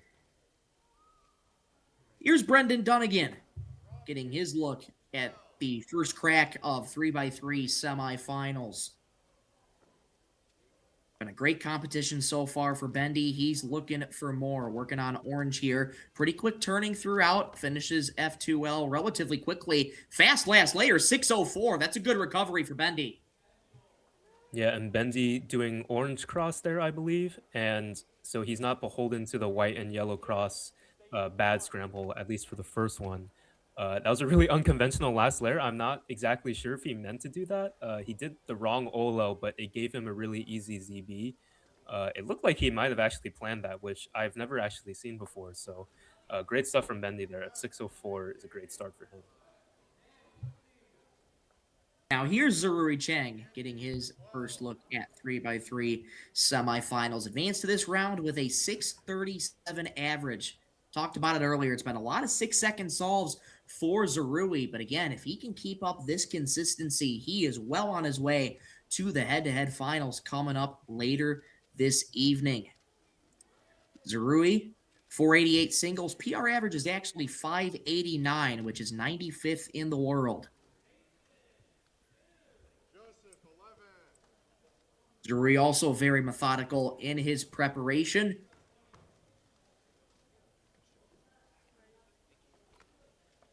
Let's see what the 6-time gold medalist can produce here on his first of 5 solves in 3x3 semifinals.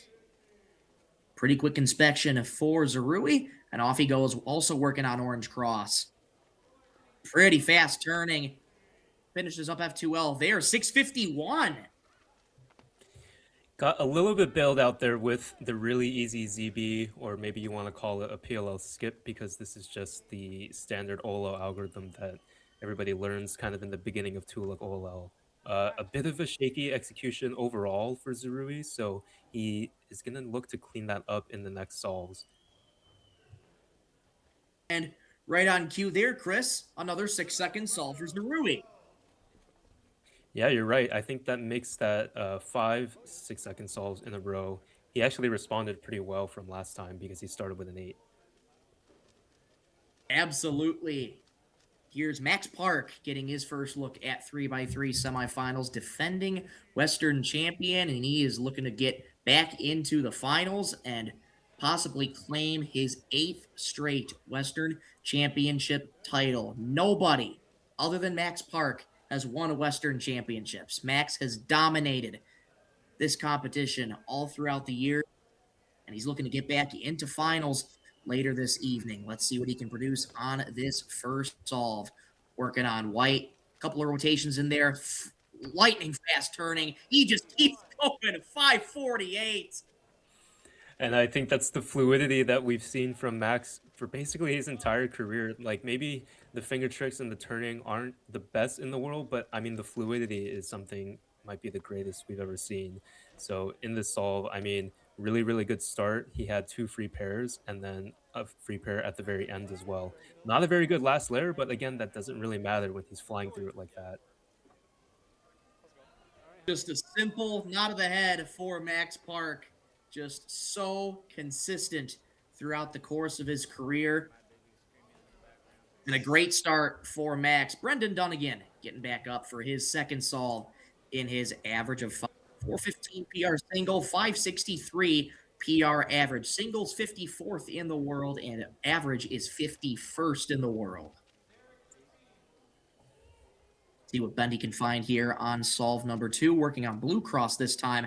Very fast turning, very shaky at the same time. Through F2L on the last layer now. Puts it down with a 639. A little bit of an awkward angle.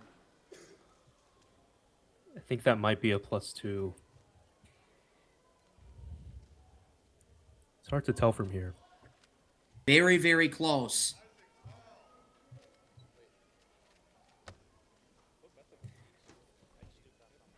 Try and get official word on the time, but that looked to be very, very close to a +2. Try and get official word on that as soon as we know more. Coming up on the 2 o'clock hour local time in Riverside, California, at the Riverside Convention Center for West Coast Cubing's coverage of Western Championship 2026. Michael Rosencrans, Chris Yen alongside with me. Glad to have you along on this Monday, May 25th, this Memorial Day holiday, rounding out Western Championships 2026 for this weekend. It's been a great competition so far, Chris. Coy getting back up for solve number 2. See what he can work with here.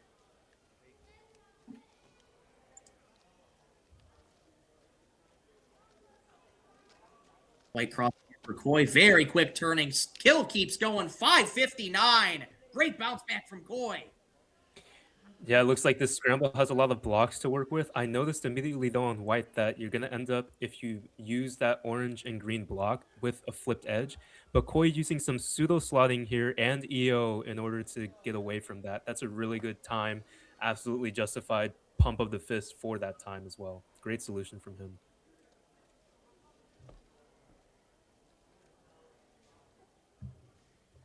Yeah, Coy started off his average of 5 with that 712. Able to get back on the right track with that 559. Zarui coming up for his second solve in his average of 5. 651 was his first time in this average of 5 here on this second solve. Once again, you see that block on white there. Pretty quick inspection time for Zarui. And off he goes, working on blue as well. Pretty quick turning throughout. Finishes up F2L. Quick last layer as well. Bit of a pause, a 653. Well, another 6-second solve for Zarui. I'm really liking the consistency I've been seeing from him because I think that's been one of his biggest questions as he's risen to the top here.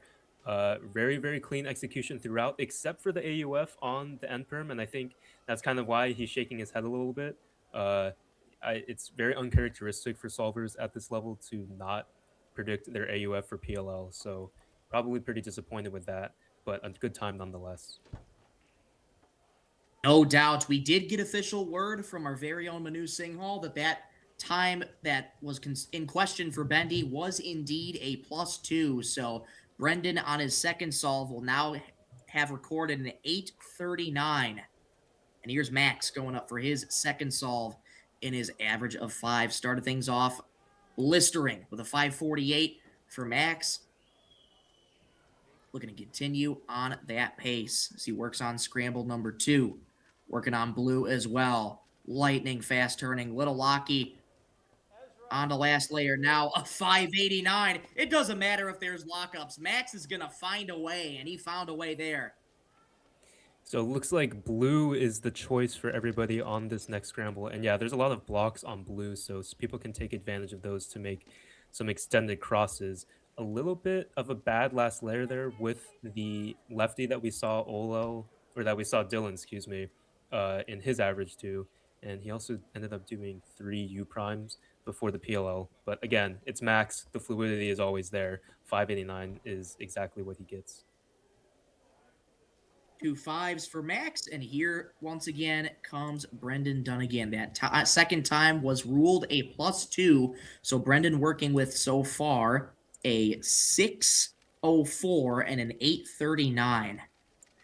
Looking to put down a solid time. He'll know what he'll be counting after this third solve here. Getting your first look at the third scramble as well. Let's see what Bendy can produce here.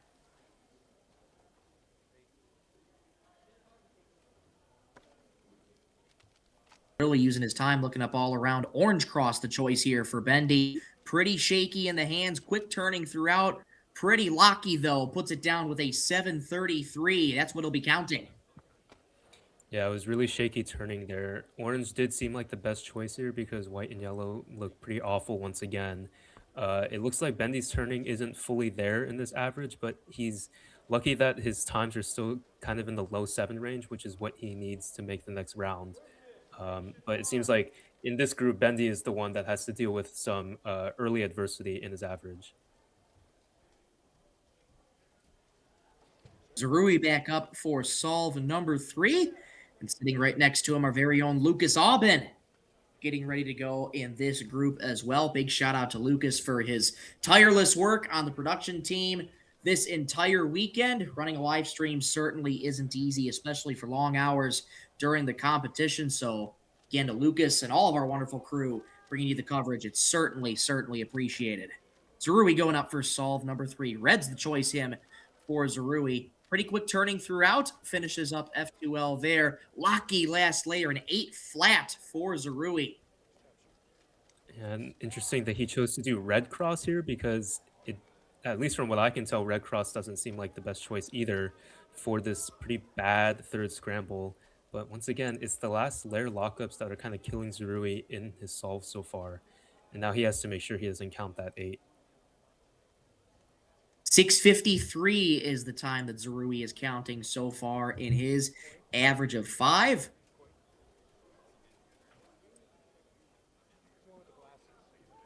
We just keep on moving in this 3x3 semifinals. Coming up after this, it'll be the first of the remaining 7 finals coming up later tonight. So after this, it'll be a little bit of a break for the delegates to set up for finals.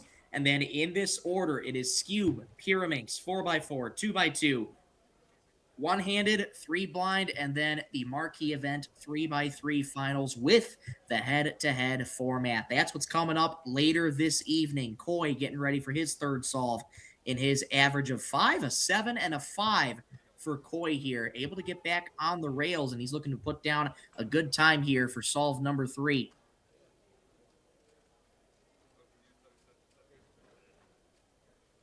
See what Koi can work with here on this third solve. White cross the choice here for Koi. Pretty locky through F2L. Still looking to finish it up. Does so. Locky last layer, an 825, so that 7's going to be counting. Not the worst that the low 7 is counting, but you definitely want that to be your worst counting solve to make it to the next round. And I believe Koi is white only or white and yellow only, so he is going to be beholden to these bad scrambles so far on white and yellow. Able to save it a little bit there with the 2 GLO, but yeah, hopefully 825 for him is his worst solve of the average. For sure, there's time for Koi to get it back on the rails. And if he can put down some faster times as he did in that second solve, he'd be looking great. Here's Max. Solve number 3 coming up for Max. 2-5 so far. Mr. Consistency in this one. Let's see if he can put down potentially another 5 for his third time. Going on white here for Max. Couple of rotations, just such fast turning. Big pause throughout. Finishes last layer, a 653 for Max, so he's counting, though, a 589. Max opting to use white on this solve, even though he is color neutral. He has switched a little bit to a white and yellow bias in recent years, but able to make a solution there work, although there was a really big pause after his second pair right there where kind of derailed the rest of his solve. But, you know, one pause for Max, and that's kind of it for the entire solve, so he's still able to get a 653.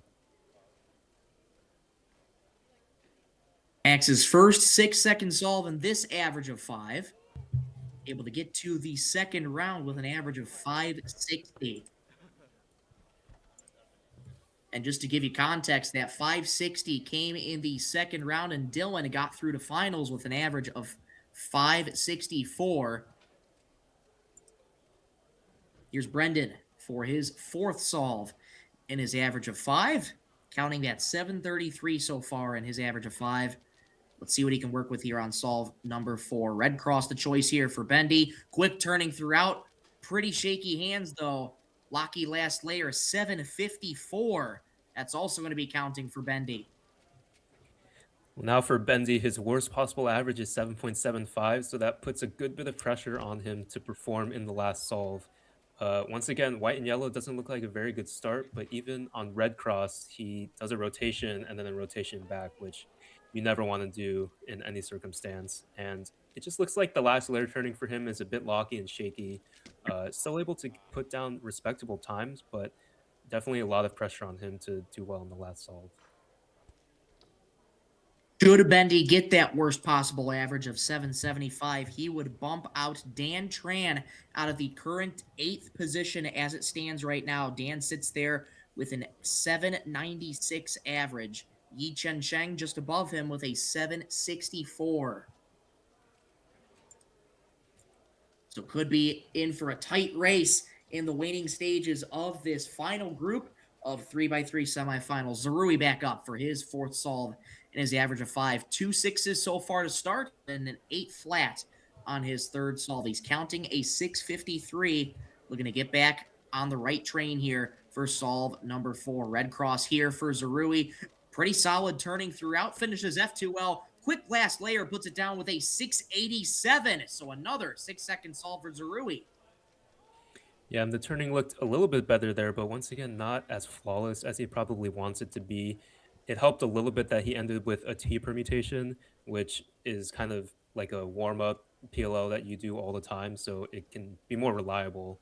Even that, he locked up a little bit, and not the times that he's looking for, but he still has a very good shot at getting into the finals. In fact, yeah, worst possible average, 713, is probably pretty safe to make it anyways. Yes, that's almost guaranteed for him to make it into the finals. Now, of course, unless some of these cubers who are finishing up their average of 5 pull out ridiculous times, but at this point, looking to be relatively safe there with that 713 worst possible average BPA of 664. Here's Koi for his fourth solve in his average of 5, this time opting for white. Pretty methodical in his turning, a little smoother, a little pause there, finishes F2L. The MU moves 687. Good stuff from Koi. And once again, so this whole average, we haven't really seen a great scramble on white and yellow, which for Koi is a problem because he solves on white and yellow only. But once again, he's able to pull out a pretty good solution there, able to plan first pair and not lock up during his F2L, which is really hard to do under pressure when you know the scramble is not great. So really impressive stuff that we're seeing from Koi here. Should Koi get that BPA of 653, that would slot him currently into the 3rd position should he get that BPA. Max returning for his 4th solve in his average of 5. 2 5s and a 6 for the reigning Western champion. Max is placed first in his past 25 rounds of 3x3. And add a couple more rounds onto that from this competition. Green cross here for Max, just so quick turning. Puts it down with a 385! Oh my goodness, the back soon into the PLL skip. And if Max ever gets a PLL skip with his fluidity, I mean, that's almost like guaranteed to be a 3-second stall. All So, Scube and unbelievable Pyramix for Max. finalists, submit your puzzles. All Scube finalists and all Pyramix finalists, submit your puzzles.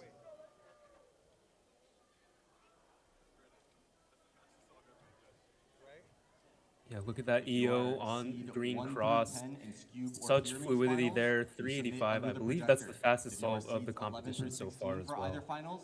You submit at the white stage. It is indeed incredible stuff from Max. His best possible average jumped up to 507, worst possible average of 597. Earlier today, Dylan got a 411 in the first round of, in the second round, I should say, of 3x3. First thing this morning, and Max just one-upped him with that 385 single. What a solution from Max.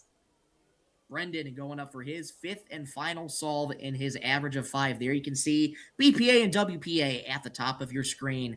Let's see what Bendy can work with here on solve number 5. White cross this time for Bendy. Quick turning throughout, still a little shaky. Finishes F2L. Locky last layer, 629. He nods the head, though. He's happy with that one, and he'll finish up with an average of 705. A super clutch solving from Brendan there. He had an incredible start on his turning there. His first 2 pairs were done almost instantly. Again, a little bit shaky on the last couple pairs and last layer, but that's okay. 629 is probably going to get it done and slot himself into finals. As it stands right now, Brendan just slotted himself into the 6th position so far, heading on his way to the finals. A few more solves left to go, though. Zarui coming up for his 5th and final solve. You'll see Koi coming up for his 5th solve. And, of course, you'll see Max Park coming up again for his 5th and final solve. Here goes Zarui. 664 BPA, 713 WPA. And a lot of 6s for Zarui. Let's see what he can find on solve number 5. Yellow here for Zarui. Couple of rotations, quick turning throughout. Finishes F2L. Quick last layer, puts it down with a 621.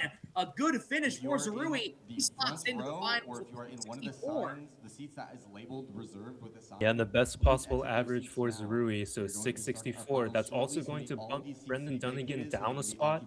And with Max and Koi coming up still, we may be seeing Brendan get upset and not make the final rounds here.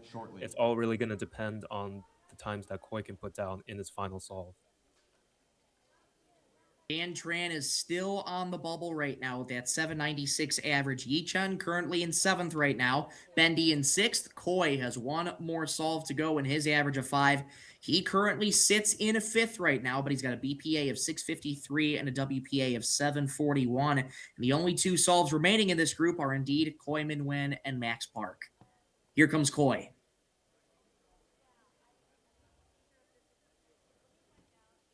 Again, 653 BPA, 741 WPA for Koi.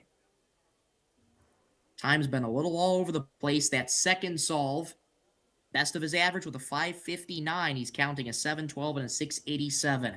See what he can find here on this 5th and final solve. Here he goes. Back over to White. A little bit of a slow pickup. Big pause trying to get through F2L.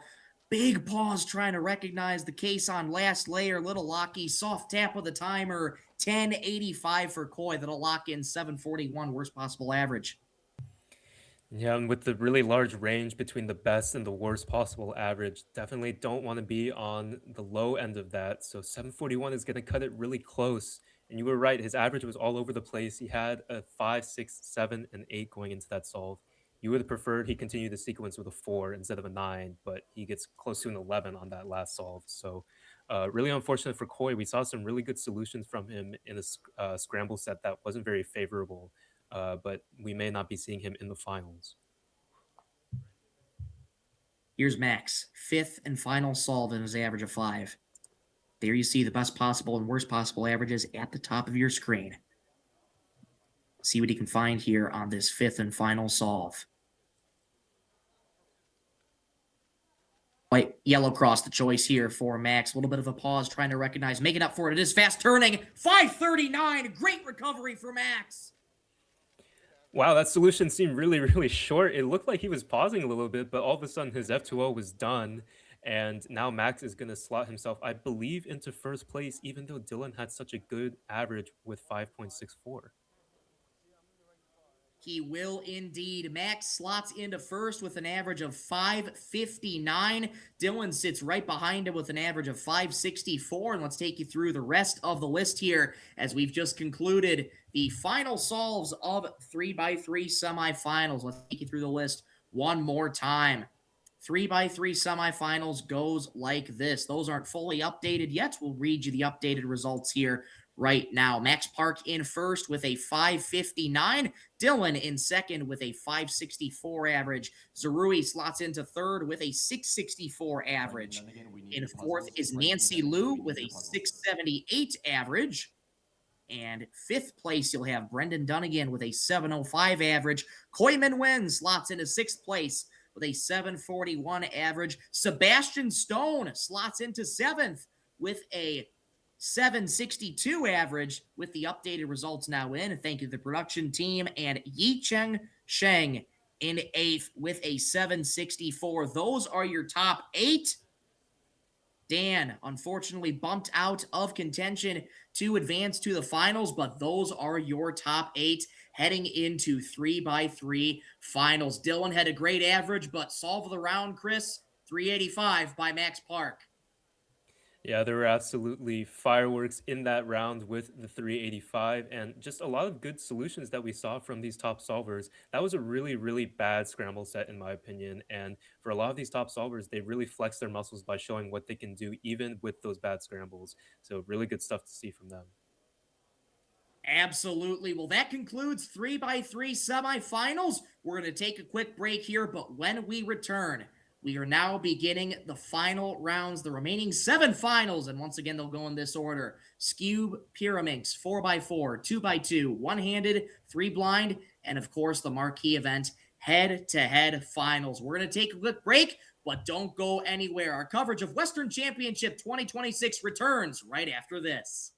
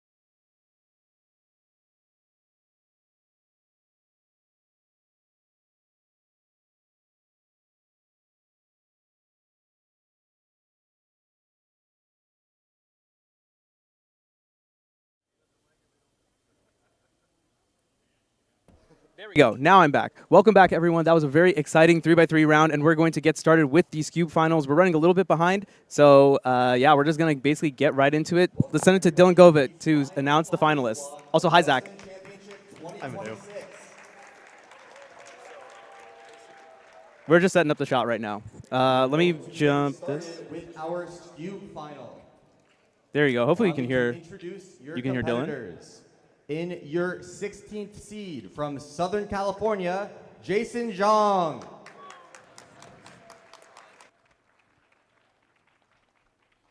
In your 15th seed from Southern California, August Bernard.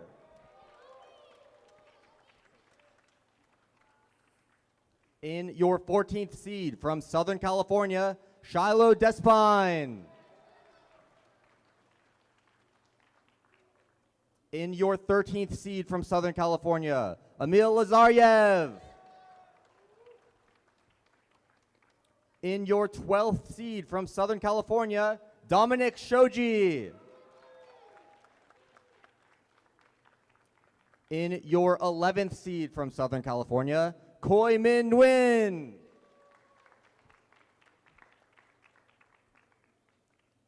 In your 10th seed from Southern California, Jusun Choi. In your 9th seed from Southern California and your very own WCC delegate, Andy French.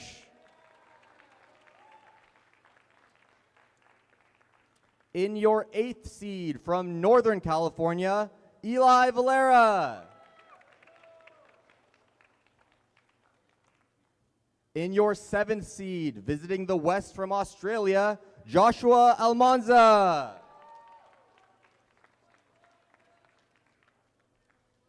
In your 6th seed from Southern California, Caleb Cow. In your 5th seed from Southern California, Jack Flynn Stewart.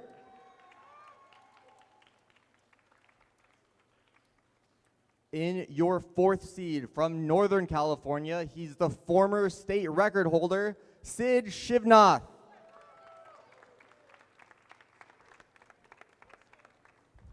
In your 3rd seed from Northern California, Yuto Kono.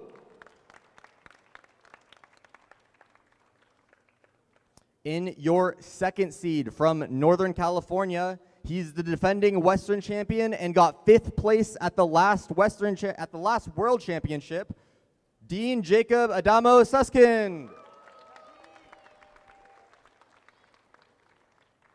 And in your 1st seed from Southern California, Brendan Dunnigan.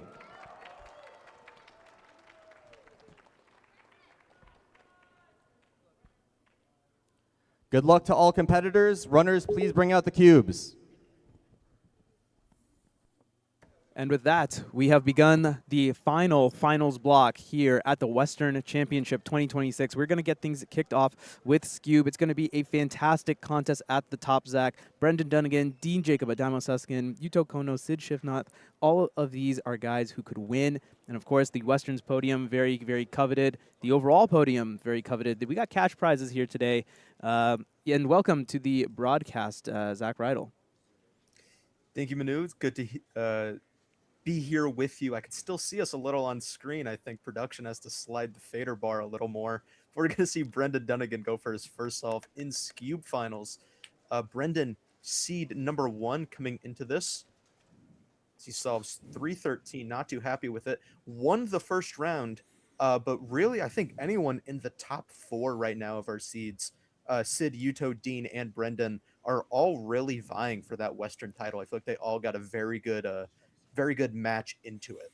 Yeah, certainly. And it's a little bit of actually a bit of a reversal on the seed wise. We actually have Jack Flynn Stewart, who's actually sitting in 5th seed. So he was actually the 4th seed coming into it. So it's a little bit of a shift, but basically it's like the guys that you would expect it at the top, and then you have like your next layer of dudes. As we kind of go around, we're going to get the results for you. We do have live data entry. Thank you to the live data enterers. So you can follow along on WCA Live. And once we get times from everyone, we'll also pull up the projected rankings that you'll be able to look at as well. Zach, Scube is kind of a crazy event sometimes just because the +2s that can happen with this puzzle are absurd, and +2 is basically the same thing as DNF, right?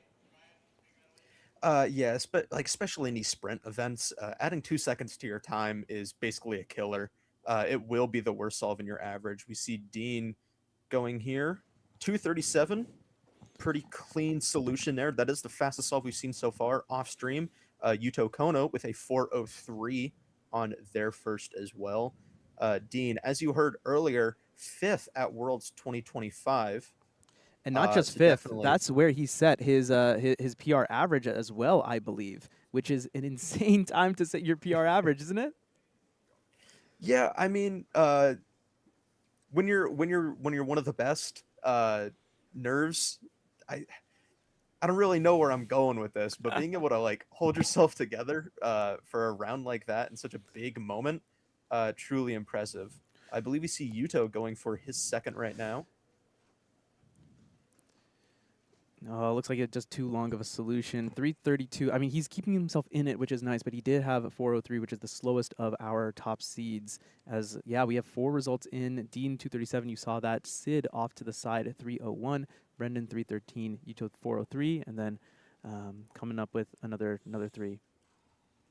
I do see on this scramble, there's two options that hopefully we're going to see that isn't a +2 for Brendan. 302 on his second one.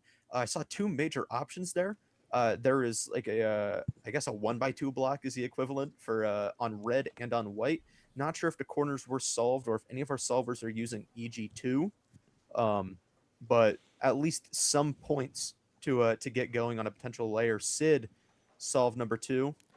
226. Nice solve. Looks a little peeved about it, but 226 is the fastest solve we've seen so far. Nice solve. Yeah. I mean, I think part of it is like, yeah, PRs, of course, everyone wants to see the PR. It's not going to be about the PRs. It's really going to be about who can hold their nerve, as you were saying, the most, and who can get, I mean, honestly, even if you get like the best, or wait, what am I trying to, even if you get like the best worst solves, I guess that's perfectly fine. We don't need to break PRs. I mean, or let's just shoot for them. 207 from Dean, great solve from him as we go to Yuto. That solution was insane from Dean. Crazy turning, completely effortless. You see Yuto going now. 269. Nice job. Looks pretty happy with that. Yeah, I think like all of these top 4 solvers are beasts in their own rights. Sid just getting back off of back-to-back PR averages of 211 in the at one of their last competitions, or at least their last few competitions. Jack Flynn Stewart here, 5th seed right now. Let's see what Jack can pull off. Yeah, surely Jack has done more than 0 solves. 238. Okay. All right, Zach. This is a dynamic final. We're like in it. We're locked in. Anyone can win this right now. The solves are coming out, and they're coming out in droves. Yeah, Brendan Dunnigan, 292 here. I believe that's Brendan's third. WCC Live is only showing me one. 202 from Sid. Ooh, on pace right now with Dean. Looking right now at WCC Live predictions, Dean and Sid both neck and neck. Yeah, just amazing solving from them both so far. It looks like we're only tracking the top 4, so we're not going to be able to see how Jack Flynn Stewart is doing, even though he's in podium contention. So we'll try and keep an eye out if we see anything happen there. Yuto Kono, solve number 4. Not seeing a whole lot there. A green arrow to solve with. 314. Not happy with that solve. I mean, head in hands, maybe, I guess, because, I mean, the thing is, like, he doesn't know that everyone else is getting good times, but you can't think about that, right? Like, you have to think about, okay, well, I need to get the best times for myself. I need to put up times that are competitive. And I feel like his times are decently competitive. It's just that everyone else is also just throwing darts at the moment. Speaking of, Dean, 189, fastest solve we've seen so far in this final. Oh, I mean, when you're talking darts, that's a dart. 316 there, Jack Flynn Stewart. Keeping up with the pace. I think Jack might actually have so far a solid shot at podium. Depends on how our other competitors do. Brendan Dunnigan right now, solve number 4. Oh, Sid, we're going to cut to Sid for solve number 4 first. Ooh, big pause there before going into NS. Quick layer solution, though. Brendan, let's see if he can find something. 269. Looking quite pleased with it. That's the third solve in a row that Brendan's cube hasn't been fully aligned. Ooh, Sid, a DNF on solve number 4, it actually looks. Inputted into WCA Live.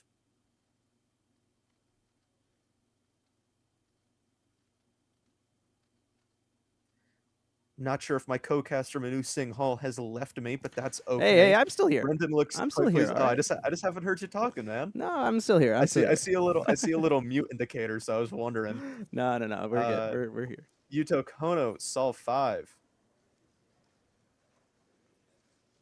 Big pause for recognition, lengthy alg. That's gonna be +2. I think that's a +2. Oh, 614 for Yuto. Sorry, counting a 4 and a 3. I think well out of at least contention for winning. Maybe still on the podium. Depends on how Jack Stewart is doing. Dean getting ready for solve 4. Currently projected first. Let's see what he can pull off. Yeah, off screen 350 average for Yuto confirmed. Sorry. No, you're Go good. ahead, Manu. I was just gonna say we have Jack off stream as well, so it's gonna be kind of a race between both of them here. Let's see which we're gonna get on the broadcast first. In either case, I'll tell you which one we Miss. Looks like Jack got a little bit stymied there. This is going to be a 4. That's no good. And Dean with another sub 2. He's counting that sub 2. He might be He on. doesn't look happy with it, but he's on pace right now to be our Western champion. Oh yeah. Oh yeah. He is looking fantastic. I mean, can anyone even catch him? No, none of the top 4 can catch him, right? Yeah. I don't think so. Yeah, that looks like it's a guaranteed first, I think. I think yeah, it should be. I mean, WPA is 214. No one's coming close to that. So Dean Jacob Adamo Suskind is your Western champion. Now I'll say, Sol 5. as far as we know, there is some data to be entered, and Bendy definitely, I think, DNF'd that one. Yeah, turning the cube after stopping the timer is a DNF for Brendan, unfortunately. So that will count at least one time in his average. I think he's still looking at sub 3 though. He's laughing it off. At least it's not like a. At least he's not upset about it. It was going to be the worst solve in his average regardless. Yeah. Hopefully we can find out what Jack Stewart is doing average wise. But right now it's projecting that we're going to see a podium of Dean, Sid, and Brendan in that order. Yeah. All dependent. Yeah, that does look like. I think that it will end up that way. I'm not sure what Bendy's. Well, with the DNF, yeah, I guess I'm not sure just what his second time is. To see if he will beat Yuto. Zach, do you remember what he got on 2, or maybe we just didn't see it at all? I feel like he got a 2, but I'm not totally confident, so I can't. I'm not gonna say for certain, but I'm sure we will find out as soon as results are put in. Interesting. See Dean Sol 5 here. Yeah, I mean, Dean has the potential for. I mean, he has potential for sub 2 even. Can he pull it off? Best possible average is sub 2 here. Oh, he got it. Will do he it. Got it. 198 average for Dean. Taking Western champion by a mile, it seems. See in the background, yeah. Jack Stewart walking away. Not sure how Jack's looking right now. The podium is looking like a 350 average from Yuto Kono, makes 3rd. So definitely ripe for Jack Stewart to have maybe snuck onto the podium as well. But right now we're just looking at Dean, Sid, Yuto in that order for your Western Championship podium. Electric Scube Finals. Scube's such a fun event to watch. It's actually it's crazy. It's unsolved, and then like in a blink of an eye, and like a bunch of like elbow flapping later, like the goose is solved. It really is. It's such a weird motion. It's really funny to watch. I mean, this was just a Dean masterclass. No one else in the field even had a sub 2 coming into this. So if you get a sub 2, you basically have it on lock, and that's exactly what he did here. I wonder how much of that confidence from Worlds, 5th place at the World Championship is no joke, right? Transferring that over to the Western Championship Finals, just sub 2 like it was nothing, got better and better with almost every single solve. That is a masterclass. Fantastic stuff from Sid as well. And as things look right now, Yuto is holding well, and we'll see as the final results. There we go. So we got Bendy's final result. It will be Brendan in 3rd place instead, at least for the moment, as we wait to get all the data entered. Not to interrupt you, it does seem like Brendan's last solve was ruled as a +6. Yeah. So I think that's why he was kind of laughing that off. It's a little bit absurd to get that many penalties stacked on, but still coming in 3rd with a 302 average. 2nd, Sid Shivnath with a 254, and then Dean Suskind 198. Still no word on Jack Flynn Stewart. Another potential podium contender, but at the very least, looks like we got a pretty solid podium here for Scube Finals. Yeah, and I mean, what a start to the Western Championship Finals. I think we are going to actually, I think we're going to transition to a quick ad break as I kind of try and figure out what's going to happen next. So sorry to subject you to some ads. I promise I made fun ads this time, at least. So I think let's just go to a quick ad slideshow, and then we'll be right back with some more explanation as to what's going on. Stay tuned, everyone.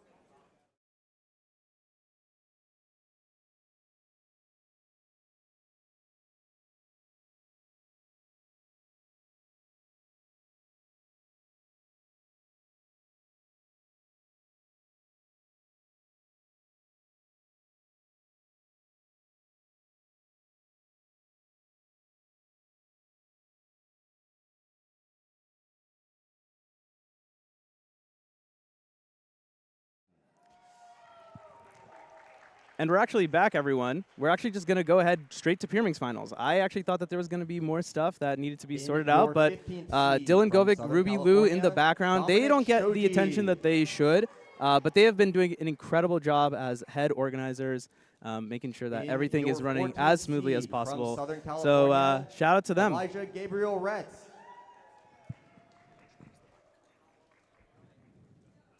In your 13th seed from Southern California, Saul Alagona. In your 12th seed from Southern California, Jack Flynn Stewart. In your 11th seed from Northern California, Sebastian Stone. In your 10th seed from Southern California, Shiloh Despine.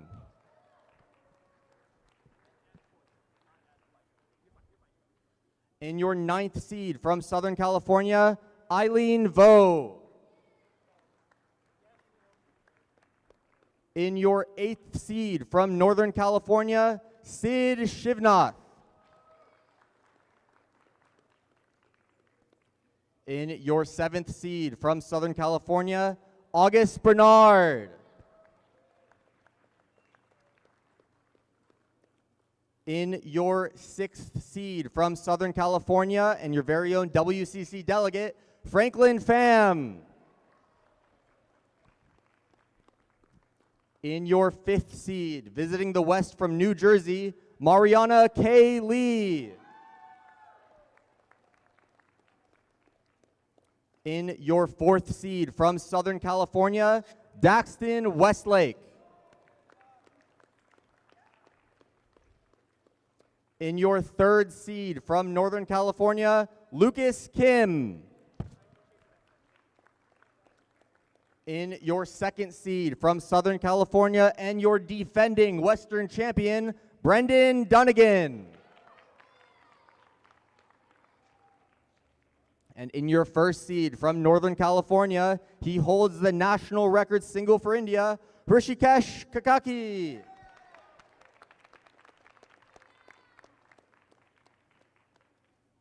Good luck to all finalists. Runners, please run the puzzles. And here we are. We're getting things started with the Pyramix Finals. We have a slate of incredible solvers from around the West Coast, as well as a visitor, Mariana K. Lee, sitting in the 5th seed coming into this final, as well as representing the Mid-Atlantic. I knew you'd wanted to get a shot in there. Of course, I'm going to get a shot in there. Hey, our region's the best region. My guys are on top. As you were saying, yeah, amazing slate of competitors. Right now, I think we're looking at our top 3 seeds all duking it out for that Western title. Lucas Kim, Brendan Dunnigan, and Rishu Kakati.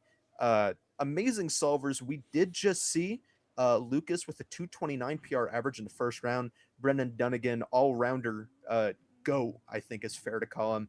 And Rishu coming in seed 1, the only person with a sub-2 average this competition, it seems. I hope I don't get made a liar when I check results. Yes, the only person right now with a sub-2 average. All right. Lucas, 264. Yeah, 264, very solid start.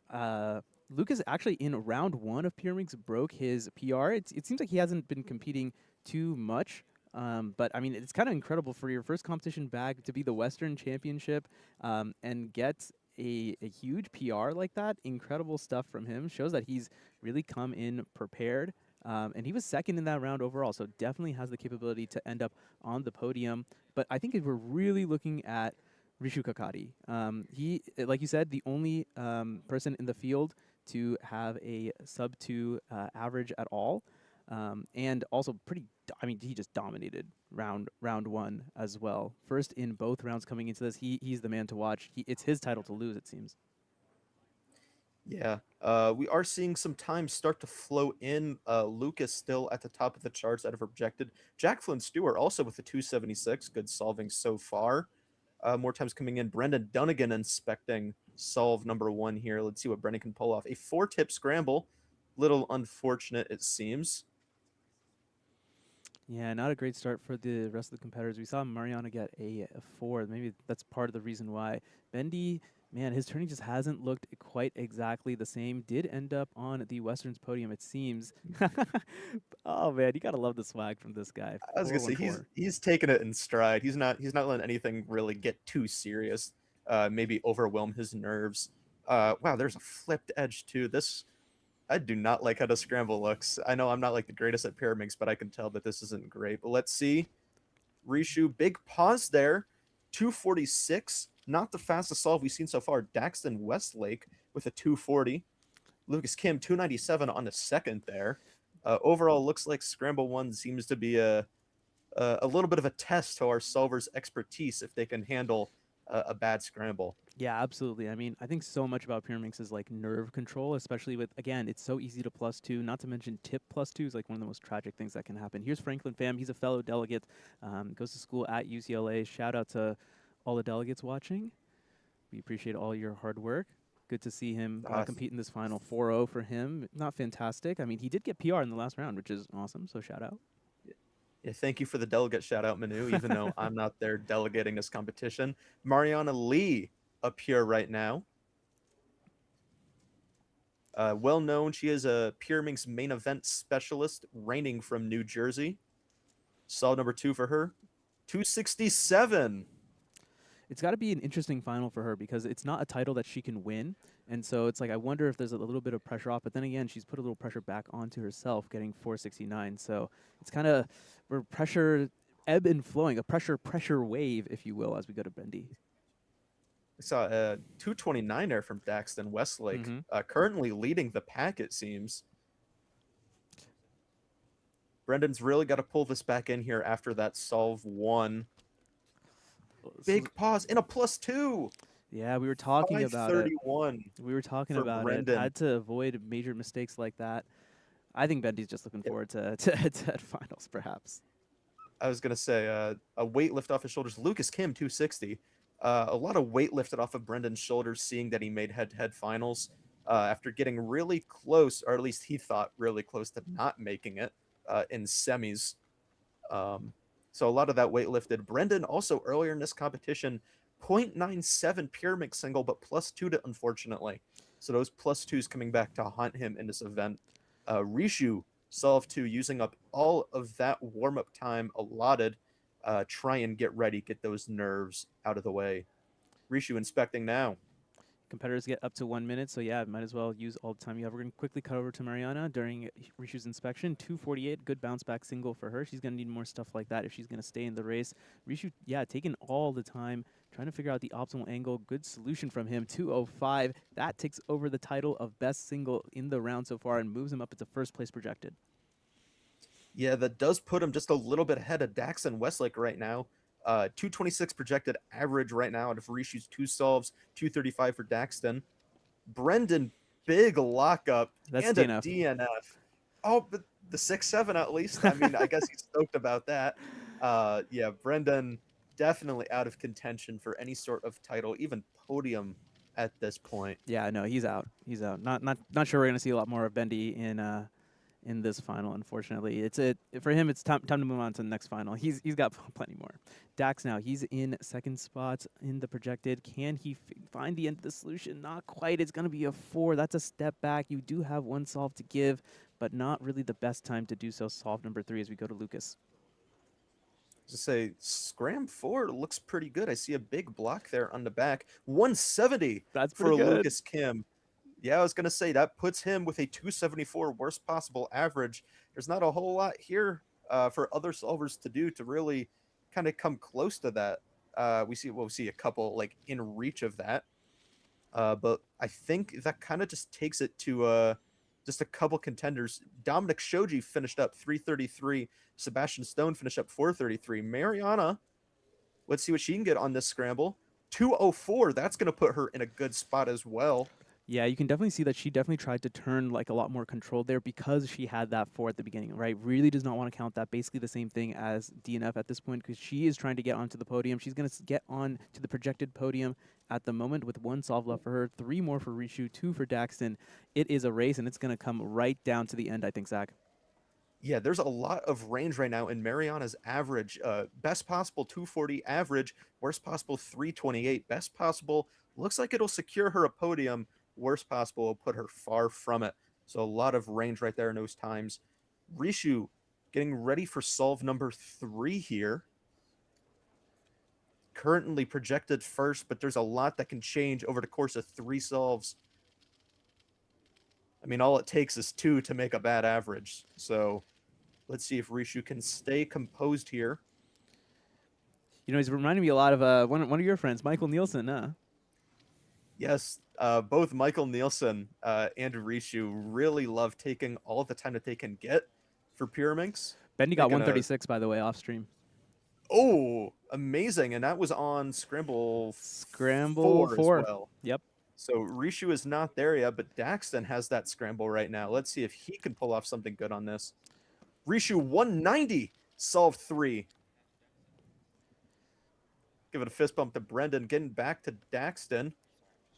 Ooh, he had a different angle of approach on this one. Yeah, but I mean, still a fantastic result for him. So it's kind of turned into a mean of 1 for Dax here. He's got the 1 incredible solve, 1 really bad solve, and 2 like pretty good solves. So yeah, it's just going to come down to the last one. Lucas Kim, 245. He is in it.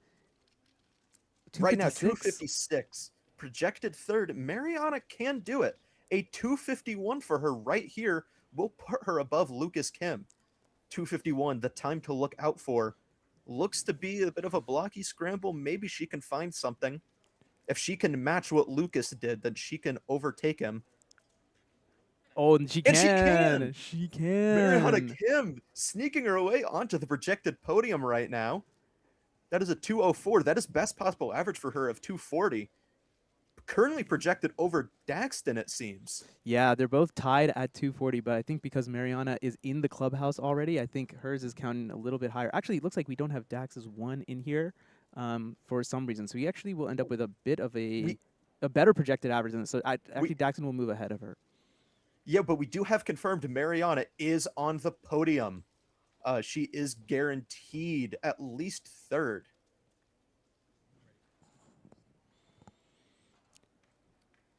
Brendan, I don't know if a victory lap is really the right word here, but going up for solve 5. 255, it is solved. Yeah, it is not a +2. At least closing off the average on a little bit of a better note than it started for flat average for Brendan Dunnigan. All eyes right now on Daxton and Rishu. Daxton has not locked up second place right now. A worst possible average will cause Mariana to go out ahead. I believe 297 is the barrier we're looking for. If Daxton goes above 297, and he will fall to third place behind Mariana K. Lee. Yeah, so kind of anything can happen here. I think, okay, yeah, so let's go to Rishu. So this is the nice scramble. This is scramble number 4. Remember, Rishu is kind of behind everyone else because of his long warm-up time. And, of course, taking full amount of inspection. Let's see. We could see something really, really special here. Ooh, looks like a great scramble. Just 1 tip. Ooh, big pause. Missed opportunity there. 3-1. He knows what he missed out on. Daxton. Oh, and actually... 304. It's not enough. Mariana advances into second place on this podium. Oh, my And actually... goodness. If we see a worst possible average from Rishu, we actually could see Mariana take the win. Yeah. 270 is the bar for Rishu right now. 270. It's going to come down to 1 final solve. All other solvers are done. He is alone on this big stage, very similar to a national style stage. Rishu Kakari 270. That's it. That's the time to maintain his first place position. Ended up giving 1 away on scramble number 4. Could have locked it up potentially in 4, but instead there is a little bit of wiggle room. He is guaranteed to end up on the podium. Worst possible, 254. Means that he's guaranteed first or second. Lucas Kim, by the way, guaranteed onto the overall podium. And Dax, despite missing out on the overall podium, will end up on the Westerns podium. I did not realize that Daxton's 304 there cost him even the podium. I thought it was just costing to Mariana there. So very unfortunate fall there for Daxton. But we see at least Lucas and Mariana reshoot the bar here, 270, to keep first place. Worst possible will fall to second place, though. Can he keep it below 270? Probably one of the most important solves he's ever had to face. Looking a little locky in his warm-up. We didn't see particularly great stuff coming out from this scramble other than from Mariana.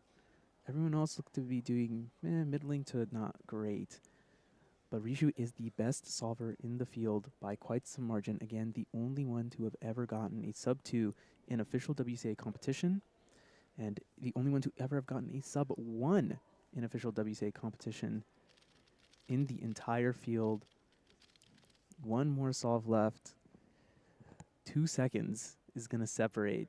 2 seconds is going to make or break the difference, rather, between winning and coming in second place.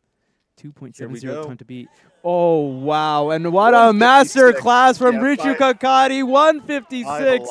Best possible average, 2.14. Never a doubt. Gets it done in the end. 2.14 average to win Western Championship and become the overall winner.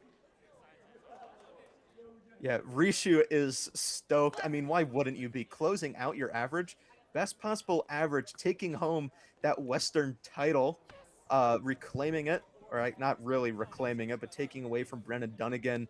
Also rounding out the podium, Mariana K. Lee, 240 from the Mid-Atlantic region, Manu, from the Mid-Atlantic region. You got, and Lucas Kim, 256 in third place. Stellar Pyraminx finals. I mean, same deal as Cube. It's like blink and you miss it, but super fun to watch there. I mean, yeah, here we see the amazing podium graphic. I haven't seen this before. This is awesome. Yeah, Great no work, production. No, that's awesome. Yeah, I'm glad that we were able to get that. I have to say, I have never had as much fun commentating Pyraminx as I have this weekend. Wow, it has been an amazing 2 rounds that I have commentated. Some great solving from everyone, and coming down to the last solve, that's exactly what you want to see in these types of finals. And Zach, I regret to inform you, perhaps, we got a couple more of these to come too. Oh, I'm not too worried about it. I mean, we have 4x4 finals coming up next. Big name right there, Max Park. Oh yeah. Point blank, period.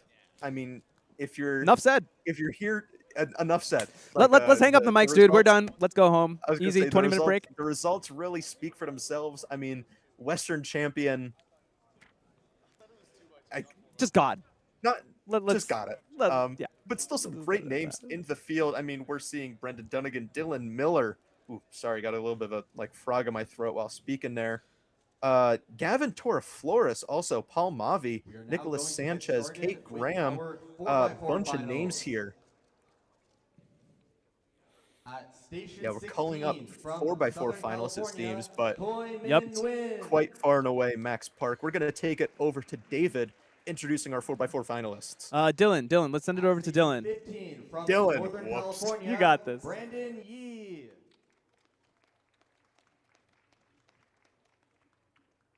At station 14 from Southern California, Nancy Liu.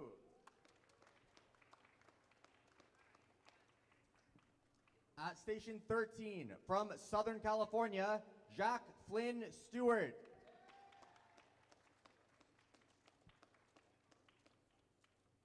At station 12 from Southern California, your beloved WCC delegate, Shane Grogan.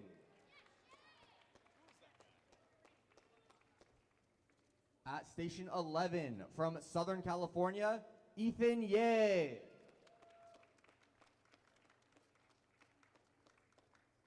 At station 10 from Arizona, Dan Tran.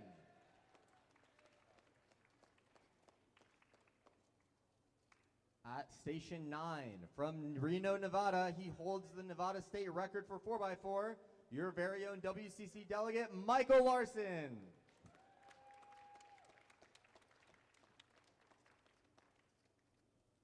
In your 8th seed from Southern California, Michael Muthing.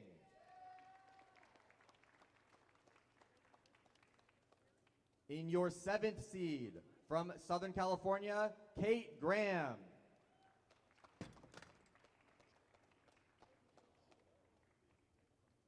In the 6th seed, visiting the West from Louisiana, Dylan Miller.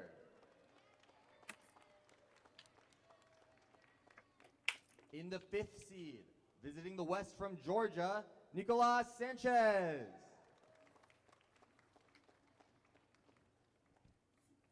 In the 4th seed, from Northern California, Paul Mavi.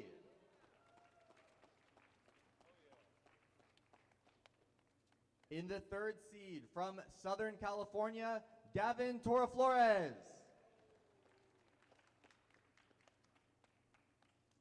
In the 2nd seed, from Southern California, Brendan Dunnigan. And finally, in your 1st seed, he's a 3-time national record holder, 8-time North American record holder, and 17-time world record holder. And your defending Western champion, Max Park.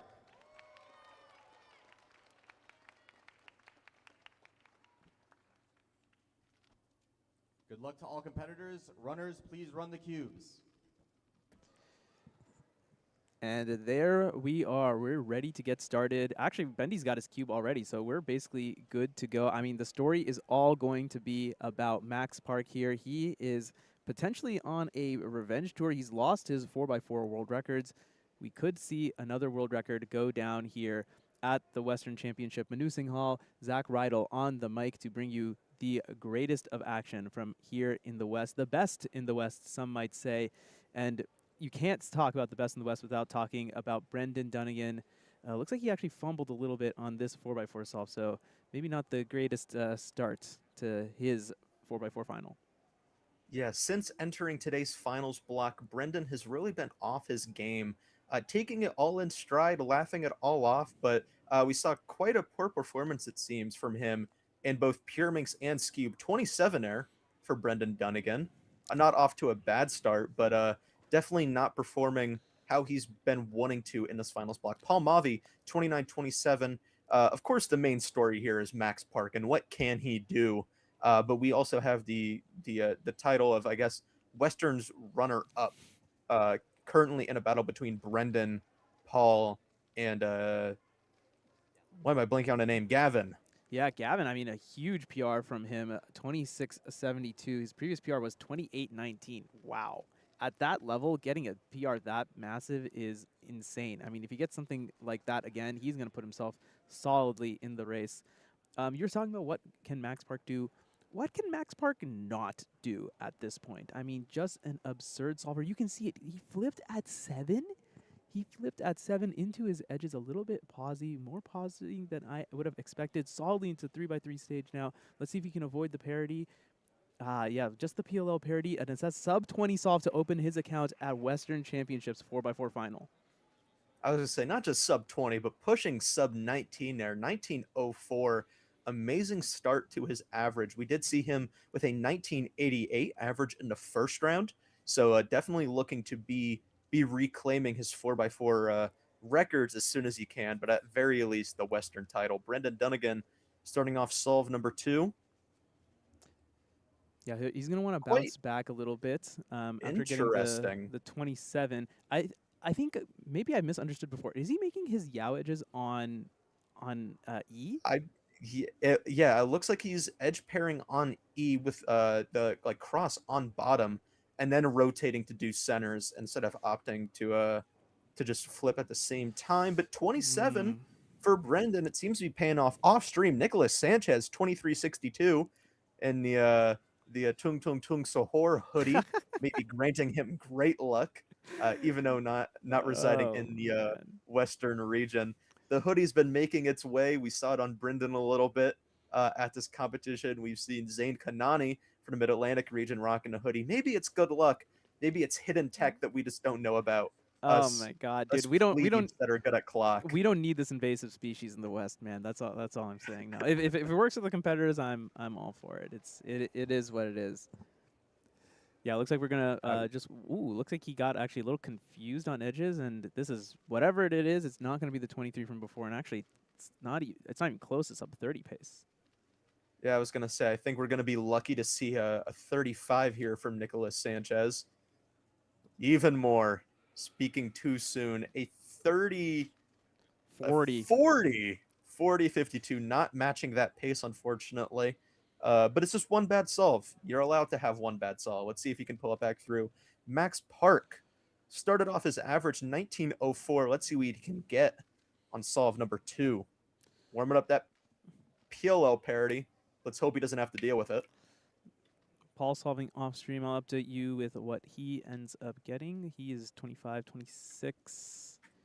He's going to get a 28 as Max is still in his inspection.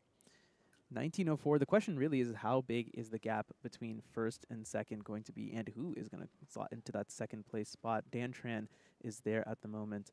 Not quite as fluid for Max. Looks like he flipped at a little bit like a high 8, but the edges are looking really, really nice here. Just needs to wrap this up so we can go into 3x3 stage. Odd exec error coming from Max. The OLL parity has sunk this solve to some extent, and the PLL parity, the pure edge, not a great case to get 24.97. I don't think you're going to see more solves like that from Max. I was going to say, quite unfortunate, it seems. Definitely double parity, a late flip there from Max. I mean, really just the definition of like the worst possible outcomes that Max Park could get on a 4x4 solve. Right now sitting in third, I guess, Western runner-up, Brendan Dunnigan, right now still with his 27s from earlier, shortly followed by Michael Muthing, also sitting around with a 27. Brendan Dunnigan looks like a very easy scramble there. Very few moves for white and yellow centers, which a lot of these solvers are solving on. Good flip from See, it looks like a Bendy. 9-second flip there.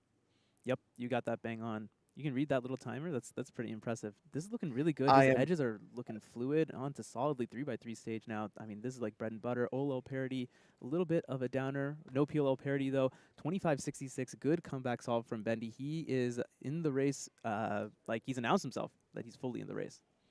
I was gonna say, shades on. We have seen Brendan start to get a little more dialed in, it seems, as the finals block has gone on. Again, not so hot in Scube and Pure Minx, but hopefully bringing it back in. Currently looking at second place right now in this 4x4 finals. Would be great for him to keep it up. Maybe bring back some of that morale going into 2x2 and 3x3 one-handed. Michael Muthing here. Yeah, struggling on this one, a 37. And Kate Graham right next to him also on the struggle bus. Maybe it's that table that's a little bit cursed. He's going to give back some distance, unfortunately. Yeah, we're going to see Paul Mavi right now. Paul currently looking at projected 7th. One of our contenders for the Western's podium, but seem to be quite out of it here. 26.67, not too far off. We see Max Park inspecting, though. This is the same scramble that we saw Brendan just do. Very easy centers, it seems. So let's see if Max can find something similar. Max is also a really interesting 4x4 solver because he will sometimes just switch which cross he's like starting off with. It's one thing to do that for Redux. It's another thing to do that for Yao. I mean, Max is just a ridiculous solver. So if anyone in the world is going to do something like that, it's going to be Max. But this is a tough edge pairing.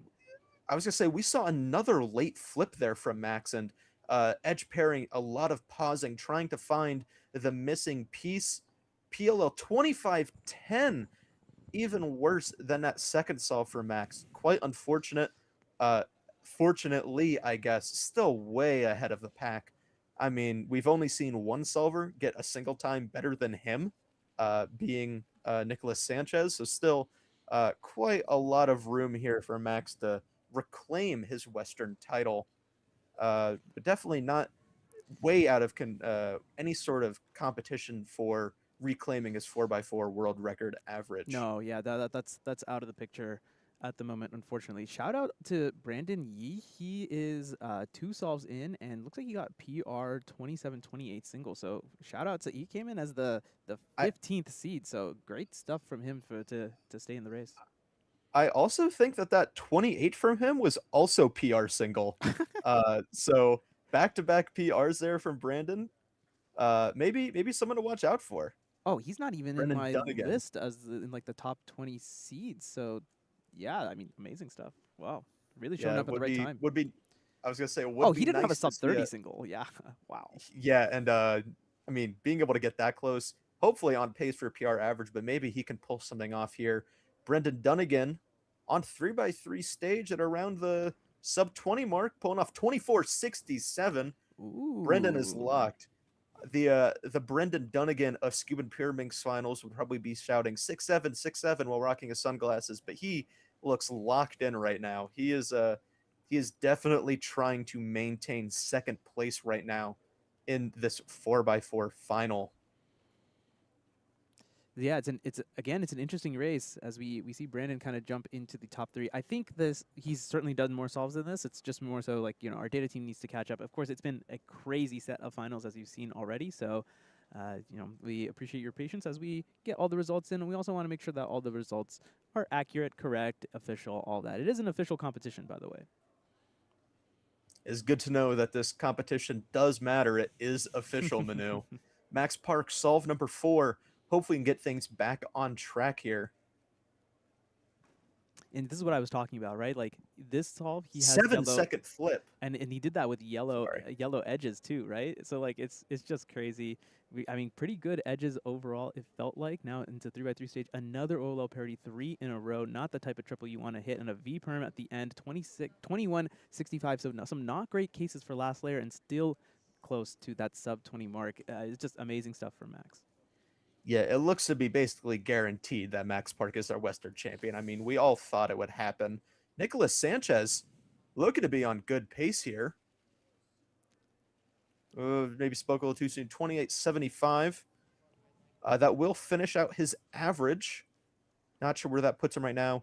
Brandon Yee with a 32 on solve 3. Still projected third, but maybe he can get things back together here, close off this average on a good note. Oh, looks like Paul got a DNF on solve number 4. That's going to be weird. So the 29 is going to count. That's actually going to put him back quite some margin.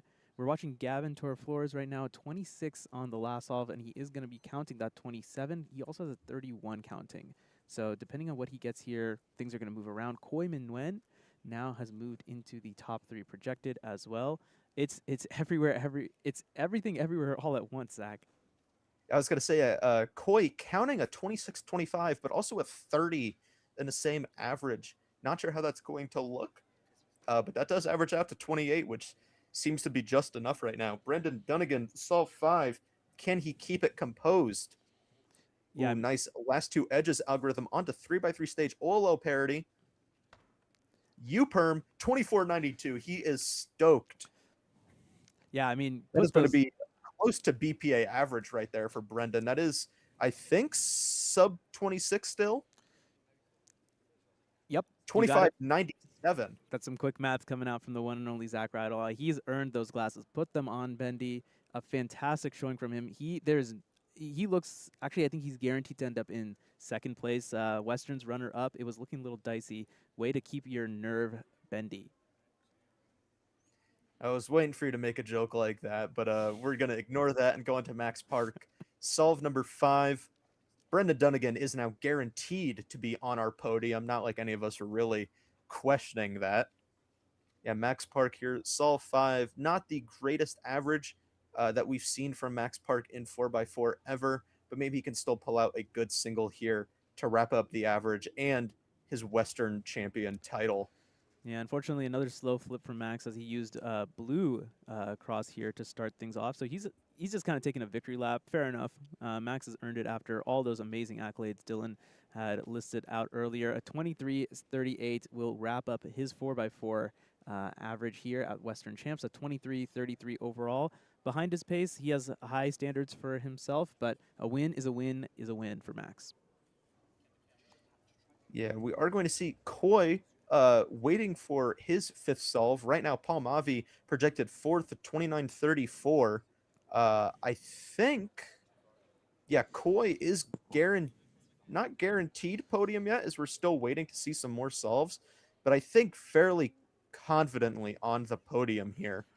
Yeah, we're trying to get you an angle of that right now, and it looks like we might be able to get something. Yeah, it's a little tricky with people kind of standing around in the way, unfortunately. He's all the way at the end. He actually only qualified for this final because Kevin Hayes had to leave the competition early. So he's literally the last man in. He's finished his solve now. It's a little too far for me to see from here what he's gotten.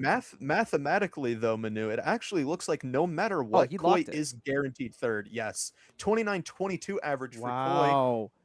Coming in third at Western Championships. Almost didn't make the final. Amazing. That's why these competitions, these regionals, are always so cool to watch. You might not have the biggest names in the world, but man, there's great stories to be told. You just got to sit there and watch. You just got to sit and watch, Manu. Again, wrapping up our podium, Koi Min Nguyen, 29-22, third place. Brendan Dunnigan, 25-97, second place. Your Western runner-up and your Western champion, of course, Max Park, 23-33 average. Amazing 4x4 final, Manu. What a final. I mean, just the story of Koi making it on to the overall podium after not even getting into the final in the first place. He should send his winnings to Kevin Hayes. That's all I'm saying, because that drop was the key that allowed him to get into the race in the first place. You can't win, you can't podium if you don't make the final. And wow, a second life granted to Koi Min Nguyen, and he took it and he ran. He cashed it in the bank, as they say. Just an incredible final. Special shout out to Brandon Yee, 31-41 PR average after that amazing double PR start to his average, only coming in 10th place, but still quite a jump from his previous PRs. We are going to get into 2x2 finals very next. We got some great names to see there. Brenda Dunnigan, Dominic Shoji, Nancy Liu, Nicholas Sanchez, just to name a few. I think I rhymed there. That was cool. I'm proud of that one. You got bars. I got bars. I'm known for it. Yeah, but amazing. Here we see 2x2 second round. Brendan at the top of the ladder here, but Dominic Shoji right behind him. Nancy Liu also not too far behind. I think we're gonna have a very close race here for 2x2 finals. I'm gonna make the argument. Of course, 2x2 is a sprint event. Everyone says it comes down to the scrambles, but I feel like people misinterpret that as like, oh, like you need lucky scrambles to win. We're gonna see who's really the best here, because anyone can get a good time on great scrambles, but who can get a good time on maybe not so great ones? That's what we really got to watch out here for in this 2x2 finals. West Coast Cubing Western Championships 2026. I wish I was there, Manu. I'm a little bummed it's like the opposite side of the country. And dude, after I'm going to go all the way to Delaware, you couldn't be bothered to come to my comp, man. I feel hurt. I feel hurt. That's all I'm saying. The moment you pay for my airfare for next year's Westerns, dude, I'll be Hey, there. I'm not getting paid to go to Delaware. What is this? Where's my airfare? No, I'm all jokes. Mr. Senior Delegate, you can find a way. That's for me to know and you to find out.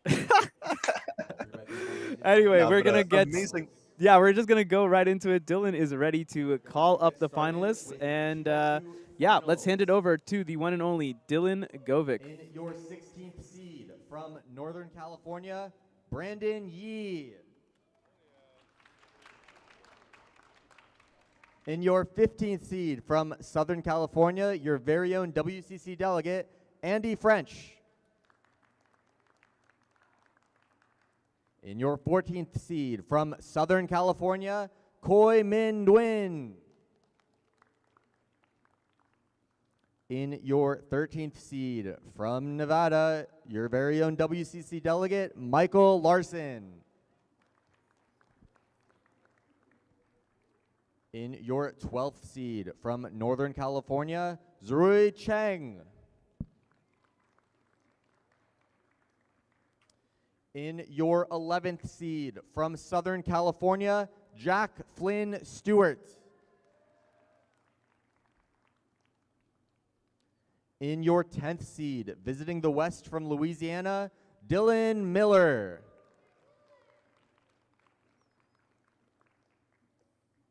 In your 9th seed from Southern California, Ryan Roth.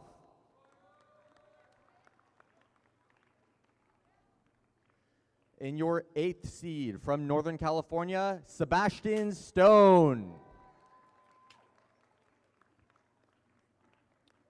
In your 7th seed from Southern California, Kate Graham. In your 6th seed from Southern California, Joel Kim.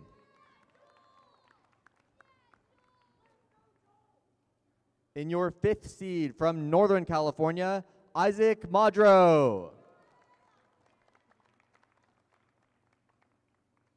In your 4th seed, visiting the West from Georgia, Nicolas Sanchez.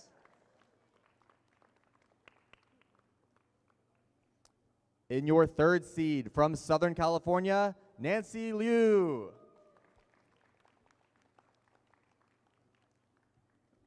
In your 2nd seed from Southern California, Dominic Shoji.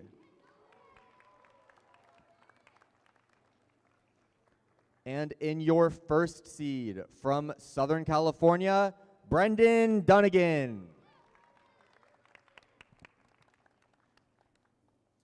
Good luck to all our finalists. Runners, please run out the cubes.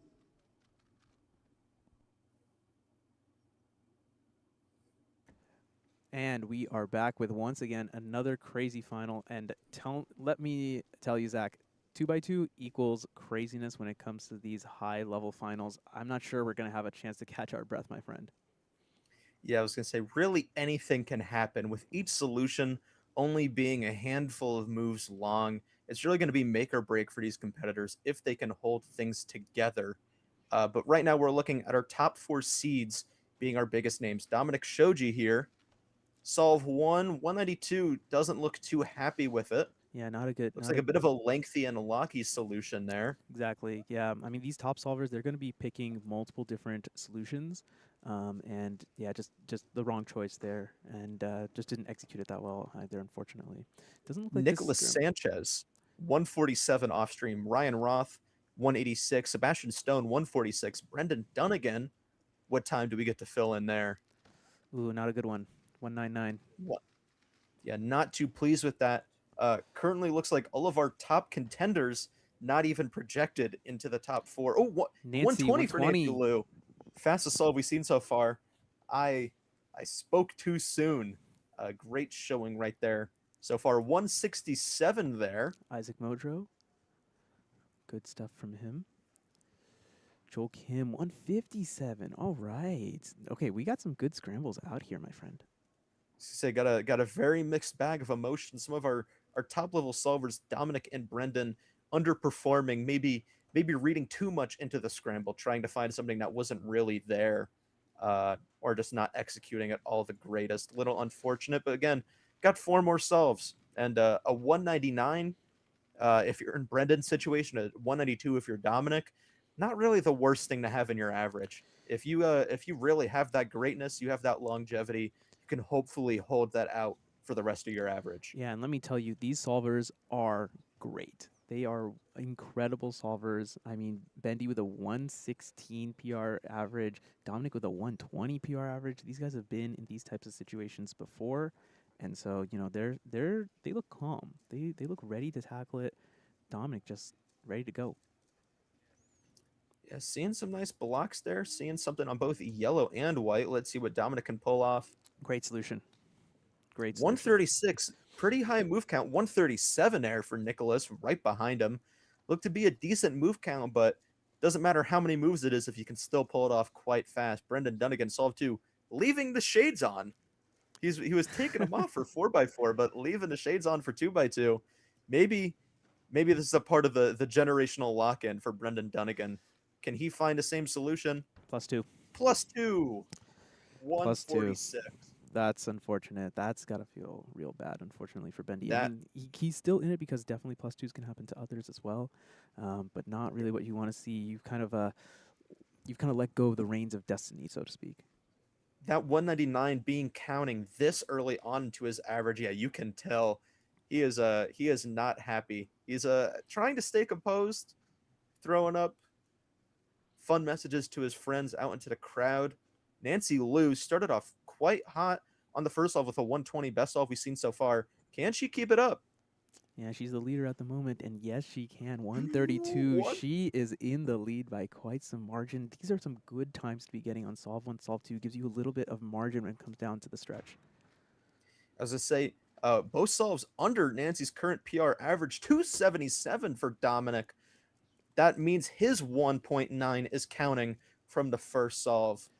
He is also quite upset with that. We're looking at our seeds 1 and 2 practically being eliminated already from any Western Championship contention, dependent on others potentially messing up. Dominic's or Sebastian Stone, 156. Nicolas Sanchez, 169. Ooh, it appears Nicolas Sanchez's 137 is actually a +2. So projected third right now. Brenda Dunnigan, solve 4. Let's see. I mean, the orientation he picked, I don't really see much. It looks like he went for like an EG solution to 252, 266 from Sebastian. I don't know if is there a lot of juice in this. I mean, Nicholas got 169, so clearly there's something in this scramble 3. Let's see what our best solver in the field, Nancy, can pull out here. She is, yep, she's getting her cube right now. Yeah, I was going to say, not looking too great there. I mean, Brendan didn't even one-look that solution, it seems, so quite unfortunate. But Nancy currently well ahead of the pack. 2 solves right now under PR. I believe her PR average is 134. Correct. So if she can keep up that pace, maybe she can take home Western Championship and another PR to show for it. Dominic Shoji. Ooh. That's starting with a 2. It's hard to see because his phone's in the way. 2-0. That's a tough one for Dom. Yeah, I was gonna say almost really just spells disaster there for Dominic, well out of podium contention at this point. Nancy Liu solved 3. A bit of a fumble, miss exec, but she did have some space to give. 281. I mean, that was the trap card. Now she's got to lock it in, and she should be good to go. 2-3 from Bendy, so he's given up a bit more space as well. Unfortunately, he's going to be falling down the projected rankings. 177 from Sebastian Stone. He's projected second place, and he's going to stay up there for a little bit. Yeah, Brendan does not look too happy, but he does seem to be finishing his average before everyone else, hopefully giving him all the time that he needs. No, sorry, that was only solve 4 from Brendan. But hopefully giving him more time to warm up for 3x3 one-handed. One of the cons of being an all-rounder, when you have back-to-back-to-back finals, you don't really have that much time to practice each individual one beforehand. Nicolas Sanchez. Good solution 144. There. Good Great pace there. right now. We're seeing a 160 best possible, 151 best possible, 217 worst possible from Nicolas Sanchez, projected second. Who do I see in the 4th place position? Our guy, once again, Koi Min Nguyen? What is... I mean, he has 147 PR, so maybe I shouldn't be so surprised that he's up here. But yeah, I mean, 170 projected average for him. 139 for Dom. Yeah, a little too late there for Dominic Shoji. 6 right now in projected rankings. Yeah, let's see. 179. I mean, 179 is a sub 2 average. I mean, that's really good. No one has a WPA better than that, so he isn't out of the contest just yet. He's in the clubhouse with the best so far. Bendy 137, 227 average. He's gonna fall behind. 227. Yeah, our 1 and 2 seeds currently projected 6th and 8th in the round. Little unfortunate there, but hopefully we can see some other stars shine in this moment. Right now projected Nancy Liu, Nicolas Sanchez, Sebastian Stone. Nancy going up solve 4 right now. Can she lock in first place? That's a big block on white red, isn't it? Oh no, that's yellow. Okay. No, it's white yellow.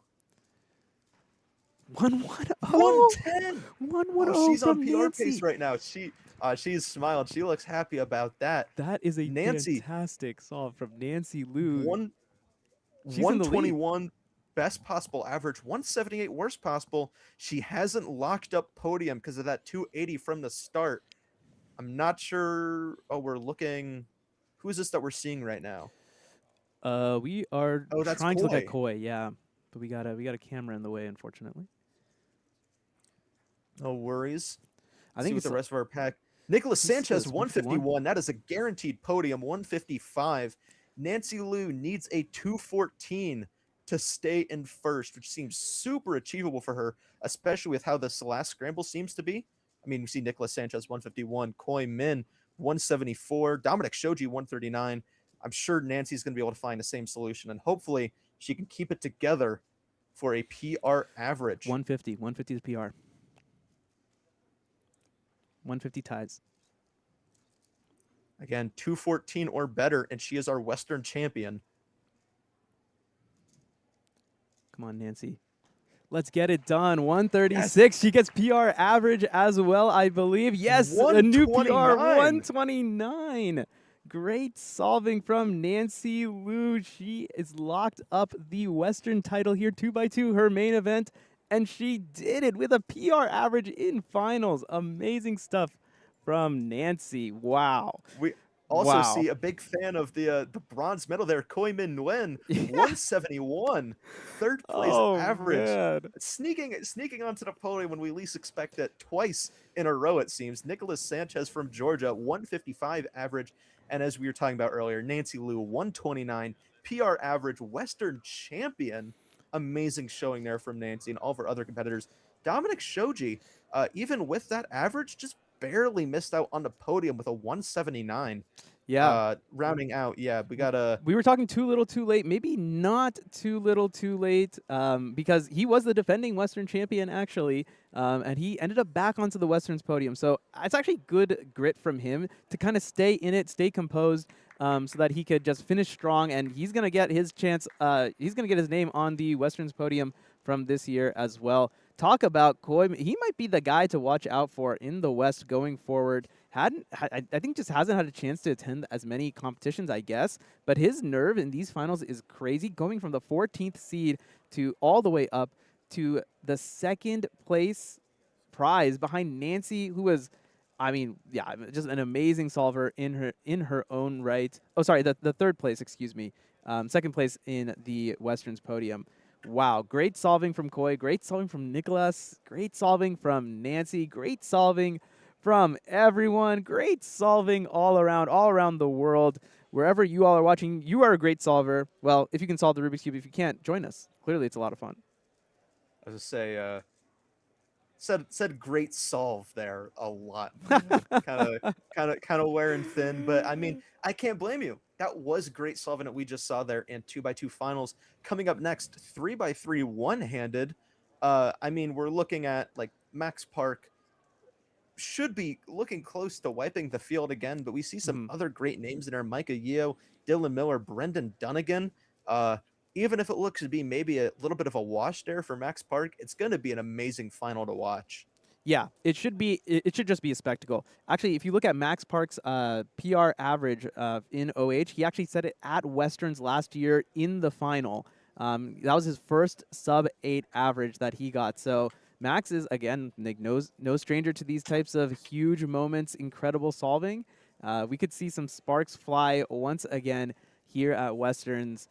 It's just been an amazing ride so far. I wish we could watch speedcubing like this every single week. It's just so awesome. We have so many awesome competitors. Okay, I'm going to go on my rant again, so I'm going to stop a little early. Yeah, I was going to say, I'm going to cut you off with my own rant on the same topic. North American Championships is just over a month away. We're going to get to see this same level of solving cranked up to 11. Yeah. We're going to see so many of the continent's best solvers all meet in Raleigh July 4th weekend. It's going to be amazing to watch. I'm going to be there. I'm going to be there. Will you guys be there? That's the real question. And if not, that's okay. It's going to be all live streamed as well, just like this competition. Another great broadcast team. Totally not joined by Zach and Manu on that stream as well. But yeah, an amazing road to NAC, I guess. If we're calling NAC the road to Worlds, I guess this is the warm up to the North American Championship. So we're all looking for. Oh yeah, absolutely. Look, when we went into organizing this competition, we wanted the risers, we wanted the finals, and you might think that like, oh yeah, this is very similar to like the World Championship. Isn't this just a local comp? This isn't even a recognized title. Look, the point is, yes, we're going to give out the titles. The point is that you watch these incredible solvers, right? That maybe some of you have never heard before because they don't get the chance sometimes to go to these big competitions. Raleigh is all the way on the other side of the country. My tickets, I'm looking right now, I'm looking at $300 on Frontier. Like, come on. What are we doing here, right? So the point being... Not even Spirit. Not even Spirit anymore. Not even Spirit. So the point is, we want to give the top solvers this type of exposure. Like, what does it feel like to step onto a stage when your name gets called out? The crowd is cheering for you. You're in this race, and there's a chance that you can win some actual cash prizes here. And for you, the viewers, I want you to remember every single name you hear from these finals. It's a bit of a tall ask, perhaps, but especially like these winners, again, these people you don't see as often. Anyone, next time you hear them at the North American Championship, at another big event that you tune into, hopefully that kind of like name and face will stick with you. Oh yeah, I heard about this person once. Western Champs, yeah, that's it. Oh, okay, I'll follow. I love you talking about your name getting called and getting to step up Yeah. onto the big stage. I don't know if you've ever had the pleasure of it, but North American Championships 2022, I made Square One finals. Hearing my name over the PA, dude, like total mind freak right there. Yeah. Of like, whoa, like I'm here competing with the best of the best. Oh, Putting yeah. a lot of pressure on these guys, but a lot of them, they know how to compete. Oh, yeah. It's really just mattering if they can hold up to the pressure there. Yeah, certainly. No, Certainly, I mean, it's such a raw feeling. It's so nice. Yeah, I mean, there's a huge difference. I mean, look, I'm a terrible solver, right? I didn't even make any finals here at my own regional. But walking up at Worlds, because I'm fixing cameras and everything like that. I'm walking up to the stage at Worlds, and you just see the chairs, and the sea of chairs alone. Even when the chairs are empty, are like, oh my god, we're here. This is speed cubing. We're here on the big stage, the biggest moments, and even me, I wasn't even competing at the time. I was taken aback. Right? And so the fact that the competitors get to kind of practice this a little bit, practice like that rush, that adrenaline, and how do you manage that in a situation like this, I think is exactly the type of environment that we want to provide as the organization team. And we hope that our competitors are gonna shine. I mean, our competitors already shine at the biggest stage. I mean, you ever heard of a guy named Max Park? Yeah, he kind of lives here like an hour and a half away from here, so it's kind of one of us. No. When we were setting up for Worlds last year, I took that same look out into the empty sea of chairs, and then looking out the same day on for head-to-head finals. Every single one of those seats was taken. The bleachers in the very back full. It was electric. I got to stand up there announcing the unofficial event finals during lunch the one day, and actually standing there in front of a sea of just spectators, a sold out crowd, mind you, I guess a 2-time sold out crowd. Yeah. Just amazing. I couldn't imagine solving in front of that many people, potentially vying for like a world's title. Yeah. So it's very nice to see everyone really gets to experience that boiled down onto their regionals level, especially since like on a world stage, you might not know all of your competitors, but a lot of these people from the Western region know each other. A lot of them are good friends with each other. Being able to compete alongside your peers kind of brings a little comfort to all the stress of being up there on the big stage. So it's quite nice to see. I think that we are going to call up our 3x3 one-handed finalists, taking it out to Dylan right now. We're actually going to not Kevin. Bring it up. I can't get it right. I can't get it right. No further ado. In our 16th seed, coming in from Northern California, Sid Shivnath.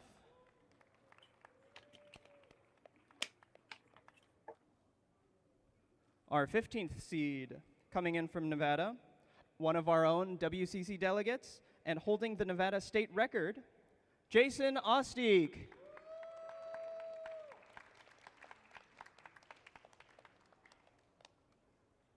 In our 14th seed, hailing from Southern California, Eileen Vo.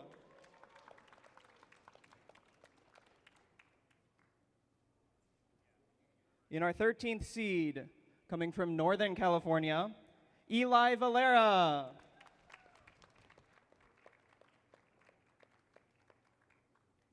In our 12th seed, coming from Southern California, Jusun Choi.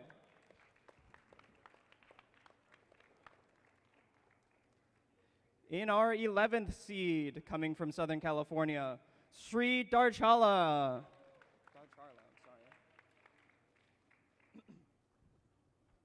In our 10th seed, coming from Southern California, Koi Min Nguyen.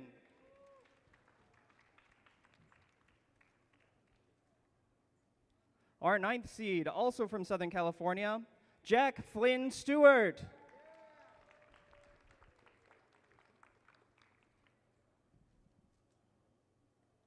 In our 8th seed, coming from Southern California, one of our own WCC delegates and one of the lead organizers for Western Championships 2026, Dylan Govic.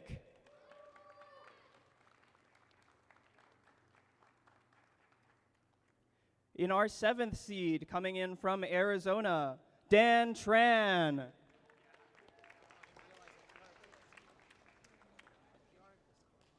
Our 6th seed, visiting us from New York, Jihu Moon.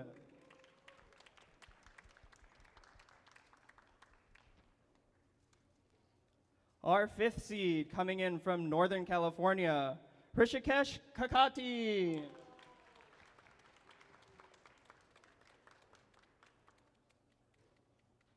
Our 4th seed, from Southern California, Brendan Dunnigan.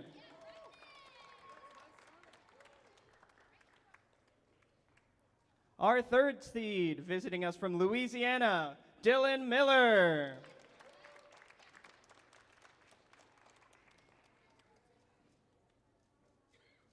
Our 2nd seed, from Northern California, the 2025 U.S. All-Star, Micah Yo.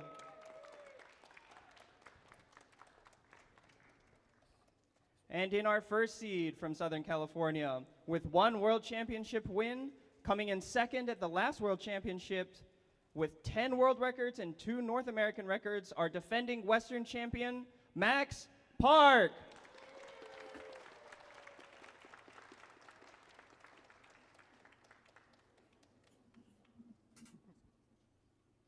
Good luck to all the finalists. Runners, please bring out the puzzles. And with that, we are about to get started with the one-handed final here at the Western Championship. The last name to be called, the greatest name perhaps in all of speedcubing. Sometimes, so we call him the GOAT. I think we kind of throw that around a lot in speedcubing, but if there's one person who deserves it, it is Max Park. Incredible solver, former world record holder, just absurd solver all around. And yeah, I can't wait. It's Manu Singhal again on the mic with Zach Rydell. Very honored to be casting with you, Zach, as we go through this OH final. Bendy to get us started. Say it's always lovely commentating with you, Manu. Just want it to be known. Give you your flowers. Oh, shucks. Brendan Dunnigan flying through the solve here. 1098 plus 2, unfortunately. Going to be 1298 there for Brendan Dunnigan. One of our top 5 names to look at, Rishu, Brendan, Dylan, Micah, Max, all vying for a spot on the podium, hopefully. Here's Micah now. As mentioned in the intro, he was one of the all-stars at the U.S. National Championship last year. Y-Perm to finish things off. He got there so fast. Great solving from him. 943, not an easy alg Y-Perm to execute. I was going to say, I think we're seeing 5 for 5 CFOP out of our top 5 solvers. I'm not sure what Rishu uses, but taking an educated guess. Dylan Miller, 1379, not too stoked about that. Max Park warming up here now, getting ready for solve number 1 of 3x3 one-handed. Yeah, out of all solvers, the 2 big Ru users are going to be Dylan Govic and Jason Ostick, both delegates. I don't know, not sure if there's a correlation there. Of course, Max will be using CFOP. He actually more or less invented somewhat the style of solving on the table. You're going to see the cube on the table for a huge part of the solve. It's kind of weird how fast Max is for how long the cube is on the table. But yeah, I mean, just incredible turning. Nice little A-perm there to wrap things up. 950 like it's nothing. 850 like it's nothing, Manu. Yeah, truly stellar solving, showing why he's the former world record holder for a reason. Ah, here we go. Here's our first look at Ru. I forgot about Jihu. Sorry, Jihu. Also Ru user visiting us from the Mid-Atlantic, from New York. Nice to see some familiar faces. 1315 there for Jihu. You guys really like us, huh? We like to travel. It's mutual. It's mutual. It's mutual. I think this Cubers wanted to support other Cubers, supporting such a small competition like this in comparison to Mid-Atlantic Championship. Okay. I mean, All we want to be able to come and support you guys. All right. Third biggest comp in the Western Hemisphere this year, by the way, is Westerns. Giving a shout out to Dylan. Dylan getting a 10. All right. I mean, that's looking really good. I mean, he's in third place projected right now because he got an 11:38, but a 10 is going to put him in a really good spot. Let's go, Dylan. All right. All right. See Micah. I thought Micah just got a 12 there, but it just seems that he was just warming up with the competition timer. Micah going up for solve 2 right now. Currently projected second in the field, behind Max, ahead of Brendan. Rishu off stream got 1173, so after 14 good bounce back, he is still in the mix. Although he needs to keep his pace up if he's going to stay there. Micah is ready, inspecting here, seeing what he can find. See a little bit there on yellow. I think that's going to be his choice, and it is. Big pause there on that F2L pair. Yeah, okay. I actually don't know how he got an 11 on that because I could not follow that solution whatsoever. I mean, I guess F2L was facing us, but that was crazy. I am stunned that was sub 11 and a half, 12. Great, at least good comeback. I mean, when you're good, you can make a bad solve look great. Yeah, let's be honest. I mean, that's Max Park. That's the difference between the average solvers and the best solvers in the world, right? Like you were saying, anyone can get a good single, but when it comes to the bad solves, how do you kind of come back from that? Max now color neutral solver. What can he put together on 850 on his first? Fantastic. He is by far the favorite to win the Western Championship. And another good looking solve here. He's not as efficient as before. That last layer did not look fantastic. 966 is his time. Yeah, I don't know if we have any other color neutral solvers in the pack. It looks like green actually looked quite good there as well, but I guess we don't get to see the potential of it from anyone here. Brendan Dunnigan, 1061 off stream, currently projected 4th. Yeah, Bendy actually, Bendy I know is color neutral for 3x3. Not sure if he's gonna kind of turn that on for OH as well. Here's Jiu. Jiu's actually sitting in 5th after getting 11 on solve number 3. Looks like he's struggling a little bit with CML. Here's the LSE, another 11. He's not struggling at all. He is here to stay. Counting an 11 now. So he looks quite excited about that one. A little shocked, like, oh, that's another 11. Awesome. Yeah, no, he's on pace. That's looking good. Worst possible 12.56. I mean, that's a great worst possible to have right now. I was gonna say his PR average right now is 1203, so maybe a little bit of potential there for Jihu. Dylan there, he looked like he was on pace as well. I mean, it looked like he just had RU gen there at the end. I guess probably just a U perm or something. But yeah, very solid from him. We're seeing some good solves come out here. 11 is good.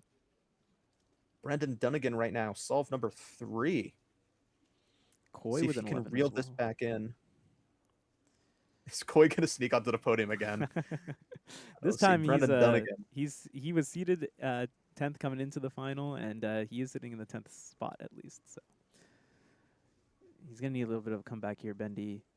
He's just gonna go for the ZBLL, just kind of practice the recognition, whatnot. I mean, the turning there looked not too bad, but he did kind of give up, unfortunately. A 13, not gonna do it. Yeah, I was gonna say, when you look away from your cube during your solve, I mean, it's got to be some admitting of defeat there. But Micah, right now, inspecting scramble number 3. Yeah, going for yellow again. This one looks like a much more traditional solution from what I can tell. Ooh, the ZBLL, a nice. Oh, okay, not quite. Looks like just gonna do the CP there, ending with a U-perm 1030 from him. That was actually not that. I guess executing that OH. The Algaino is not the good OH. Jihu with a BPA 1189 PR average, currently projected 4th. Maybe another Mid-Atlantic cuber can sneak their way onto the podium here. You guys are out here to Dylan farm more Govic. podiums, huh? Yeah. Dylan Miller solving right now. We saw Max Park also getting ready to solve there. See what Dylan Miller can pull off here. Yeah, well, Max currently inspecting. Dylan on last layer. I think Dylan will finish before Max starts. Okay, not quite. Dylan got an 11. Max, wow, he got to last layer so quickly. Is that a ZBL from Max Park? 869. Great stuff from Max. He is counting an 8. There's good, there's great, there's Max Park. Just like another level of solving there. Well and ahead of everyone else in the pack. It's going to take 2 really bad solves from Mac or a couple really good solves from everyone else to be able to dethrone him as our Western champion. No, yeah, he's looking good. Let's go around the park a little bit. Dylan Miller actually is still in contention to get ahead of it's sort of a park. He actually still is contention to beat Jihu. He has a BPA that is better than the clubhouse leader at the moment. Other solvers kind of, yeah, we're starting to see some BPA, WPAs populate. Currently, yeah, Dylan looks pretty good. Koi got a 9? Okay, so Koi isn't, that's PR too. Okay, Koi's just popping off. This is his Westerns, man. I was just say another PR for Koi. That would that would also sneak him onto the podium again, it seems. Let's see what Micah can pull off on solve 4 here. Currently, worst solve is an 1138. Hoping to make that be the worst solve any average does mean he's going to have to perform really well in this one here. Yellow cross. I mean, yeah, really solid F2L there. No major issues. Good turning. Ooh, not entirely sure. Okay, maybe he did the CP or something. 10-10 for Micah. So he is looking in real good position. Yeah, he is guaranteed to beat Jihu now. 10:59, his worst possible. Fantastic stuff. He has a chance for PR too, by the way. Say, looking quite close there. Max Park going up for solve 4. Not sure where Dylan Govich is sitting. This, according to WCA Live, this is solve 4 here for Dylan. Let's see. Bringing out that Rue. I mean, this onto is LSE. This is good. Yeah, I mean, 1191. And yeah, I'm not sure if that's solve 4. Yes, but theoretically it's solve 4. I mean, 1256 worst possible is not bad here too. Max Park now. Already counting an 869, looking to improve that somewhat. Here it is. Yeah, I mean, a U-perm, when you have a U-perm as your PLL, 752, it's just too easy. He's guaranteed a sub-9 average. He's guaranteed the win. No one can catch Max Park, as expected. As I say, we might be looking at over a second gap between first and second place. But, I mean, we're competing against Max Park. That's kind of just how things go, it seems. Still some potential here. The podium seems to be quite a toss-up. We got quite a race between Micah, Dylan, Brendan, and Jihu. Yeah, I actually think Micah is locked into second place, actually. There's nothing he can do. Yes, sorry. I guess we're aiming for third. Sorry. Yeah, I mean, third is a much bigger race than I would have anticipated. It is quite open. Yeah, those 3 names, Dylan, Brendan, and Jihu, all with a possibility to grab that bronze medal overall. But first, we will go to Micah.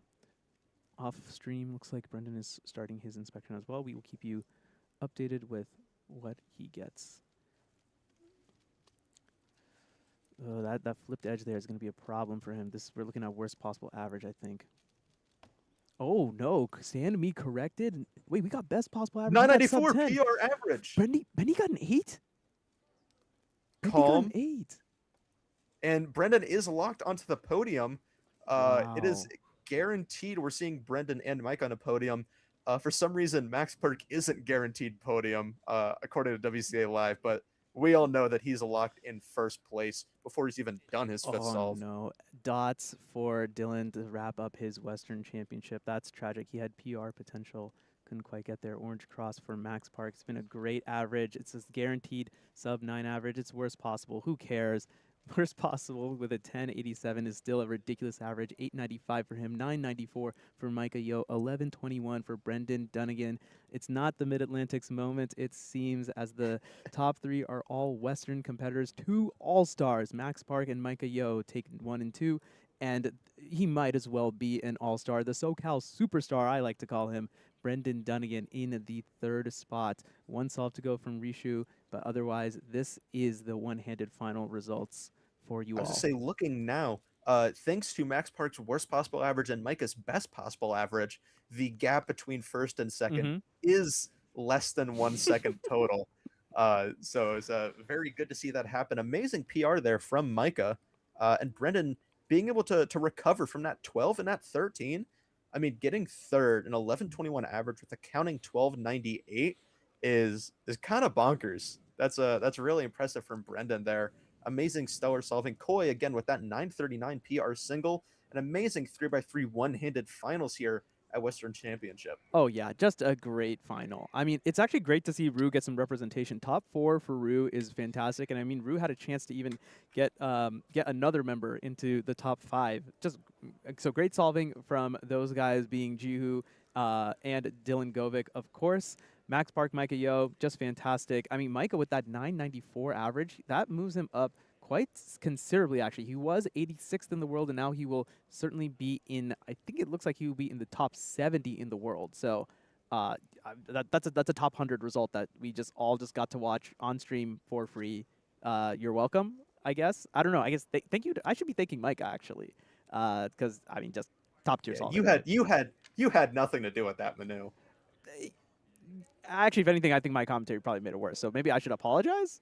How do we go from me receiving thanks to me? Okay, whatever. It is what it is. Do you know where we go next? 3x3 blindfolded finals. That's next up on the schedule. Oh my goodness. We have Graham Siggins leading the pack here. Actually, I have some very bad news to report. This is actually the most insane thing I've ever heard. Graham got so he didn't get into an accident, thankfully, but he got stuck in such an horrendous jam that he is not going to be able to make it to the 3-blind final. Graham, the defending Western champion, will not be in attendance, unfortunately, which is actually a huge blow and actually really, really, really shakes up the Western champion race. So, yes, this is news pretty fresh off the presses, everybody. Unfortunately, it's some pretty bad news because we love Graham.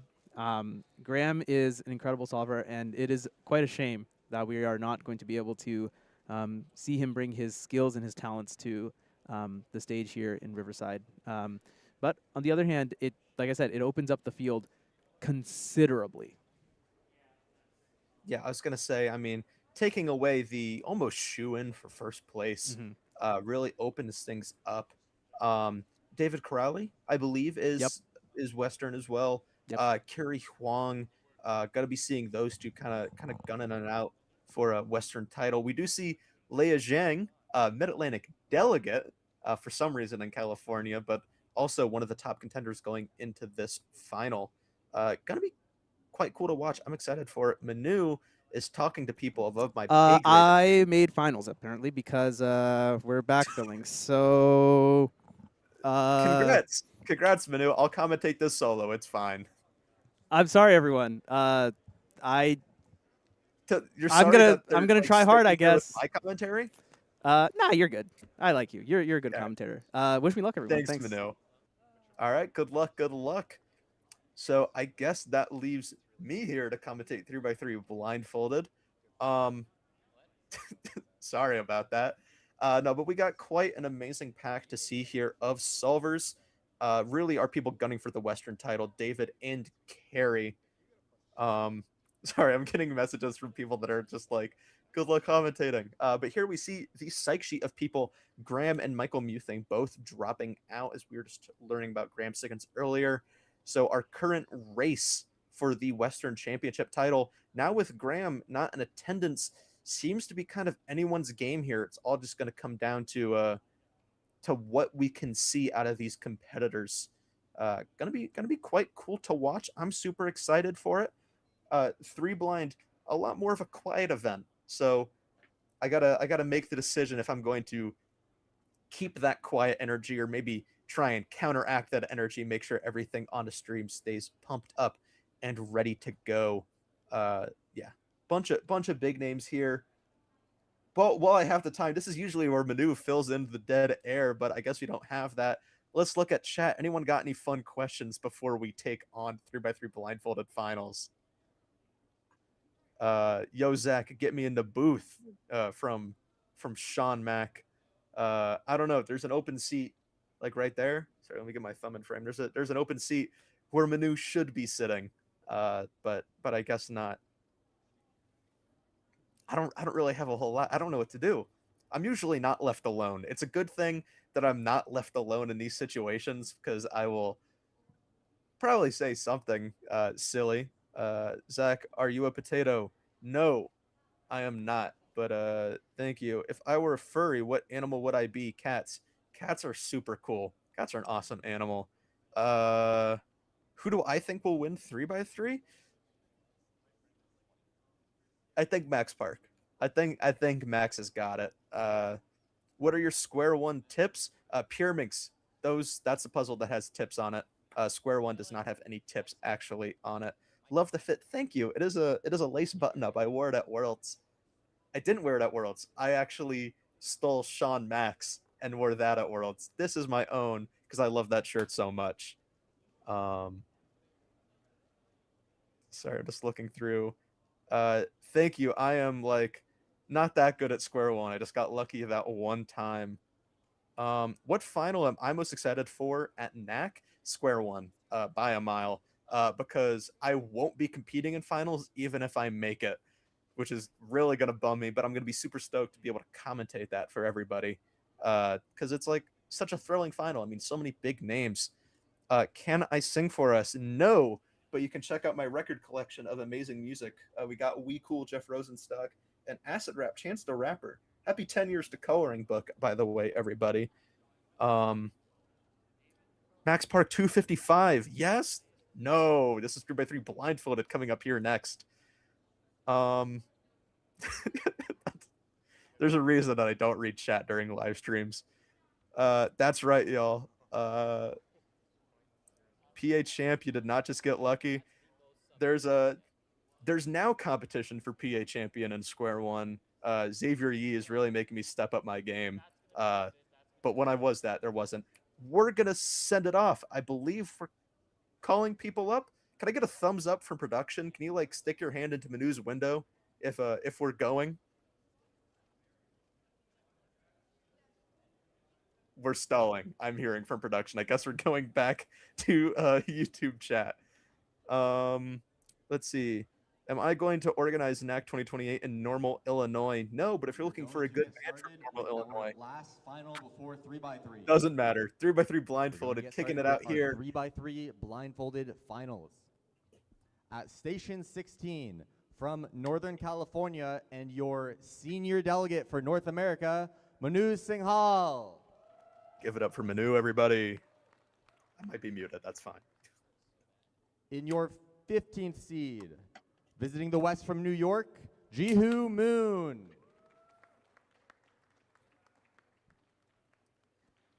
In your 14th seed, from Northern California, Thomas Liu.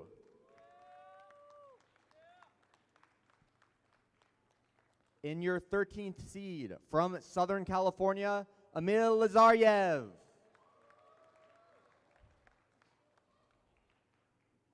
In your 12th seed, from Northern California, Jacob Marinas. In your 11th seed, from Southern California, Ryan Fong. In your 10th seed, from Southern California, Kate Graham. In your 9th seed, from Southern California, Andrew Lay. In your 8th seed, from Southern California, Hime Arellano. In your 7th seed, from Southern California, Evan Liu. In your 6th seed, from Reno, Nevada, Jason Ostiek.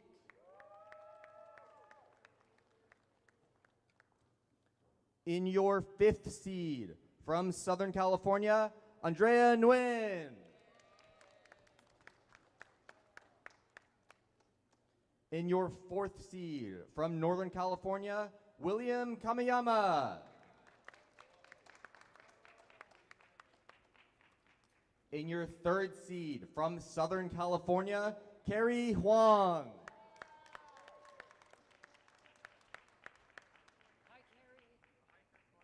In your 2nd seed, visiting the West from Pennsylvania, Leah Zhang.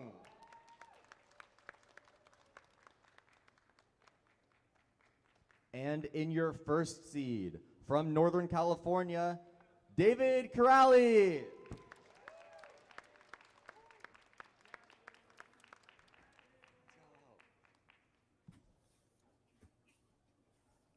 I would like to remind everybody that 3x3 blindfolded is a silent event, so we need total silence in the room for the entire duration of this round. So, shh. Also make sure to silence your cell phones.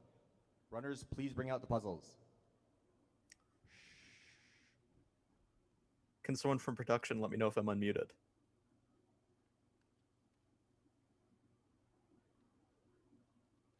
All right, everybody, you heard it here. 3x3 blindfolded finals starting right now. Silence your cell phones or turn the volume up because things are about to get pumping here. We see Leah Zhang, our number 3 seed, now our number 2 seed coming into this competition after Graham unfortunately dropped. Let's see what she can pull off. She did get a 31 PR single in the first round, so let's see if she could keep up that pace. One of the names to watch out for, even if not gunning for the Western title, hopefully still being able to make it onto the podium. And we're off. So looking at the scramble here, not seeing a ton of solved pieces. I know a little bit about 3x3 blindfolded, so hopefully I can get us somewhere. Doesn't look to see anything solved, but let's see how Leia can approach this solve. But really just approaching, is she going to go for strictly singles, or is she going to try and safety to get something? Seems to be quite a long memo. She's not too happy with it. Finally donning the blindfold, not sure at what time. At around a 30-second mark. David Crowley donning at around 10 seconds.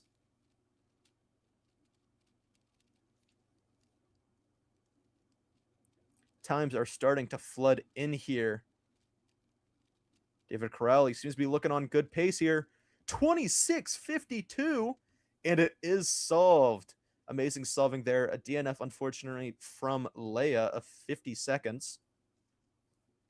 Hime Arellano, 34.72. Jason Osdick, 36.62 PR single. West Coast Cubing delegate Carrie Huang, 38.09, rounding out our top 4. Oops, sorry, Jacob Marinas, 36.62 single. Sorry, the names update on the left, so I'm not seeing them right away.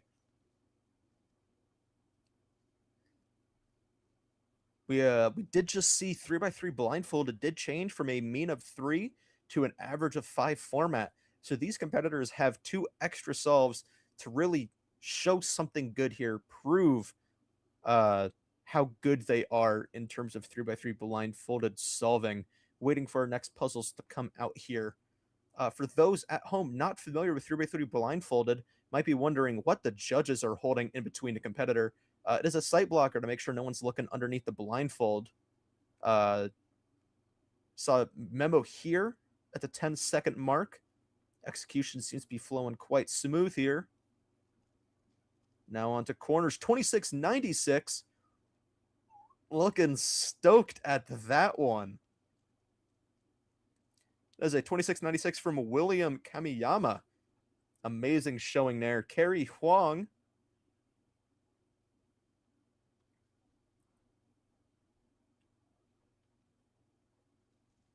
Let's see if he's able to pull anything off. One of the other front runners for Western champion, though, David Corrales, 26, seems to kind of shut everyone else out at the moment. Memorization at 14 there for Carrie.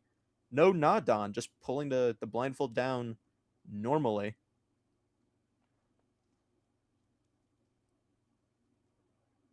On to 3-style corners. I hope 3-style. David Corrales inspecting now. We're gonna jump to David.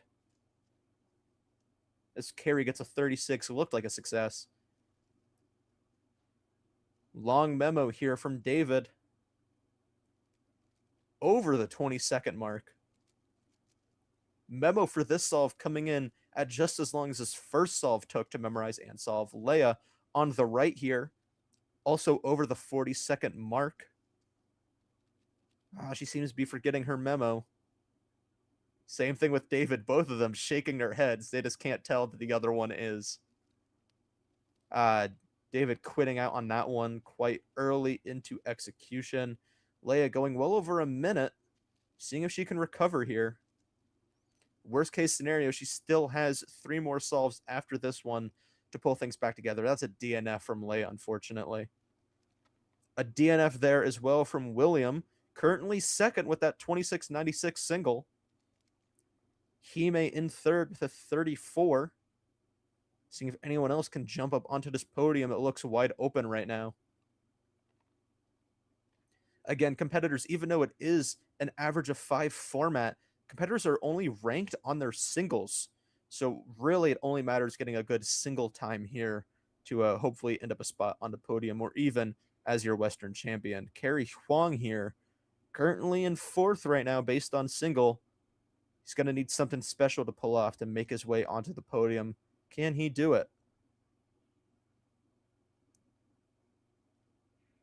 Done with memo at the high 13-second mark.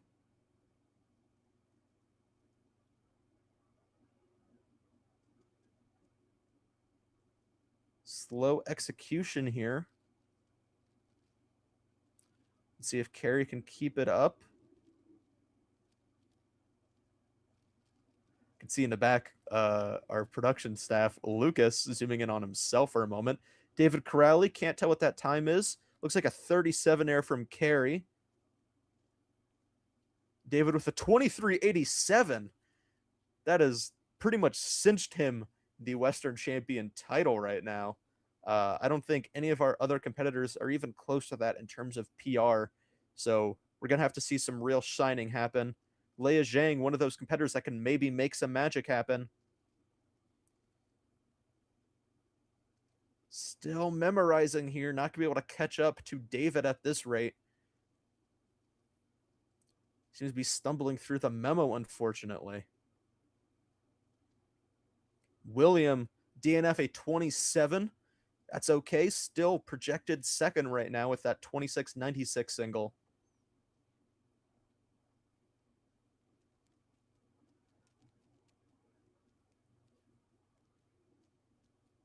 Kind of reaching into the sight blocker, maybe finding the solution there, but I don't think. No, it's a DNF, unfortunately, there. Leia also a DNF. It looks by 2 twists.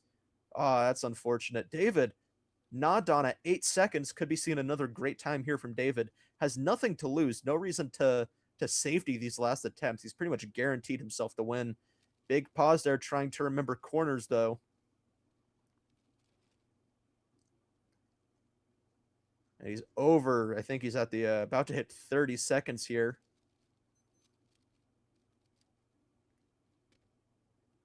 Quite unfortunate. 35. It is still solved, I think. Kerry Huang back to him. Our podium has not changed yet. Still David William Hime. Kerry donning the blindfold at 16 seconds. Can he get back in this? He has no DNF so far, so seems to be on good pace for an average. Not sure what his PR is, but getting an average in an average of 5 format is still impressive. Yet to see a success, on the contrary, from Leia Zhang. 3 DNFs in a row. Kerry Huang. DNF, unfortunately, at the 40-second mark by a flipped edge. Let's see what William can pull off here. Solve number 5. This is our first time seeing this final scramble here. Going to be a good judge of if it's a lucky or not. 13-second dawn there from William. Saw the RUSU perm there, or at least something looking like it. Some fun finger tricks there. It seems to be pausing out. Not going to be a better time. So not contesting David's title. It's a DNF there from William. Still earning 36 there. Jacob Marina's 30-42 single on solve 4, knocking Hime off the podium. Leia Zhang here, solve number 4. Can she reel it back in here?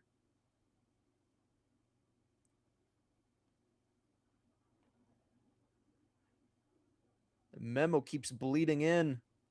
24-second dawn there. Doesn't seem like she's going to be able to make it onto the podium with this solve. David, a nod dawn at 10 seconds there.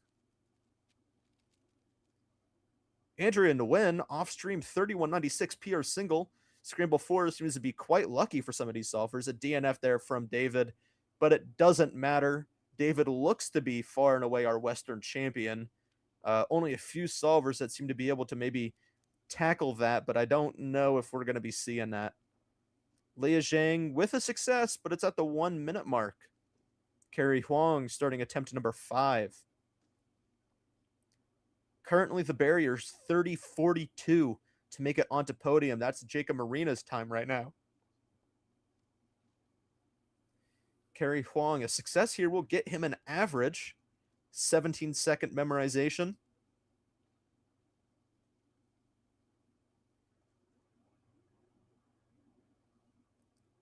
Big pause there during execution.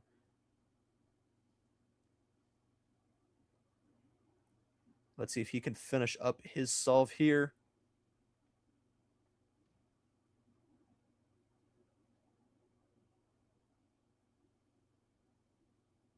Seems to be struggling to recall some of the memo here. But after doing 5 solves in a row, that's a DNF out for Carey. No average for him, unfortunately. Leah Zhang, one of our final solve from her. Can she pull it back together? Was a 54 on the 4th one, not a minute like I thought. So if she breaks PR single here, she could get close to the podium, but she's gonna have to pull out something really good. We've actually yet to see a single solve from this scramble here. Jacob Marinas here, currently projected 3rd. What can he pull off? Still memorizing this deep into solve 5. Not going to be breaking any barriers into 2nd place. Back to Leah Zhang here. Started memo, edge execution. There's that same fun finger trick that we saw earlier. On the corner, she could pull out a good time here. It won't podium. And she's struggling to recall, unfortunately.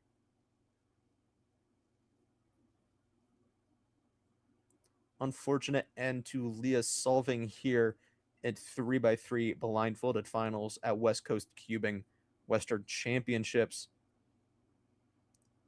Still haven't seen the last 2 solves from Hime. Seems to be in contention. Could at least podium depending on these final attempts.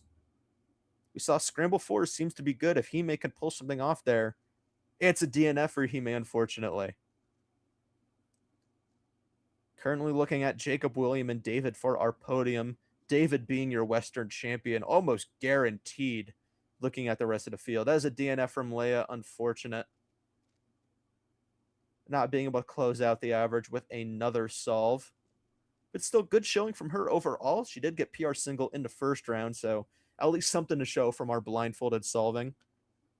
Hime still has Scramble 5. No one has solved Scramble 5, it seems. That's all DNF so far.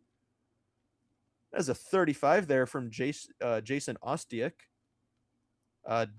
Does move up a little bit in the rankings. Does put him ahead of Carrie Huang.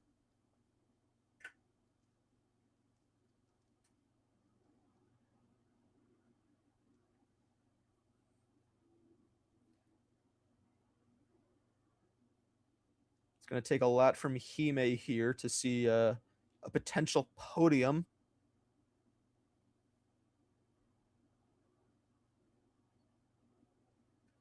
See a 2nd PR from Evan Liu. Many 3x3 blindfolded PRs this competition, but a 38-17. Currently projected 8th right now in the standings.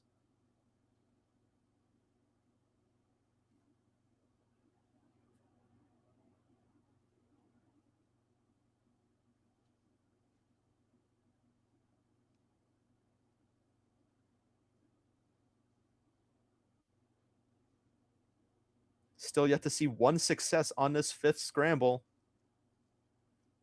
Seeing we're having some competitors struggle recall.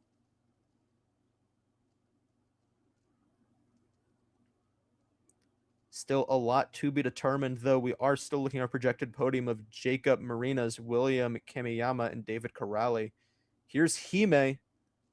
He is the last contender that could potentially sneak back onto the podium. Gonna have to be some quick execution, though, no errors. Getting close. Still solving edges at this point. Looks to be well out of range. Oh, we're getting close. Will not be a podium from Hime there. It's a DNF, unfortunately.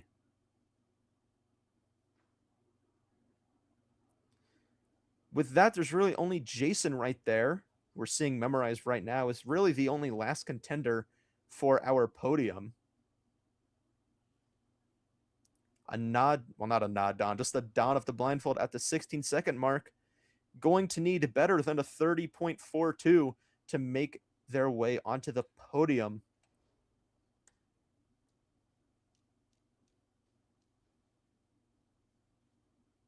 That is not going to be enough. Should be a fairly locked up podium at Jacob Marinas with a 30.42 single, William Kimiyama 26.96, and David Corrali 23.87. David also being your Western champion by the looks of it. Off stream, Manu with a 146 single. That's minutes, not seconds, unfortunately, but nice to see him get a success after getting called up late to compete. No real warm-up. Takes a lot to be able to succeed there. But here we're seeing our projected rankings right now. Seems to be a very, very fair estimate putting David and David, William, and Jacob into our finalized podium. David being your Western champion as the rest of our solvers start to finish out the rest of their attempts. Make sure you stick around. Things are quiet right now, but things are going to heat up with 3x3 head-to-head finals coming up here quite shortly. Got some big names. Seeing if we could still watch some of our solvers.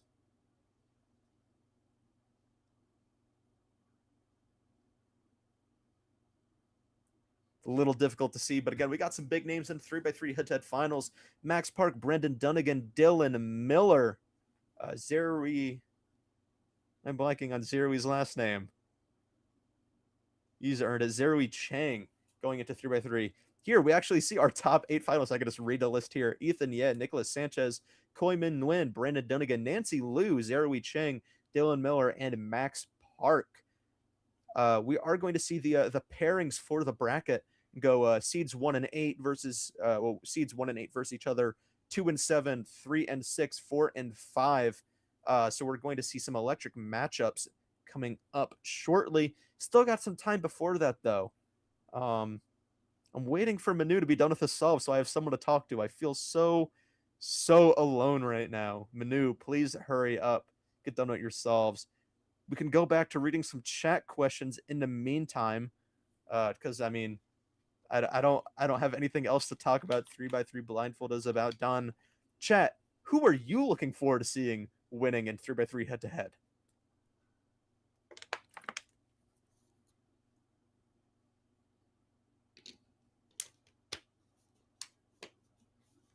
Someone, right? I was gonna say the stream's a little bit delayed. 2026 PA champs when?